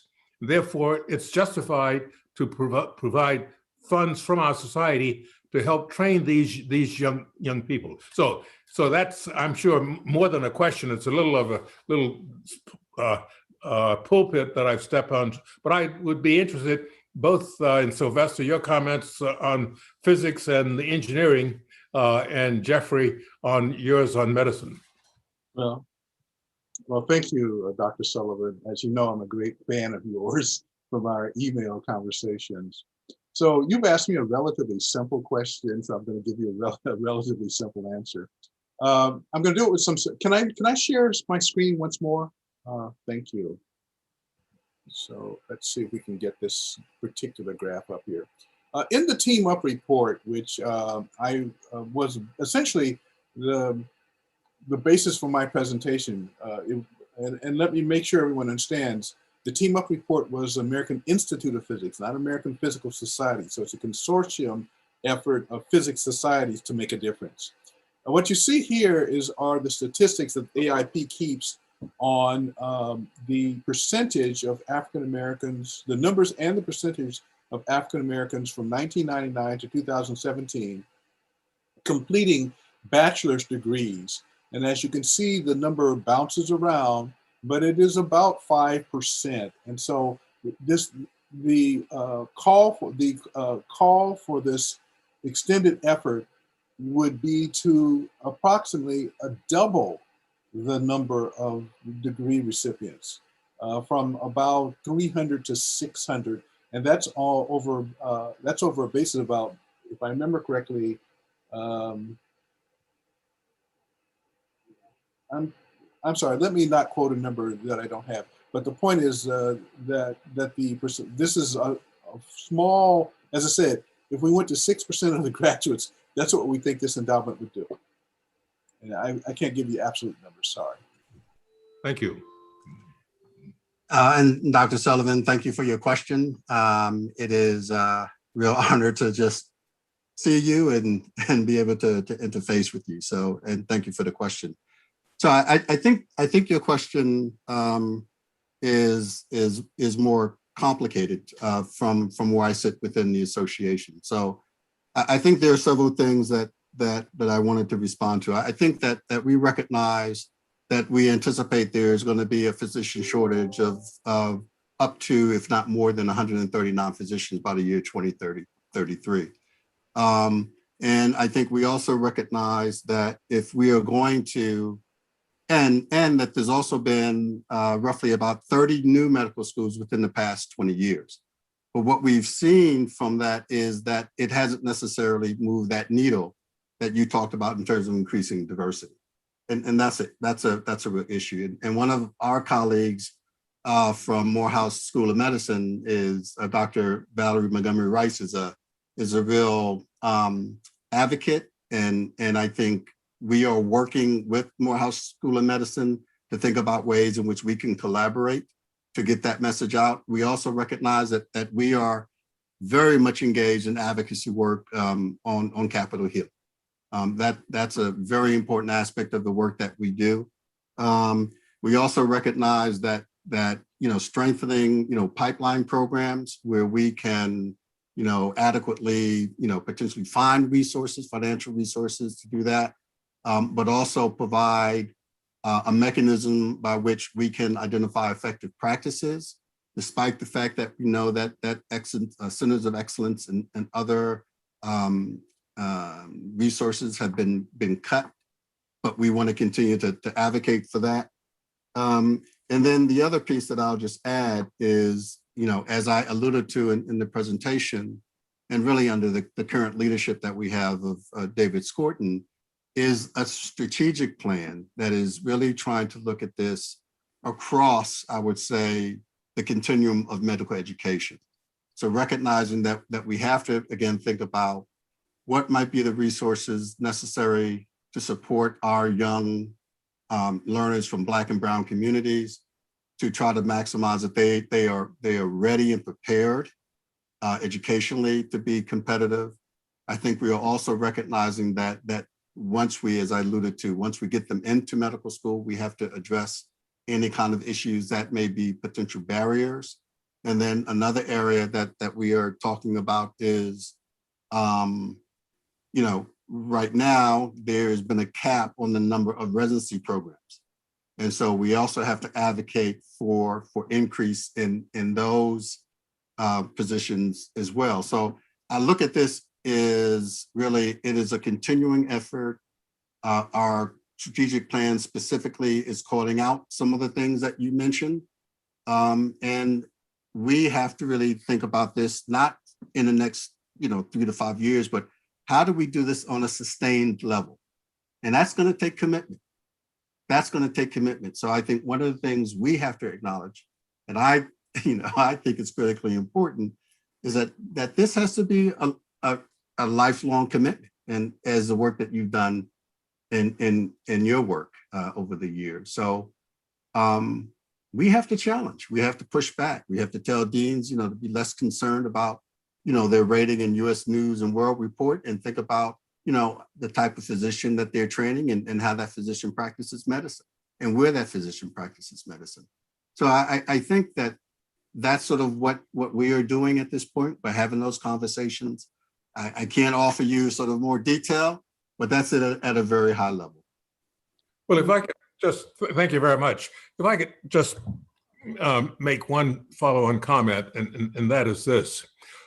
One of the differences now that we have today versus back in the 50s and 60s is this. Back then, we had a Lister Hill from Alabama. Those of you who've been to that medical center know that that huge facility there is no accident. That's because Lister Hill was chairman of the committee in the Senate that dealt with appropriations. And every time someone from New Mexico or Seattle went to him for something, if he liked it, he said, well, that's great. We'll make sure that happens. And we'll take one of those in Alabama also. So we had him. We had Paul Rogers from Florida. We had Bill Natcher from Kentucky. In other words, we had some real commitment in the Congress to this. Ted Kennedy being another, and we've lost that. Along with the fact, it's my contention too that as a nation, we really have lost faith in ourselves. Back in the 50s, we had the Marshall Plan, we had the Interstate Highway Commission. We began the process of developing 47 new medical schools starting in the mid-50s, and a number of other things like that. The Great Society came along with Lyndon Johnson. And now, unfortunately, our leadership in the nation really isn't able to add 2 + 2. And we need to be sure as citizens that we have those people in the legislature and in the administration who have those commitments, because there's all this argument right now there in Washington about what is infrastructure. Well, to me, that is really begging the question, because what we need to have the engineers to do the infrastructure work that needs to be done. We need to have the physicians, the nurses, the biomedical scientists to really get us. You look at what we've done with this COVID vaccine. We went from taking years to develop a vaccine to doing it within a year. So the nation doesn't recognize, in my view, what has happened from the prior investments made decades ago in improving the system, because we're now losing our leadership role internationally to China and to other areas, and we're retreating from the world because our public doesn't understand what we have achieved as a nation and the leadership we have given to the world, and what that means not only for the world but also in the U.S. So my hope is that somehow with this pandemic, that this crisis that we have, which has opened the eyes of the nation to what the medical system can provide and has provided, and what we expect it to do in the future, can do this, but we have to have the people and the systems to make that happen. So I think that's what I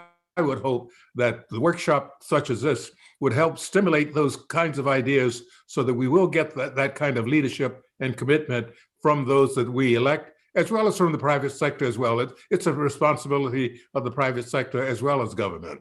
May I, Dr. Sullivan, may I pivot off your comment? I'm sorry, George, were you about to speak? Because I can let you speak. No, answer Dr. Sullivan, and I was going to ask you a question, Dr. Gates. Okay, so let me respond to Dr. Sullivan, and I'll get back to you, George. So this issue that you raised, Dr. Sullivan, about confidence, that a loss of confidence, is at the core of many of the difficulties that I see in our country. And the sort of the thing that is most painful is that many of the people who are subject to the deleterious effects that you ascribe don't understand where the country has evolved. You mentioned all of those programs, which were very successful. I tell people that when I started undergraduate school in 1969, I was able to get a national defense education loan. Where did that come from? It came from Sputnik. Back when the Russians put up a satellite and we couldn't. So in my lifetime, I have seen personally experienced the benefit of a public investment for the public good. Right now, however, as we look at our country, as I think was mentioned in my introduction, I spent 8 years advising President Obama as a member of his Council of Advisors on Science and Technology. And one of the lessons I took away from that is that if you ask for sort of the most powerful organizations in the country, after World War II, that was the government. That is no longer true. It is our business interests that are the most powerful forces in our nation today. And so one of the things that's encouraging, quite frankly, is that when you look at the public debates that are going on right now, the business community seems to have more of an appetite to look out for something other than just the bottom line. So I think many of the kinds of programs that you talked about, we have to work in partnership with corporate America, because there are, like I said, there's evidence that business understands that we can't go backwards if we're going to try to maintain a leadership position in the country. I agree. Thank you. Thank you, Dr. Gates.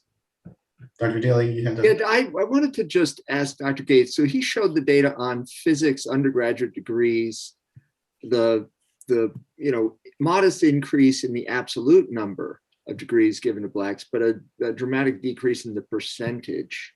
So we've got a couple phenomena going on here. What's happening to physics degrees overall? So are we losing, I mean, as a society, are we losing our interest in STEM fields in general? And then on top of that, are we seeing a problem of Black representation? So those are excellent questions, Dr. Daly. So let me respond from memory so that I don't have the numbers right in front of me. The numbers of Americans receiving undergraduate degrees in physics over that same time scale that I showed you has roughly doubled. Just as, I think you know this, or maybe you don't, but you anticipated that's exactly true. The number of undergraduate degrees in physics in the United States has roughly doubled in that time period. It has stagnated for African Americans. So that's a very different effect. But it has oscillated. In the 1990s, for example, we saw a dramatic decrease in the number of undergraduate physics degrees being granted in this country. And the physics community, in fact, led by the American Institute of Physics, even then, because the American Institute of Physics holds as its main charge the health of the discipline. And so at that point, they organized a similar report that was called Spin Up. In fact, the name Team Up for this report is a direct, because it's a direct ancestor to that 1990 report that was looking at the issue of dropping physics enrollments. And that report was extraordinarily effective. And I had the pleasure to be on the committee that wrote that report. And another person there, for example, was, oh my goodness, I'm having a senior moment here. You need a doctor. But a Nobel laureate. Happens to all of us. Yeah, a Nobel laureate physicist, before he got his Nobel, was on this report looking at the issues of education and physics. And so, yes, the country as a whole has gone through oscillations. I hope and I expect that COVID-19 is going to push all the STEM fields, give them all a burst, because it'll be more obvious to our young people that if you want to help other people, that is not different from going into a STEM field. That's not always clear to young people, that if you want to become a physicist or biology, that it helps the society. But we have this example now. Some people call it a second Sputnik moment, where we see that science is part of what makes this country great. Thank you, Dr. Gates. I know we probably have 2 minutes, but something that you said in response to Dr. Sullivan's question around business being the holder, I wanted to actually just ask Dr. Graham if you could comment on what the opportunity, from your vantage point, what are the opportunities for public-private partnerships to really take hold in this space of equity, inclusion, diversity? Yeah, I mean, there's huge opportunities, Ted. I mean, the issue is it has to be consistent and it has to be sustained year over year, not just, you know, in moments of highlighted visibility.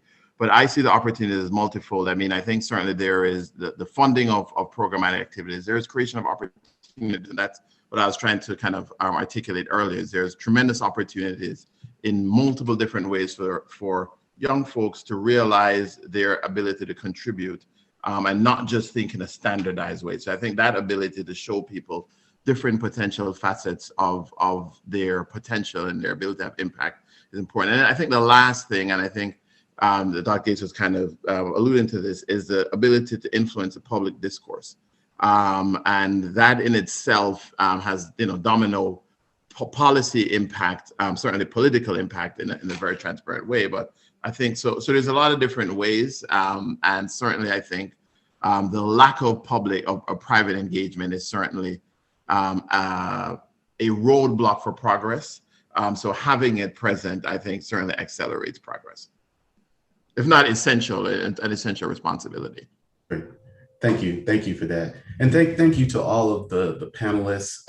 Again, a very rich discussion, and we appreciate with your ideas and inputs about how to move this forward. So I wanna, again, thank you all for your time and your expertise, and I will turn it over to Dr. Hildreth, who I see has joined us for our next session. Good afternoon. Thank you all. Dr. Sullivan and others, happy to be a part of this important conversation. And my charge is to moderate a session on the importance of foundations and how they might help to change the profile of STEM and science and medicine. And we have 3 panelists. I don't see that they joined us. Garnisha Azedario, Michelle Lazama, and the 3rd panelist is Dr. Anthony Eaton. Are they, Dr. Corbin, are they with us? Yes, except Dr. Eaton is the one person who hasn't joined as of yet. Okay. I'm pinging him right now, so you can proceed. So clearly this is a really important aspect of this problem, or solving the problem, given the influence that industry foundations and philanthropic financing can have on the training of our students. From my perspective as leader of an institution that trains minority healthcare professionals, I can tell you that one of our biggest challenges is student debt. The average student who graduates from medical school in this country owes about $180,000 or so, but that number is much higher for Black students. And I was very pleased that the Bloomberg Philanthropies saw fit to give us our largest gift ever. And I think Garnisha will probably speak about that, to help us alleviate that problem for our current students. But it's an ongoing problem that needs to be resolved. One of the underlying issues here, of course, is the economic status of the families that these students come from. And to put that in perspective, the Black students who matriculate to medical school come from households with an average income of $80,000, whereas white students come from families with income twice that much. And I can also share with you that Black students overall, from medical school at least, have considerably more debt than their white counterparts. So that also translates into other fields as well. So it's a very important conversation. I'm happy to be joined by our 3 colleagues. And I just want to briefly let you know what their bios, starting with Garnisha. Garnisha is the lead for Bloomberg Philanthropies Greenward Initiative. This is an effort to increase intergenerational Black wealth and to address the systemic underinvestment in Black communities. She's done a great job in doing that. And as I said, part of the gift to Meharry and the other 3 schools was through the Bloomberg Greenwood Initiative. So she also was the National Director for Black Outreach for the Mic for Black America campaign.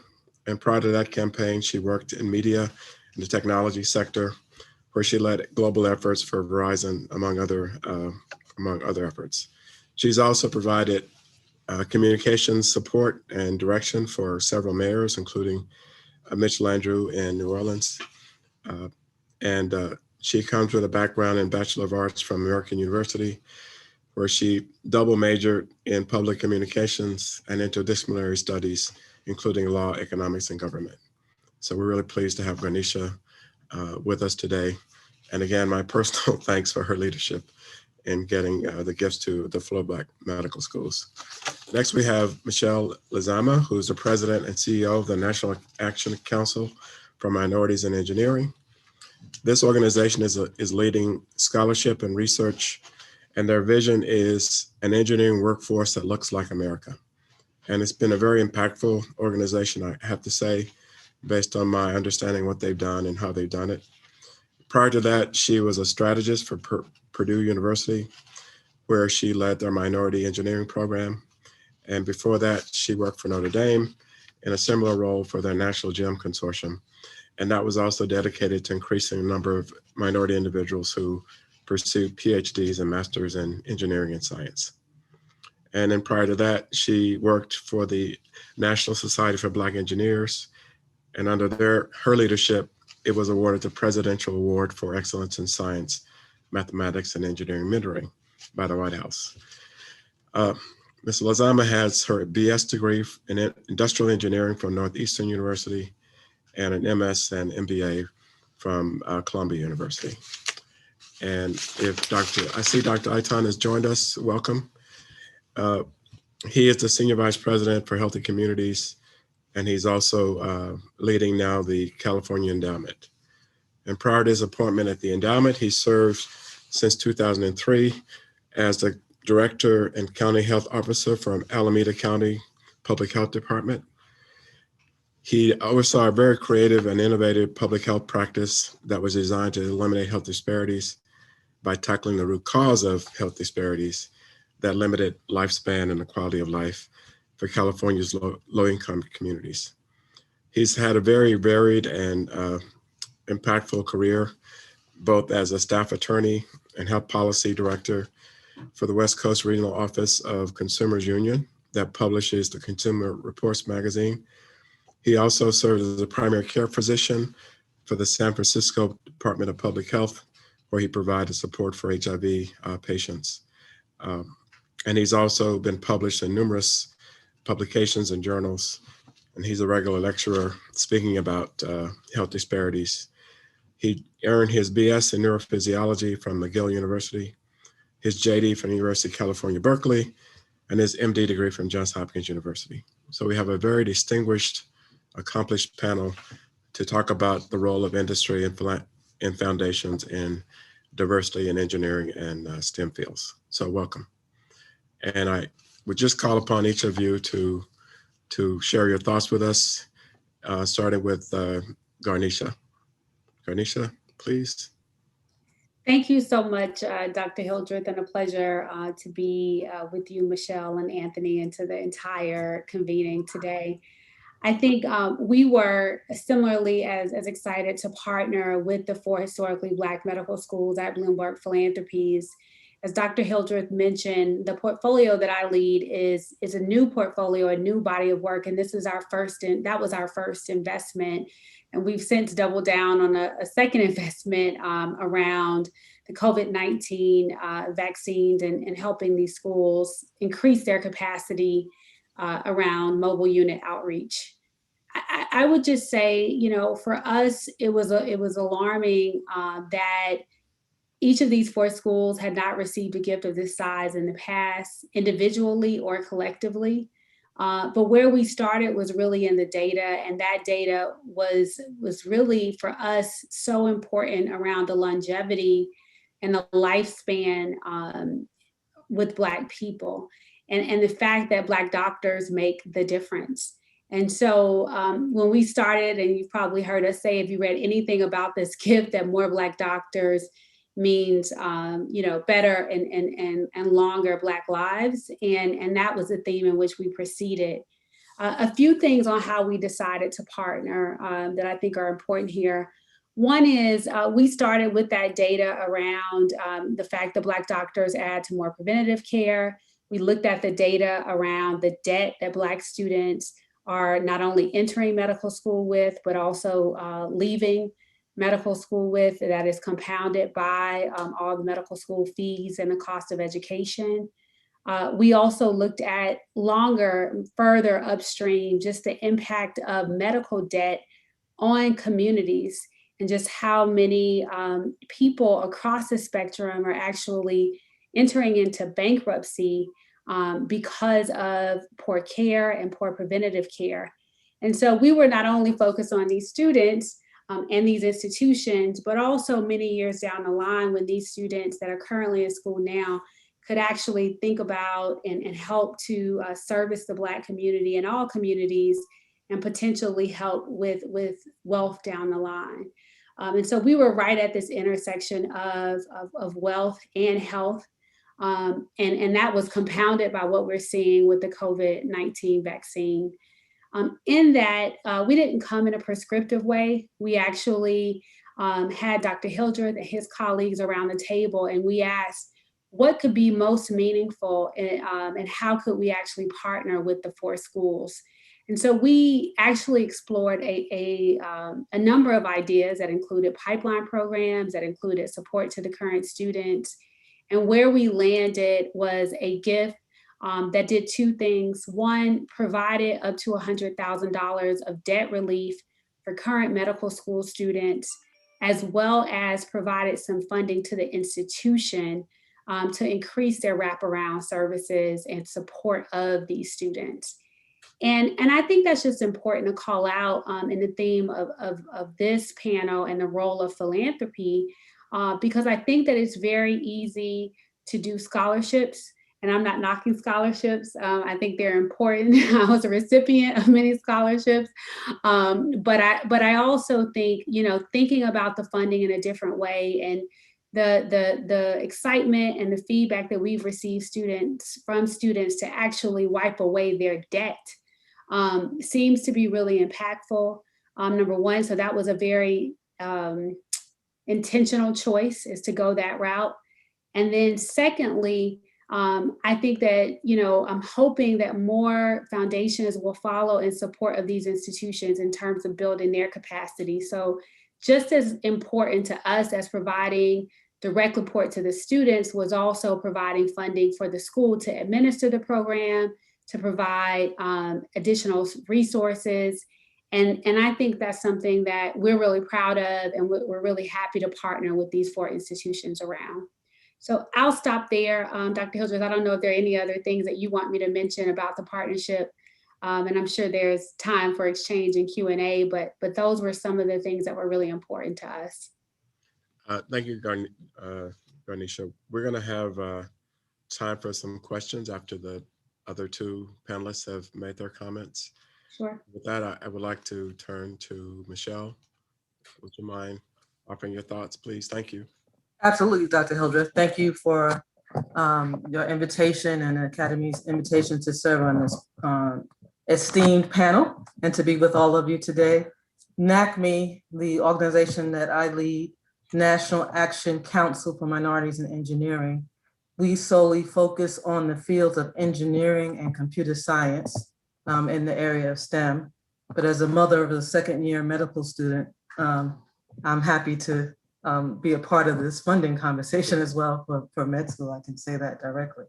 NACME's been around since 1976, and we are a nonprofit organization that's funded through a board of directors that represent corporations.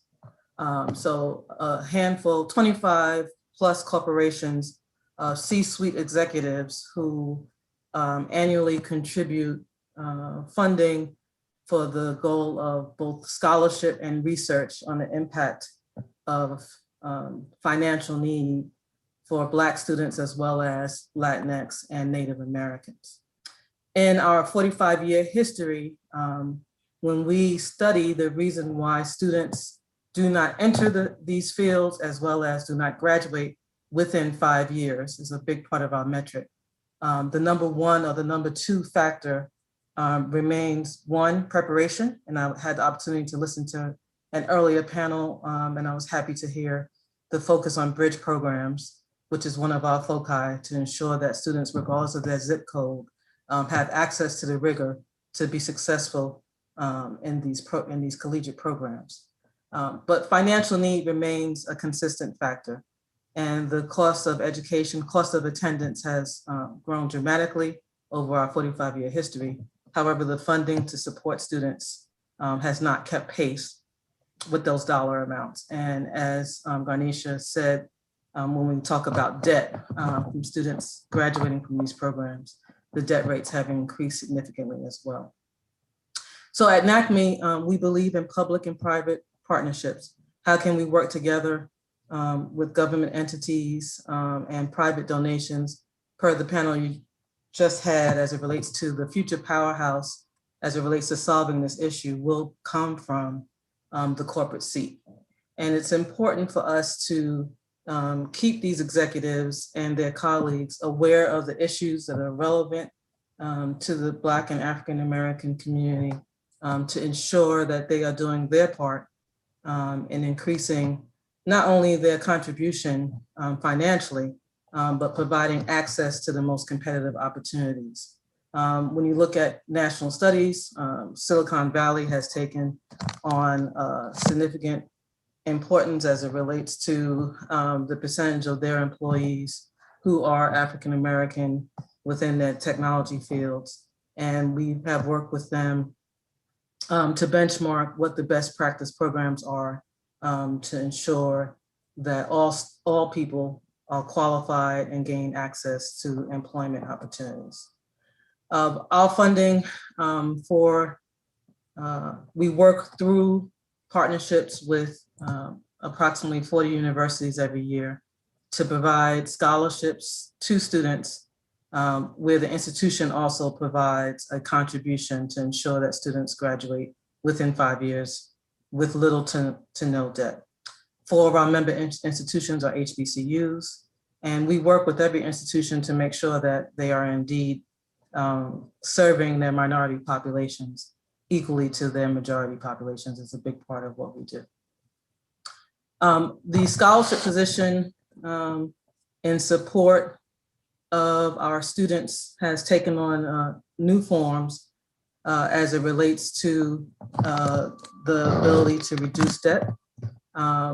We too are looking at debt relief scholarship models such that we're providing scholarship support throughout the student's academic career, but also measuring the level of debt they have before they graduate and advocating for corporations to provide support in that area. So I was happy to hear that we're aligned in that way as well. So I wanted to provide that introduction of who we are and how we are supported, and hopefully we can engage in a conversation on what we can do together as it relates to funding Black students in these fields. Thank you. Thank you. So now I guess we will turn to Anthony, Dr. Eaton, if you don't mind, sir, please. Yes, thank you, Dr. Hildreth, and thank you, fellow panelists. My name is Dr. Tony Eaton. I'm Senior Vice President of the California Endowment. I'm actually not the CEO. The CEO is Dr. Robert Ross, who's also an African-American physician.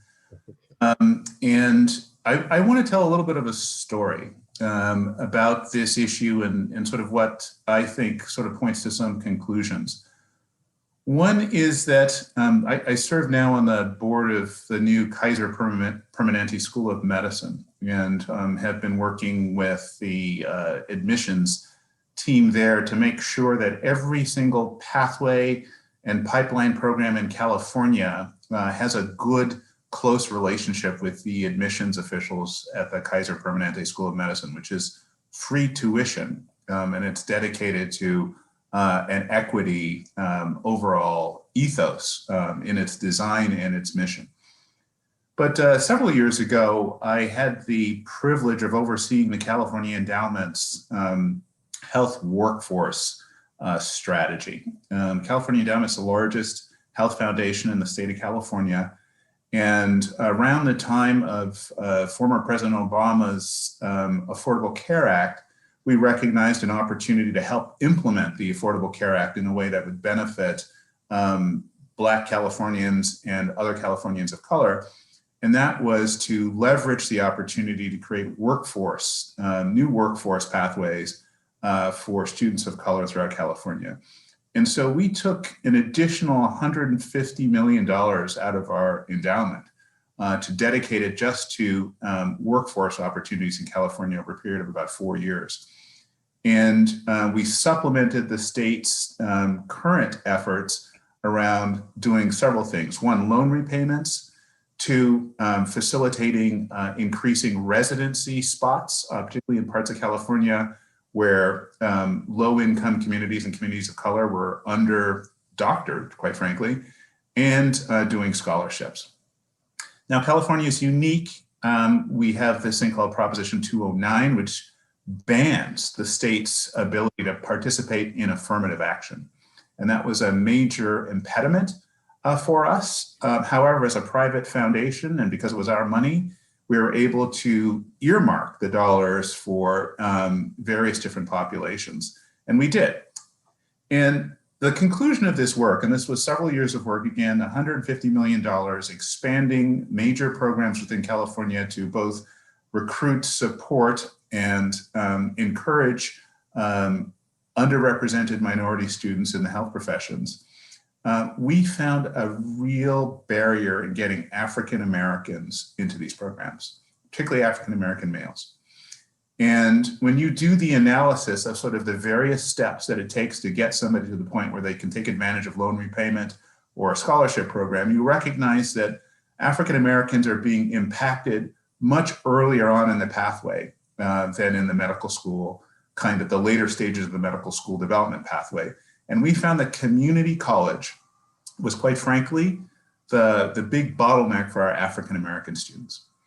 And that any efforts that we had hoped to try to expand these opportunities at the sort of the end of the pipeline were being stymied by much earlier on in that pipeline at the community college level, where something like 50% of all our African Americans students that get into medical school started in some sort of community college or junior college. So our goals have changed. We started to focus much earlier on in that pipeline, particularly that articulation from between 9th grade and high school graduation and then into college. We have some very good partners. We have a program, it's a national program called Health Career Connections that has really kind of helped us tighten up those pathway programs. They've analyzed the health career pathway programs throughout California to assess which ones are strong, which ones are good and need support to get to great, and which ones are basically struggling and need some support to get to good. If I had to sort of bottom line this effort, it seems to me that we need a radical solution. I don't think we're going to solve, I know we're not going to solve this problem. We haven't solved this problem really with decades of sort of like tinkering around the margins. And what we need to do is radically increase access to some of both the pre-college and the pre-medical school science training that's necessary to equip students, particularly African-American males. I'll just point out that this has been a real sore spot for me. To equip them with the skill sets that they need to be able to meaningfully participate in the 21st century economy, and particularly in the healthcare career space. And that radical solution, I haven't heard it yet, but I think between some combination of looking at online training and the ability to radically expand access to certain types of pre-medical school training through an online platform, and the wonderful asset we have in the historically Black colleges and universities. I think some sort of partnership between Silicon Valley and HBCUs to radically blow out access for African American students around the country to these resources to dramatically increase the pipeline of students that are really prepared to even begin to compete for medical school slots and other health professional slots. So let me stop there and just say that we need something radical here. We're not going to solve this problem doing the same sorts of things that we've always done with just incremental increases. Thank all of you. Let me just say that my observation, along with my colleagues at the other medical schools, HBCU medical schools, always comes back to that central theme that all of you have referenced, that's preparation. And the preparation is linked to the quality of the schools that the kids are attending. K through 12 is what I'm referencing now. And that is linked to their family's income. I mean, people who have low incomes live in neighborhoods where the schools aren't very good. And it gets back to that same question of preparation. So I would agree that a radical solution is necessary, but I would just ask, the three of you, what might a radical solution look like, and what might be the role of your organizations like yours in achieving that radical solution? If I can jump in, there's two areas that NACME strategically has been discussing as far as, we call it BHAGs, right? What's that big, hairy, audacious goal that we should all go after? And the key word is all. To the extent that each organization tries to do it alone, we won't make headway. So collaboration and creating that Venn diagram where every foundation, every nonprofit, every corporation understands what their subject matter expertise is in the area, but that we come together and pool resources towards outcomes. One area, there's two areas that we've been talking about that I think we all touched on. One is a national bridge program. And COVID has taught us that we can effectively create virtual opportunities that, regardless of a child's zip code, that he or she will have access to the level rigor needed between either high school and community college and a 4-year undergraduate institution. Because similar in the fields of engineering and computer science, 40% of Black students touch a community college before they become an engineer or computer science. So the numbers are similar in that regard. So how can we help create, we know what the content is that weeds students out, why they don't graduate within 5 years in a 4-year design program. How can we be able to provide that content in a culturally sensitive way that we can meet students where they are? We are a big advocate of how to create and work with the subject matter experts to create a national bridge program. And then on the line of public and private partnerships, when this nation wants to solve problems, like we discussed earlier in the transportation, what's the infrastructure what is infrastructure in the United States? And prior to that, when we wanted to land someone on the moon, we created financial structures to incent talent to go into specific fields, and we figured out a way to provide funding. So a national Pell Grant program that's focused on the competitive fields that the country needs for all demographics, with a special focus on underrepresented individuals, particularly Black community. So a Pell Grant for medical engineering and science fields to ensure that any student that wants to enroll in a program has the financial access to do so. So these are the two areas that NACME is focusing on, and I would love to be able to explore kind of the BHAGs that others are thinking about. Ganesha, you have some thoughts? Sure. I think, as I've said, we have a new portfolio that's focused on intergenerational wealth. And in that, I think that, one of the things that we are thinking about really big and audacious goals around is community wealth building to get at just what Dr. Hildreth talked about. And that is looking at the family level, as well as the community level and the institutional level around what are the impacts and what are the opportunities that we have to interrupt these systemic issues that cause students not to be prepared or not to have the support and or resources that they should have access to at various points during the pipeline. And so I think, we're not quite there yet in figuring out what is the intervention point, but I can tell you, thinking about community wealth building models and how to fund that in our communities is one big, huge piece that I think you will see from us.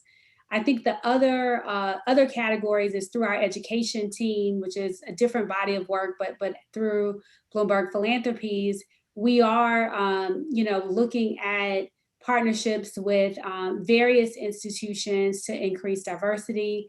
You may have heard about a gift that was just announced in the last few days in a partnership with Princeton. We also are looking at partnerships with our HBCUs to see, what are the opportunities there.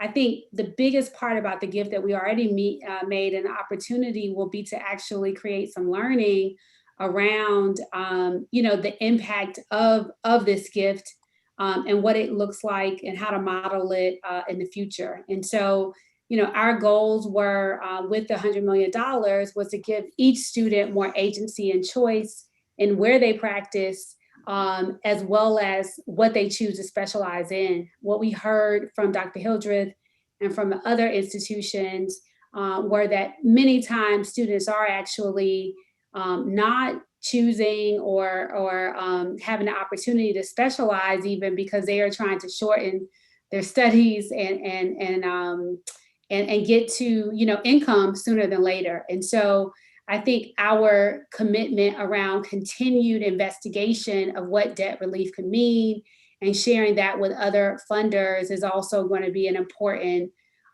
factor here, even in doubling down or thinking about extending or helping to fundraise for more debt reduction. So that's the other piece that I think will be important. Dr. Eaton, you have some thoughts, questions? Well, I agree with what my two colleagues just said. I mean, those are really very good ideas. It strikes me again that if one of the critical junction points in the career trajectory of African-American science-interested students is that sort of period between the end of high school, community or junior college, and the beginning of college, that we really ought to dramatically expand resources during that period of time. And it also strikes me that the need for those resources, and I mentor a lot of students, as I'm sure my colleagues do as well, and they struggle. I mean, they're bright young people who get intimidated by calculus or get intimidated by physical chemistry or what have you, and they're on a college track and they don't do well in one of those courses, and then they start to reconsider their entire future and they shift into something like psychology or sociology because they find it easier to get a handle on, and they lose that sort of appetite for the harder science. And I feel like there's an opportunity there to sort of support them, to keep that appetite alive for the harder science. And I think that we could do that with the HBCUs in some sort of supplementary fashion. I also think that, as my prior colleague just said, the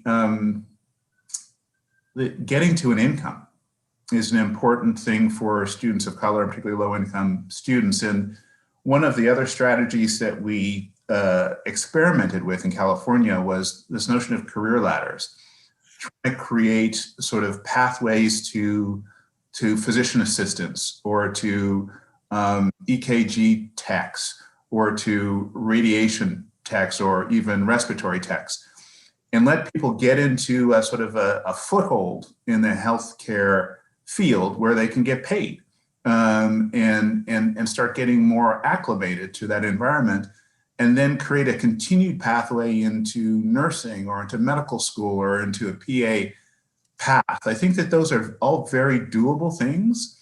And if you give people kind of off ramps where they can get income during that period, they may be able to hold on longer and keep, becoming and not to say that becoming a physician necessarily needs to be the goal of all of these young people, but there's such a squandering of talent that happens when they run into these obstacles of calculus and physical chemistry that we can both overcome and also offer them kind of these off ramps into income that keep them basically adjacent to the freeway so they can get back on when they feel like they're ready. Well, one of the things that's been referenced, I think that's really important, at least from my observation, is the intimidation that some students feel by some of the courses they need to take in trying to get to a STEM career. And so I believe, and I'd really like to get your thoughts about this, that to remove that intimidation factor requires two things. One is they have to be able to visualize themselves doing those things, which means they need to see someone doing it who looks like them. But I also think it's really important that we start early to remove the intimidation factor. When I was a dean at University of California, Davis, I was part of a program in which part of it was to teach third graders to write code, computer code, right? And I thought that was quite extraordinary because I knew for a fact that some of the schools in Sacramento that were attended by kids of color, they would never have the opportunity to learn how to write code as a third grader. And that points to the earlier point I made, which is about resources available to communities and the quality of their schools. So I just want to get your thoughts about going even further upstream and thinking about things that we could do in K through 12 that might make a difference in terms of removing the intimidation factor, which I think is really important. Do you have any thoughts about that, or suggestions or ideas or reactions to it? Well, I totally agree. I mean, that was the other experience we had. We looked at every major K through 12 STEM pipeline in the state of California. And, one of the things that came up, which was clear, was that the successful pathways had three basic components. They had the educational component, they had the college component, and they had an employer component. And those three components had to work together, setting kind of a clear structured trajectory into a job. And what was clear from the educational component was that it had to start early, very early, as young as third grade. And if students have those expectations kind of set for them at that age, and they see the supporting infrastructure for getting to where they would like to get to, it's much more likely that they'll get there. So we ultimately concluded that there was no one of those components unnecessary. You had to have all three of them, and they had to be working together.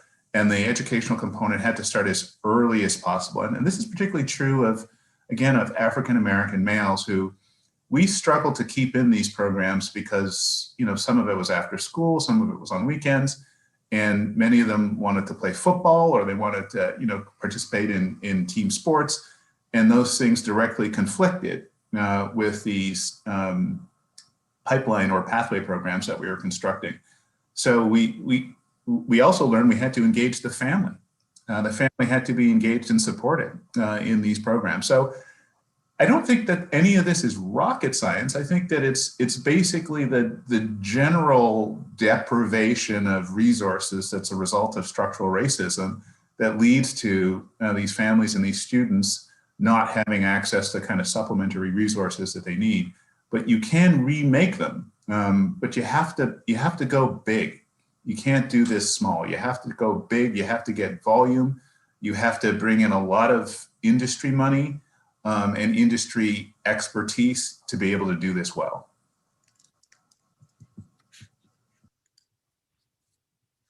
The other panel members have any thoughts about the early start to the programs?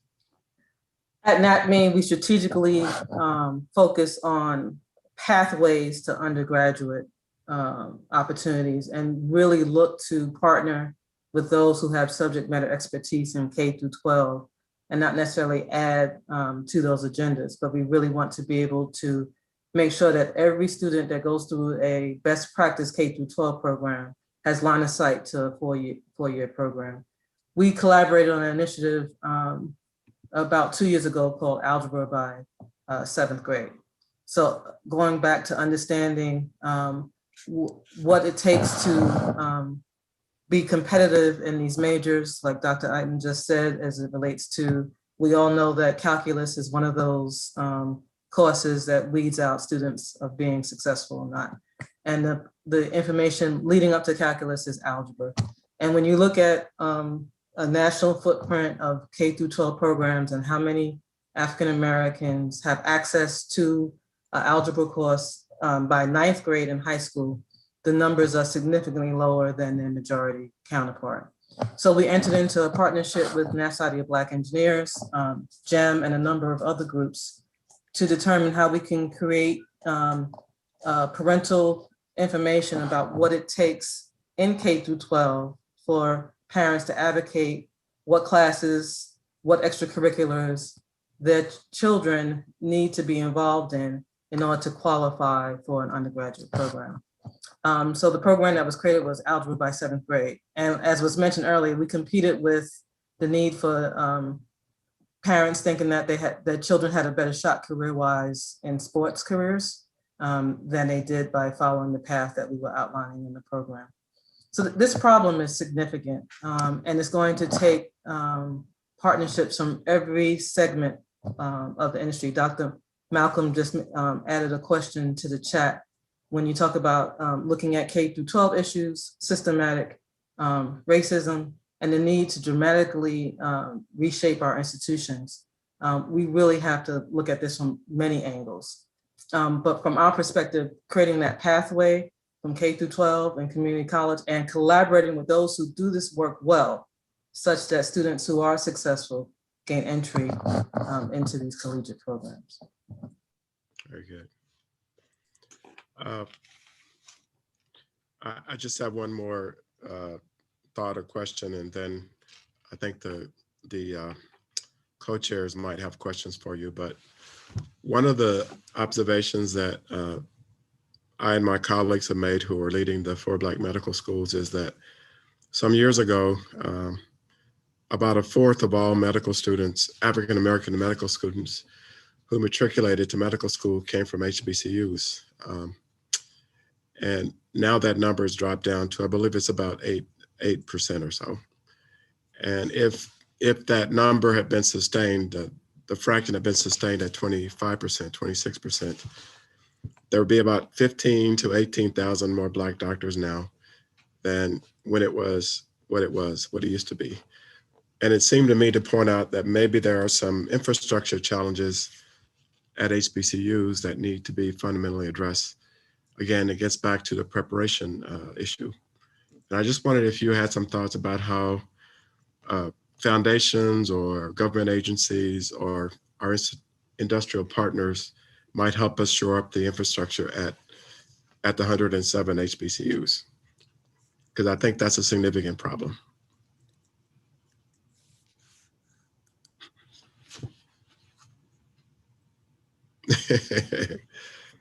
I'll jump in. Okay, go ahead. I mean, you know, forgive me for saying this, but I think that this is about reparations. This is where the United States should be investing its reparations dollars in HBCUs, creating the infrastructure for opportunity for African Americans to repair the legacy, the harm of the legacy of centuries of racism. And I think until we see the kind of investment in repairing that harm, we will continue to see these outcomes. And it's obviously not just in health, it's in engineering, it's in all the science fields, it's in finance.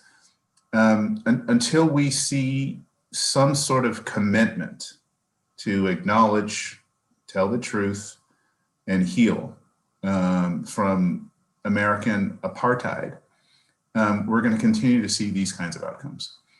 And so I think that HBCUs are a prime target for the kinds of investments that are necessary to bring about the kind of repair that this society owes African Americans. I like that statement. I'm the one that normally pushes the envelope, so thank you for that. At NACME, we study both HBCUs, Hispanic serving institutions, as well as PWIs, predominantly white institutions. And when we look at the gap of graduation rates of Blacks, we are falling far behind even our Hispanic counterparts, even as you compare growth rates in populations. The graduation rates within HBCUs, the average graduation rate is 56% across demographics in the field of engineering. And within HBCUs, it's significantly lower. I don't have the exact percentage, but it's in the 30% range. So please don't quote me because I don't have that number in front of me, but it's significantly lower. It's falling way behind their majority, the PWI counterparts. So I agree with everything Dr. Eyton just said. I'm not sure if I'm pronouncing your last name right, Anthony. Pushing the envelope as it relates to putting together a national strategy that allows this country to invest in the educational excellence that exists in our communities and giving them access to the level of rigor such that they will be successful is the big, hairy, audacious goal, that the envelope that we need to push across the board. I completely agree. And I would just add, I mean, I think my colleagues have it covered, but I would just add this focus that, again, is really important to us, and that is not only thinking about the students, but also thinking about the institution and what and the history of systemic underinvestment in our institutions. And I think that is, we can see that at a surface level, but we can also see that in very, the supports that are around those schools, the communities in which those schools exist and live in, but also service. And that was something even with the medical schools that I just can't get around, is because you think about each of the 4 Black medical schools that we have right now, they are over-indexing in the production of Black doctors currently. These schools are producing the most Black doctors that we have right now, yet they are not partners and key partners, for many foundations. We are not thinking about the ways in which they service and build trust within the communities that they serve or in proximity to. And I just think that in addition to what Dr. Eyton and Michelle have shared, is we have to think about those institutions and what short-term and long-term investments we can make into them as institutions and schools, but in places of education, but also in the way that they are servicing the communities that they live in every day, and how they're helping improve health outcomes just by being located within the communities that they're in. So, I mean, sort of following up on Dr. Eyton's point, and I believe one of the earlier panelists made the point that we're living through another Sputnik moment, where the whole world is focused on science and what science can do. And as someone who studied viruses and the immune system for 40 years, actually more than 40 years, witnessing the development of vaccines in 10 months has been something extraordinary, even for me to see. And I do think there's a renewed focus on what science can do. So I just wonder, is there something that we could do different or more bold or more definitive in a moment like this in terms of this issue that we might not be able to do at some other time? Is there something that's calling out for us to do because of the moment we're in that we don't want to miss that opportunity? I just would get your reaction to that, because I think that might be the case. So what do you all think? Well, I'll throw in just the quick story of Onesimus, which I think many of you know. Onesimus was an enslaved African man in the early 1700s in Boston by Cotton Mather. And he basically explained the technology of inoculation or variolation to Cotton Mather, who ultimately, albeit he was caught up in a whole bunch of witch trials and all that sort of stuff, spread that throughout Boston, which led George Washington to inoculate the entire US Continental Army, which some historians point to as the reason the US was able to defeat the British. And, the eradication of smallpox worldwide stems from that conversation of Onesimus with Cotton Mather. And yet we've whitewashed the history of vaccination in this country to suggest that somehow this was sort of white technology or white brilliance that led to, the miracle that COVID vaccination is today. That the thinking has an unbroken line all the way back to Onesimus, an enslaved African man. And so the narrative we have around African Americans and health in this country has been whitewashed. And we need to change the narrative if we want to change the policy. And ultimately the policy creates the conditions. So I think, one of the things we have to do is tell these stories, tell the stories of, the ABO blood system and, the contributions of Charles Drew. These stories that's our legacy. African Americans have been at the leading edge of STEM for as long as this country has been around, even before this country. And yet we hear a story that, we're somehow just on the lagging edge.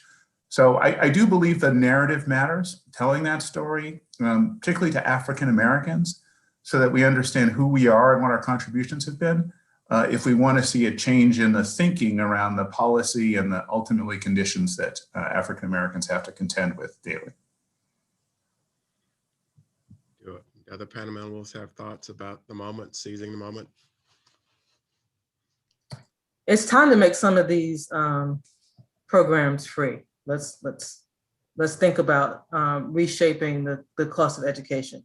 A number of us discussed that African-American students touch a community college before they enter into a four-year undergraduate institution. Community college needs to be free, quite frankly, to remove the financial barrier to be able to gain access to some of these graduate programs in the competitive fields that we're focusing on. And I said in my intro quickly that my daughter is a second-year student in medical school and she's at NYU.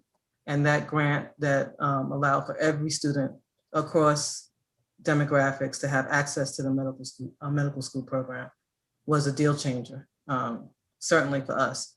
But as a part of the strategy that the university communicated, there's an expectation to work within an underrepresented area during your medical program, as well as during your residency, as well as beyond, as a part of the financial structure of receiving tuition benefit. So we have to create these type of programs where across races that the sensitivity training such that white doctors can be better medical professionals to Black communities, and that we have a significant increase in Black doctors. And how are we going to do that? We won't be able to do it piecemeal. We have to be able to create large institutional infrastructure to be able to do that. Now, I think the program at NYU is an example of what should be done nationwide. And certainly in the fields that NATME focuses on in engineering and computer science, if the United States is going to be competitive internationally, we have to get more talent to engage in these fields. And the way to engage talent is to be able to create access opportunities where financial barriers is not the number one reason why you don't go into a field. Right. So we have to be able to create easy, you don't have to understand or know about a special program. Community college should be free. This is the moment to be able to return to that model. I would just add, I'm in conversation with quite a few of our philanthropic colleagues who have made commitments within the last year in this moment to thinking about equity. And, part of that conversation and my personal hope is that we will think about opportunities to fund deeper and greater, across this particular issue, as well as to think about the institutions that have never been funded in this area before or need more partnerships. And so what do I mean by that? I think that there are a number of, there's work to be done, I guess, in philanthropy to partner with organizations like the two organizations on this call who've done long-term deep work and actually learn what works and what doesn't, and how can we actually scale the programs that are working. I think there's also work to be done to think about specializations and how to get more people in the pipeline, not only earlier has been talked about on this panel, but also in certain specialty areas. I mean, Dr. Hildreth, you know this, I was blown away, and it's not a foreign thing, but at the number of the low representation of doctors in very specific specializations, all of which are the areas where we need doctors because we're suffering from really horrific outcomes. So the fact that there are so few cardiologists, there are so few doctors in certain specialty areas, and the highlighting of this issue and this gap, I think is equally as important as the fact that has been mentioned here, there are a decline in the number of Black male doctors, the fact that there are, these huge gaps that we don't think about in the issue. So I think focusing on the narrative and the need for policy change, as was mentioned, focusing on the pipeline, but also using this moment to really get out and have foundations respond to the gaps that exist along all areas is something that I'm really hopeful for. Well, of course, one of the context of our so-called Sputnik moment, or the moment when the nation and the world is focused on science, the nation and the world is also focused on the fact that here in the United States of America, we have a race problem, right? I mean, it's sort of garnered as much focus and attention as almost as much as the pandemic did itself. And I just wonder, we have this opportunity where people are focused on science, but in the context of a realization that there's a deep, long-seated problem of racial injustice. And should that change our approach? Should it make us more bold, less bold? I mean, does it change how you think about how we approach solutions to this problem? I can tell you, again, I don't want to make the whole focus medicine, but that's what I do. So let me use that to set some examples. There's been so much focus on what's called precision medicine, whereby we take large data sets, including genomic sequences, and design treatments particular to a person. My response to that is, I'm a scientist, I love the idea of precision medicine, but the truth is a bigger impact would be if we just got the tried and true treatments to everybody. If we just level the playing field for the existing treatments, that would have much more impact than precision medicine ever could. So I just wonder, are there parallels to that in terms of engineering and other kinds of fields that might think of, but my main point is we have this opportunity where we're focused on science, but we also have an opportunity to have a conversation that's long overdue about race and racial inequality in our country. And should that change our approach? Should we be more bold, less bold? Anyway, what are your reactions to that? Let me just put it that way. Yes, there's parallels in engineering. I have to tell you, the day after George Floyd was executed in broad daylight is how I paraphrase it. My phone and email I was pinged so many times from allies who wanted to understand what they could do differently, right? And we all know on this call that structural racism didn't change on that day. What changed was an awakening of what African Americans experience on a regular basis in this country. So the answer to your question is that yes, we have to be bold. We have to leverage the opportunity and to really be able to, given the understanding, the awakening of issues that have been in existence for years, that we use this moment in time to present the data, to present the metric-based outcomes that if we all invest in talent that can help this country be competitive, that can help us better as a nation, that we will all do better. And I think this is a moment in time that we can do that across fields, because the same is true, particularly true in engineering and computer science. Dr. Hildreth, can we have a moment to get that question also addressed by Dr. Shirley Malcolm? She's actually on the roundtable, and this is more so also an issue that we bring up that kind of is cross-cutting between all of the action groups, but just hearing some of her thoughts on this would be good as well. Absolutely. Okay. All right. Dr. Malcolm, would you just speak on the issue as well? Yes, thank you very much. I want to agree with everything that I've heard, that it is now the time to be bold. It would almost be, the question is, what are we waiting for? People are, in fact, looking at science as a very different way. They're looking at science as a way of addressing the problems that we have, of solving the large issues that we have. We've already come through with regard to delivering a vaccine in what Dr. Hildreth said is something I don't even believe.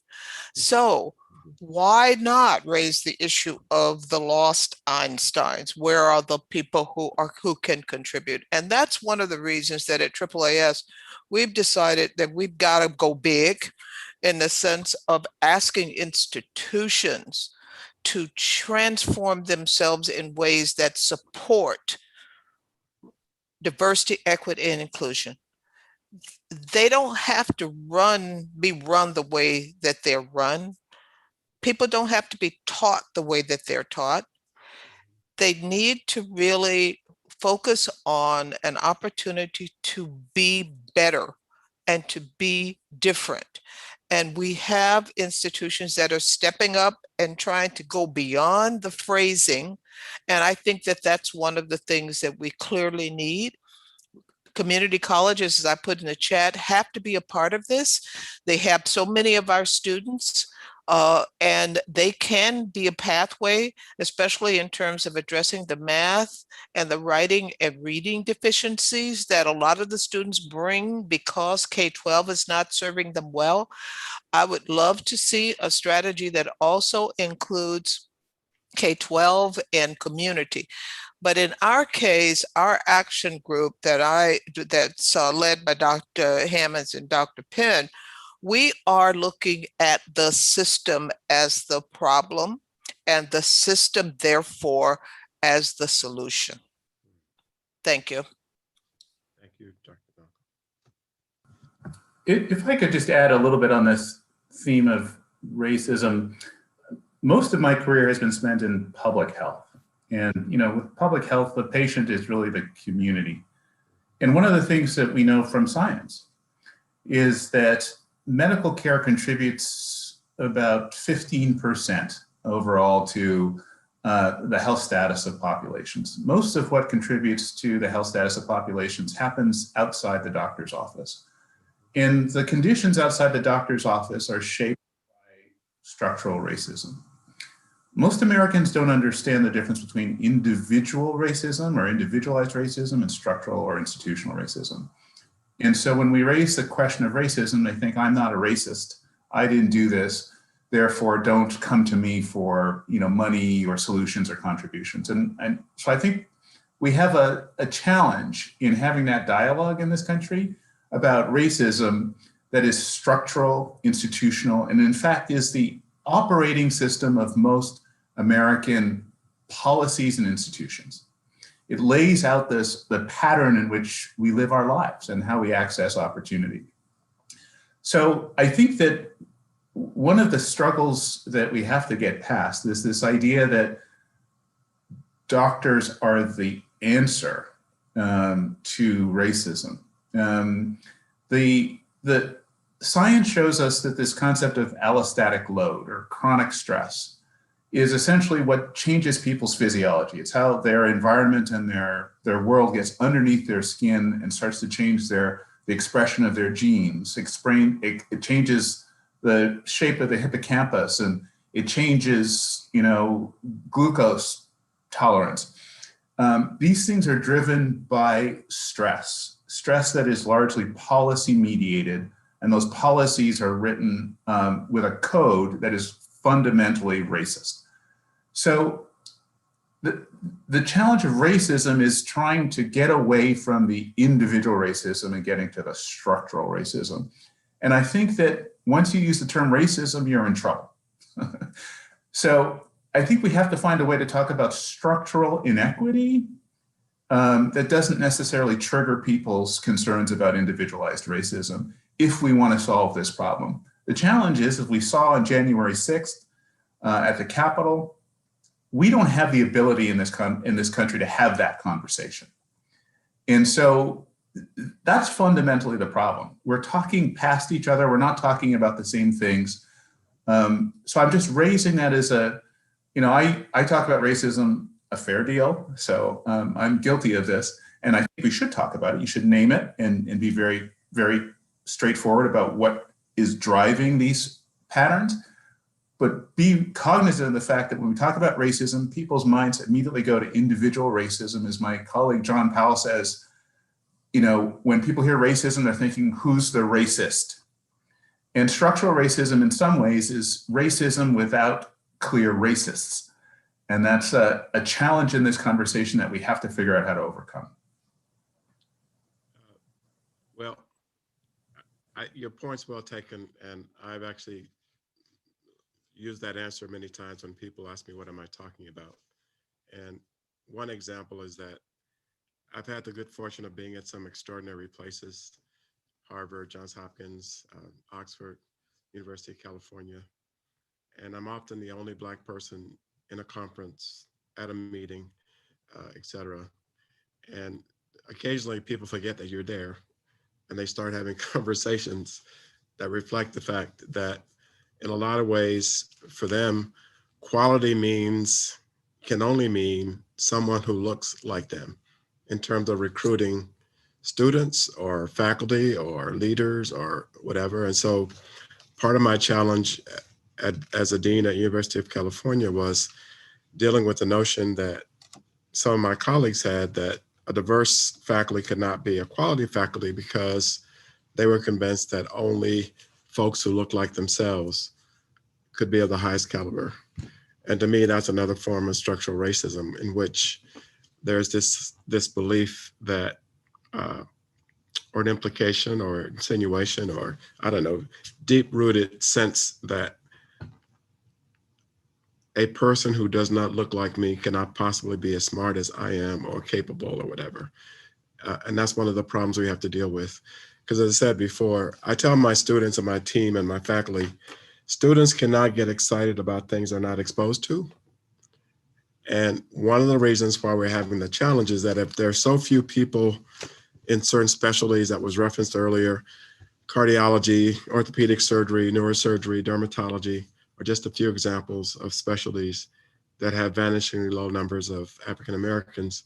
And it's a self-perpetuating situation because the people in those fields are convinced that bringing others who do not look like them into those fields will diminish the quality of those things. So one of our challenges is breaking through the barriers to get people in place to be as models, to exemplify for other students and those who aspire to do those things that is possible. But anyway, but I just wonder, based on all that, are there some actions we should take or approaches that we should imagine that might be different than they otherwise would be because the moment we're living in? I believe that is true, but I don't profess to have the answer to what those might be. I just think that there's an opportunity here that's not to be missed. The conversations are underway. It's foremost in our minds. We have our first Black vice president, who happens to be a Black woman. I mean, it's just an extraordinary time. How do we leverage it? How do we not miss an opportunity? I know that's a big question, but we need some big answers. Garnisha, you're famous for big answers. Before you answer, I don't want to put anybody under pressure. I know that you were committed till 4. If you can stay on, this can flow right into the next set of Q&A. I'm sorry, Dr. Hayes. I apologize. I got carried away there. Huh? It's all right. No, we were having a good time. So if you all can stay, no pressure, but we'd love to keep you if you can give us a little more time. Okay. Okay, perfect. So I have a hard stop at 4:15, but yes. okay, well, since you have to leave first, you can answer first.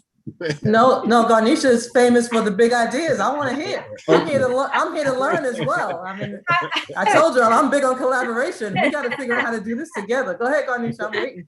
Dr. Hayes tried to take me off the hook, but now it's back. Ball is back in my court. So what I'll say is I think one big thing that we can do, and I'll step into, is the moment to be what I would say.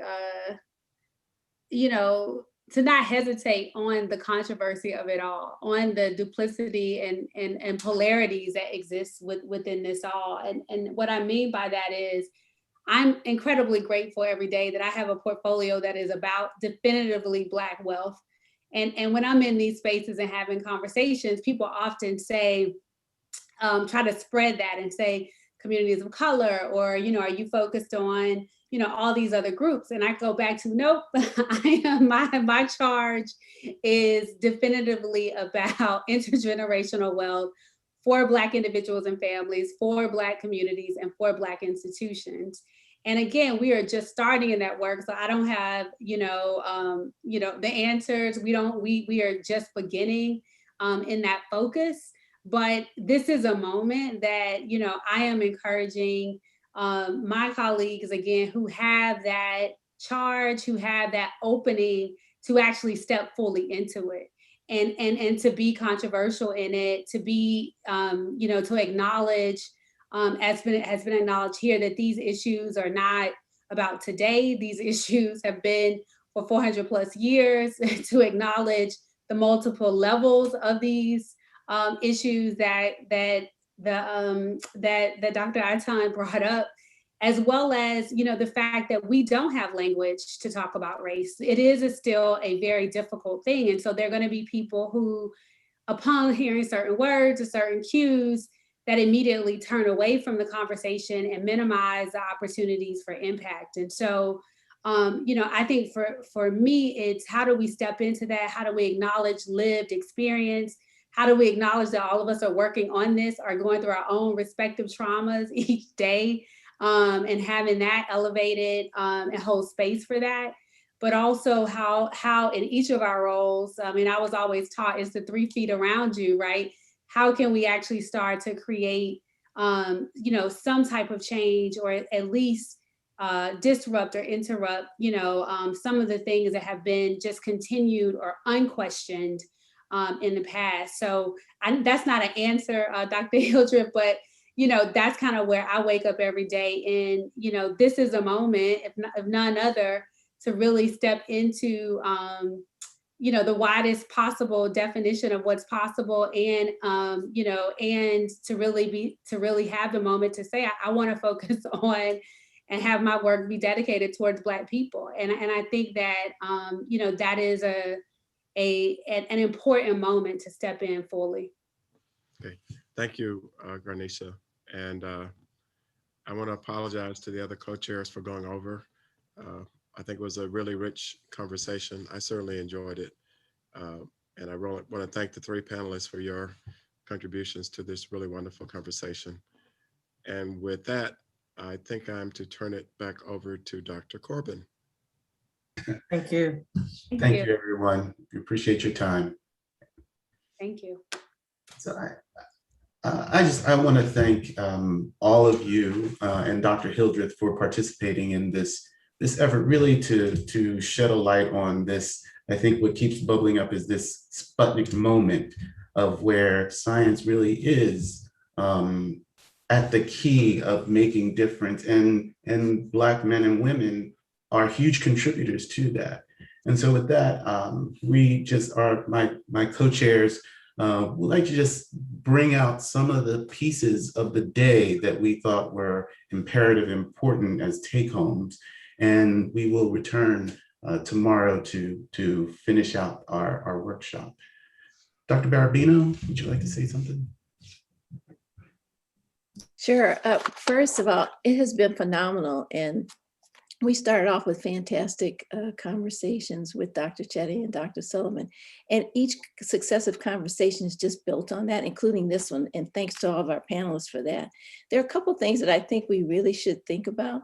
So this idea of like what you start out with and your where you live dictating where you end up, the gaps between the income, health, and wealth, it's just so stark. And one point I wanted to just put another exclamation point on was Dr. Aitan's point about our stories need to be told.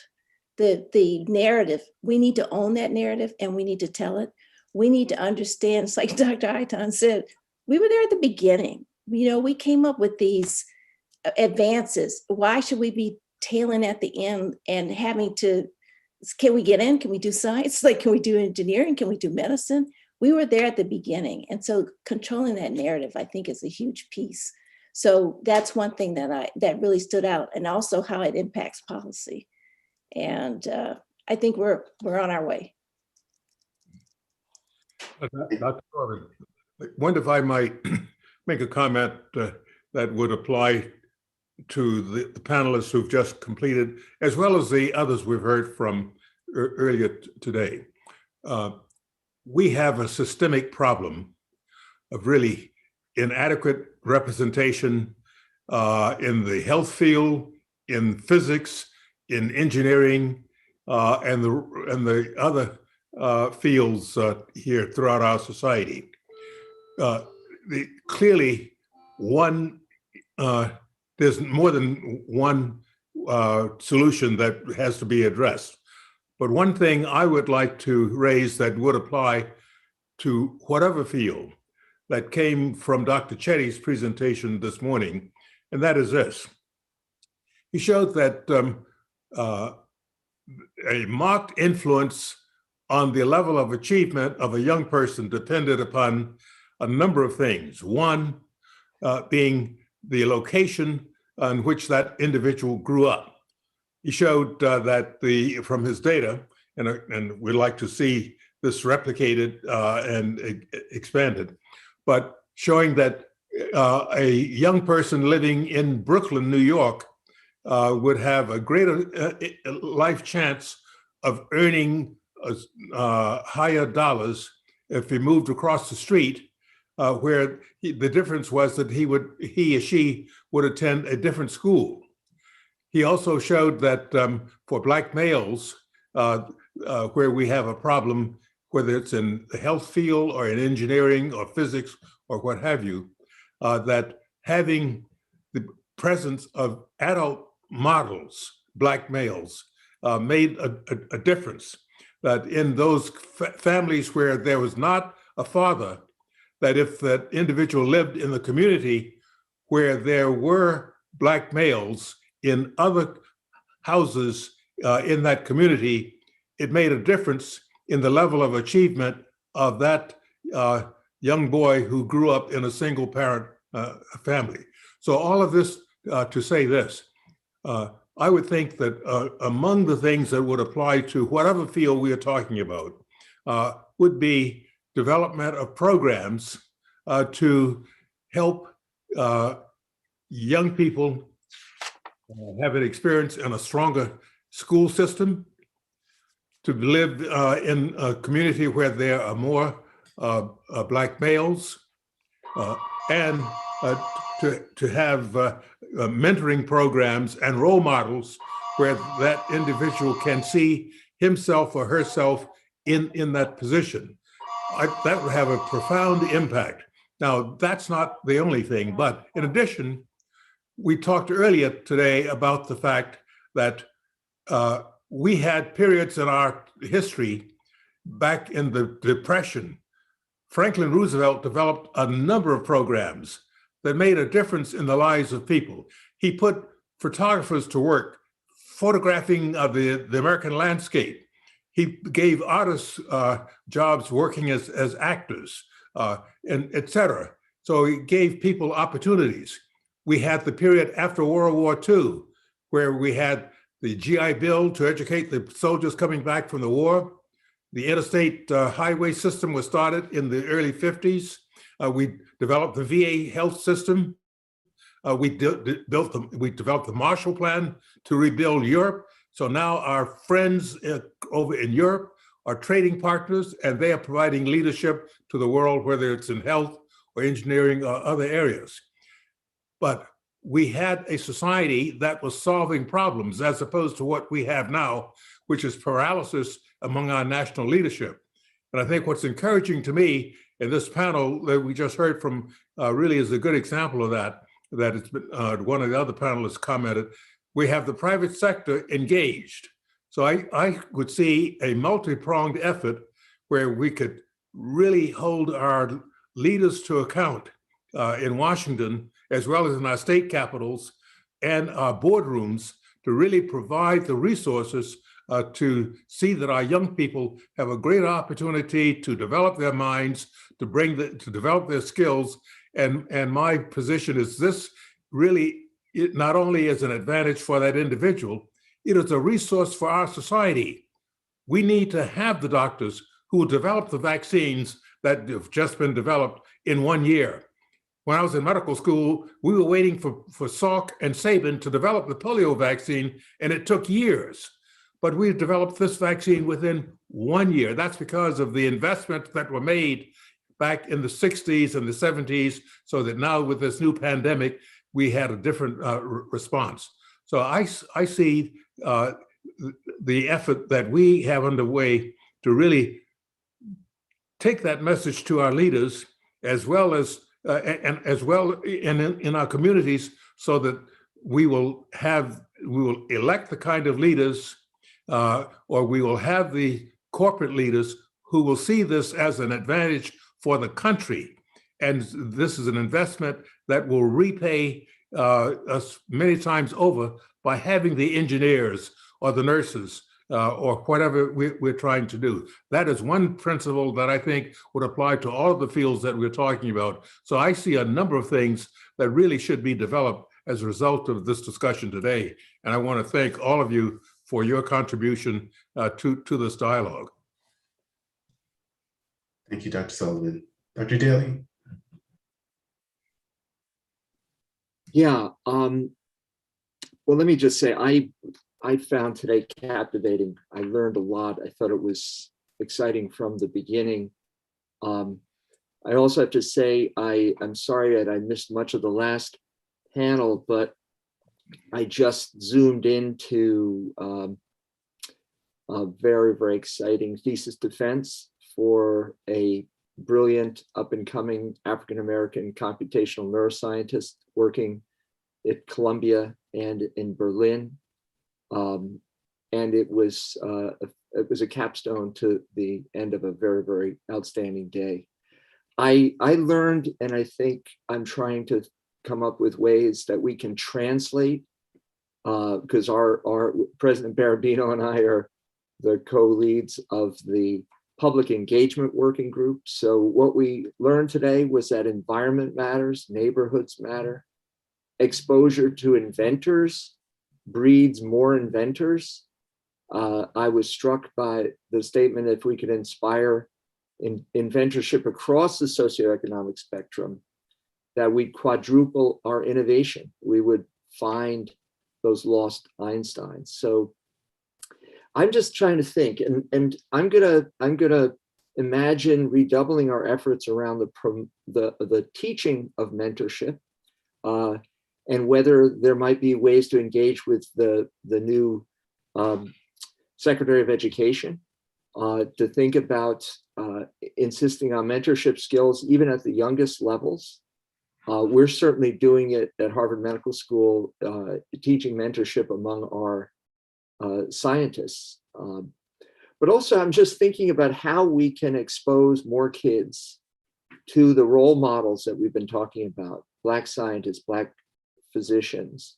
And I'm gonna reach out to the head of our local Museum of Science here in Boston, which is a tremendous institution that hosts kids from inner city schools here in Boston and could have a profound impact in exposure.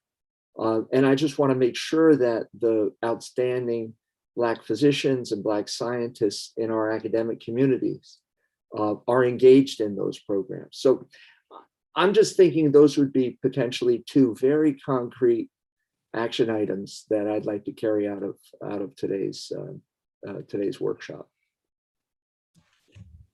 Thank you. And I really do thank my co-chairs and Reginald Hayes.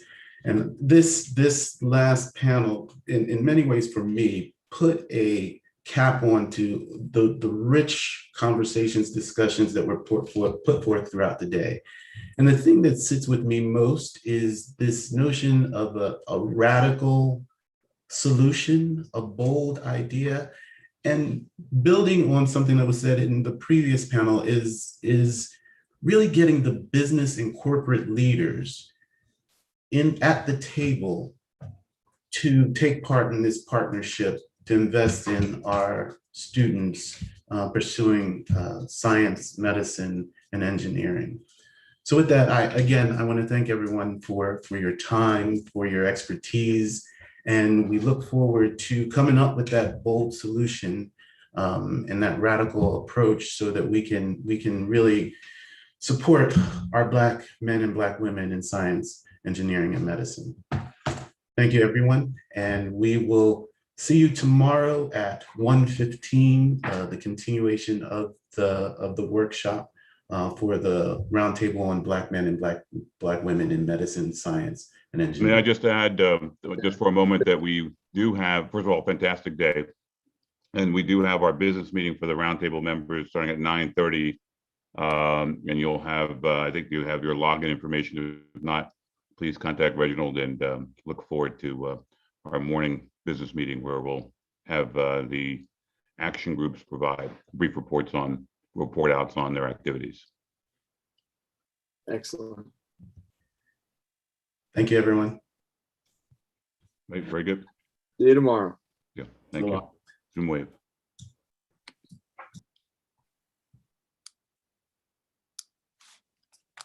Hey, Carmen.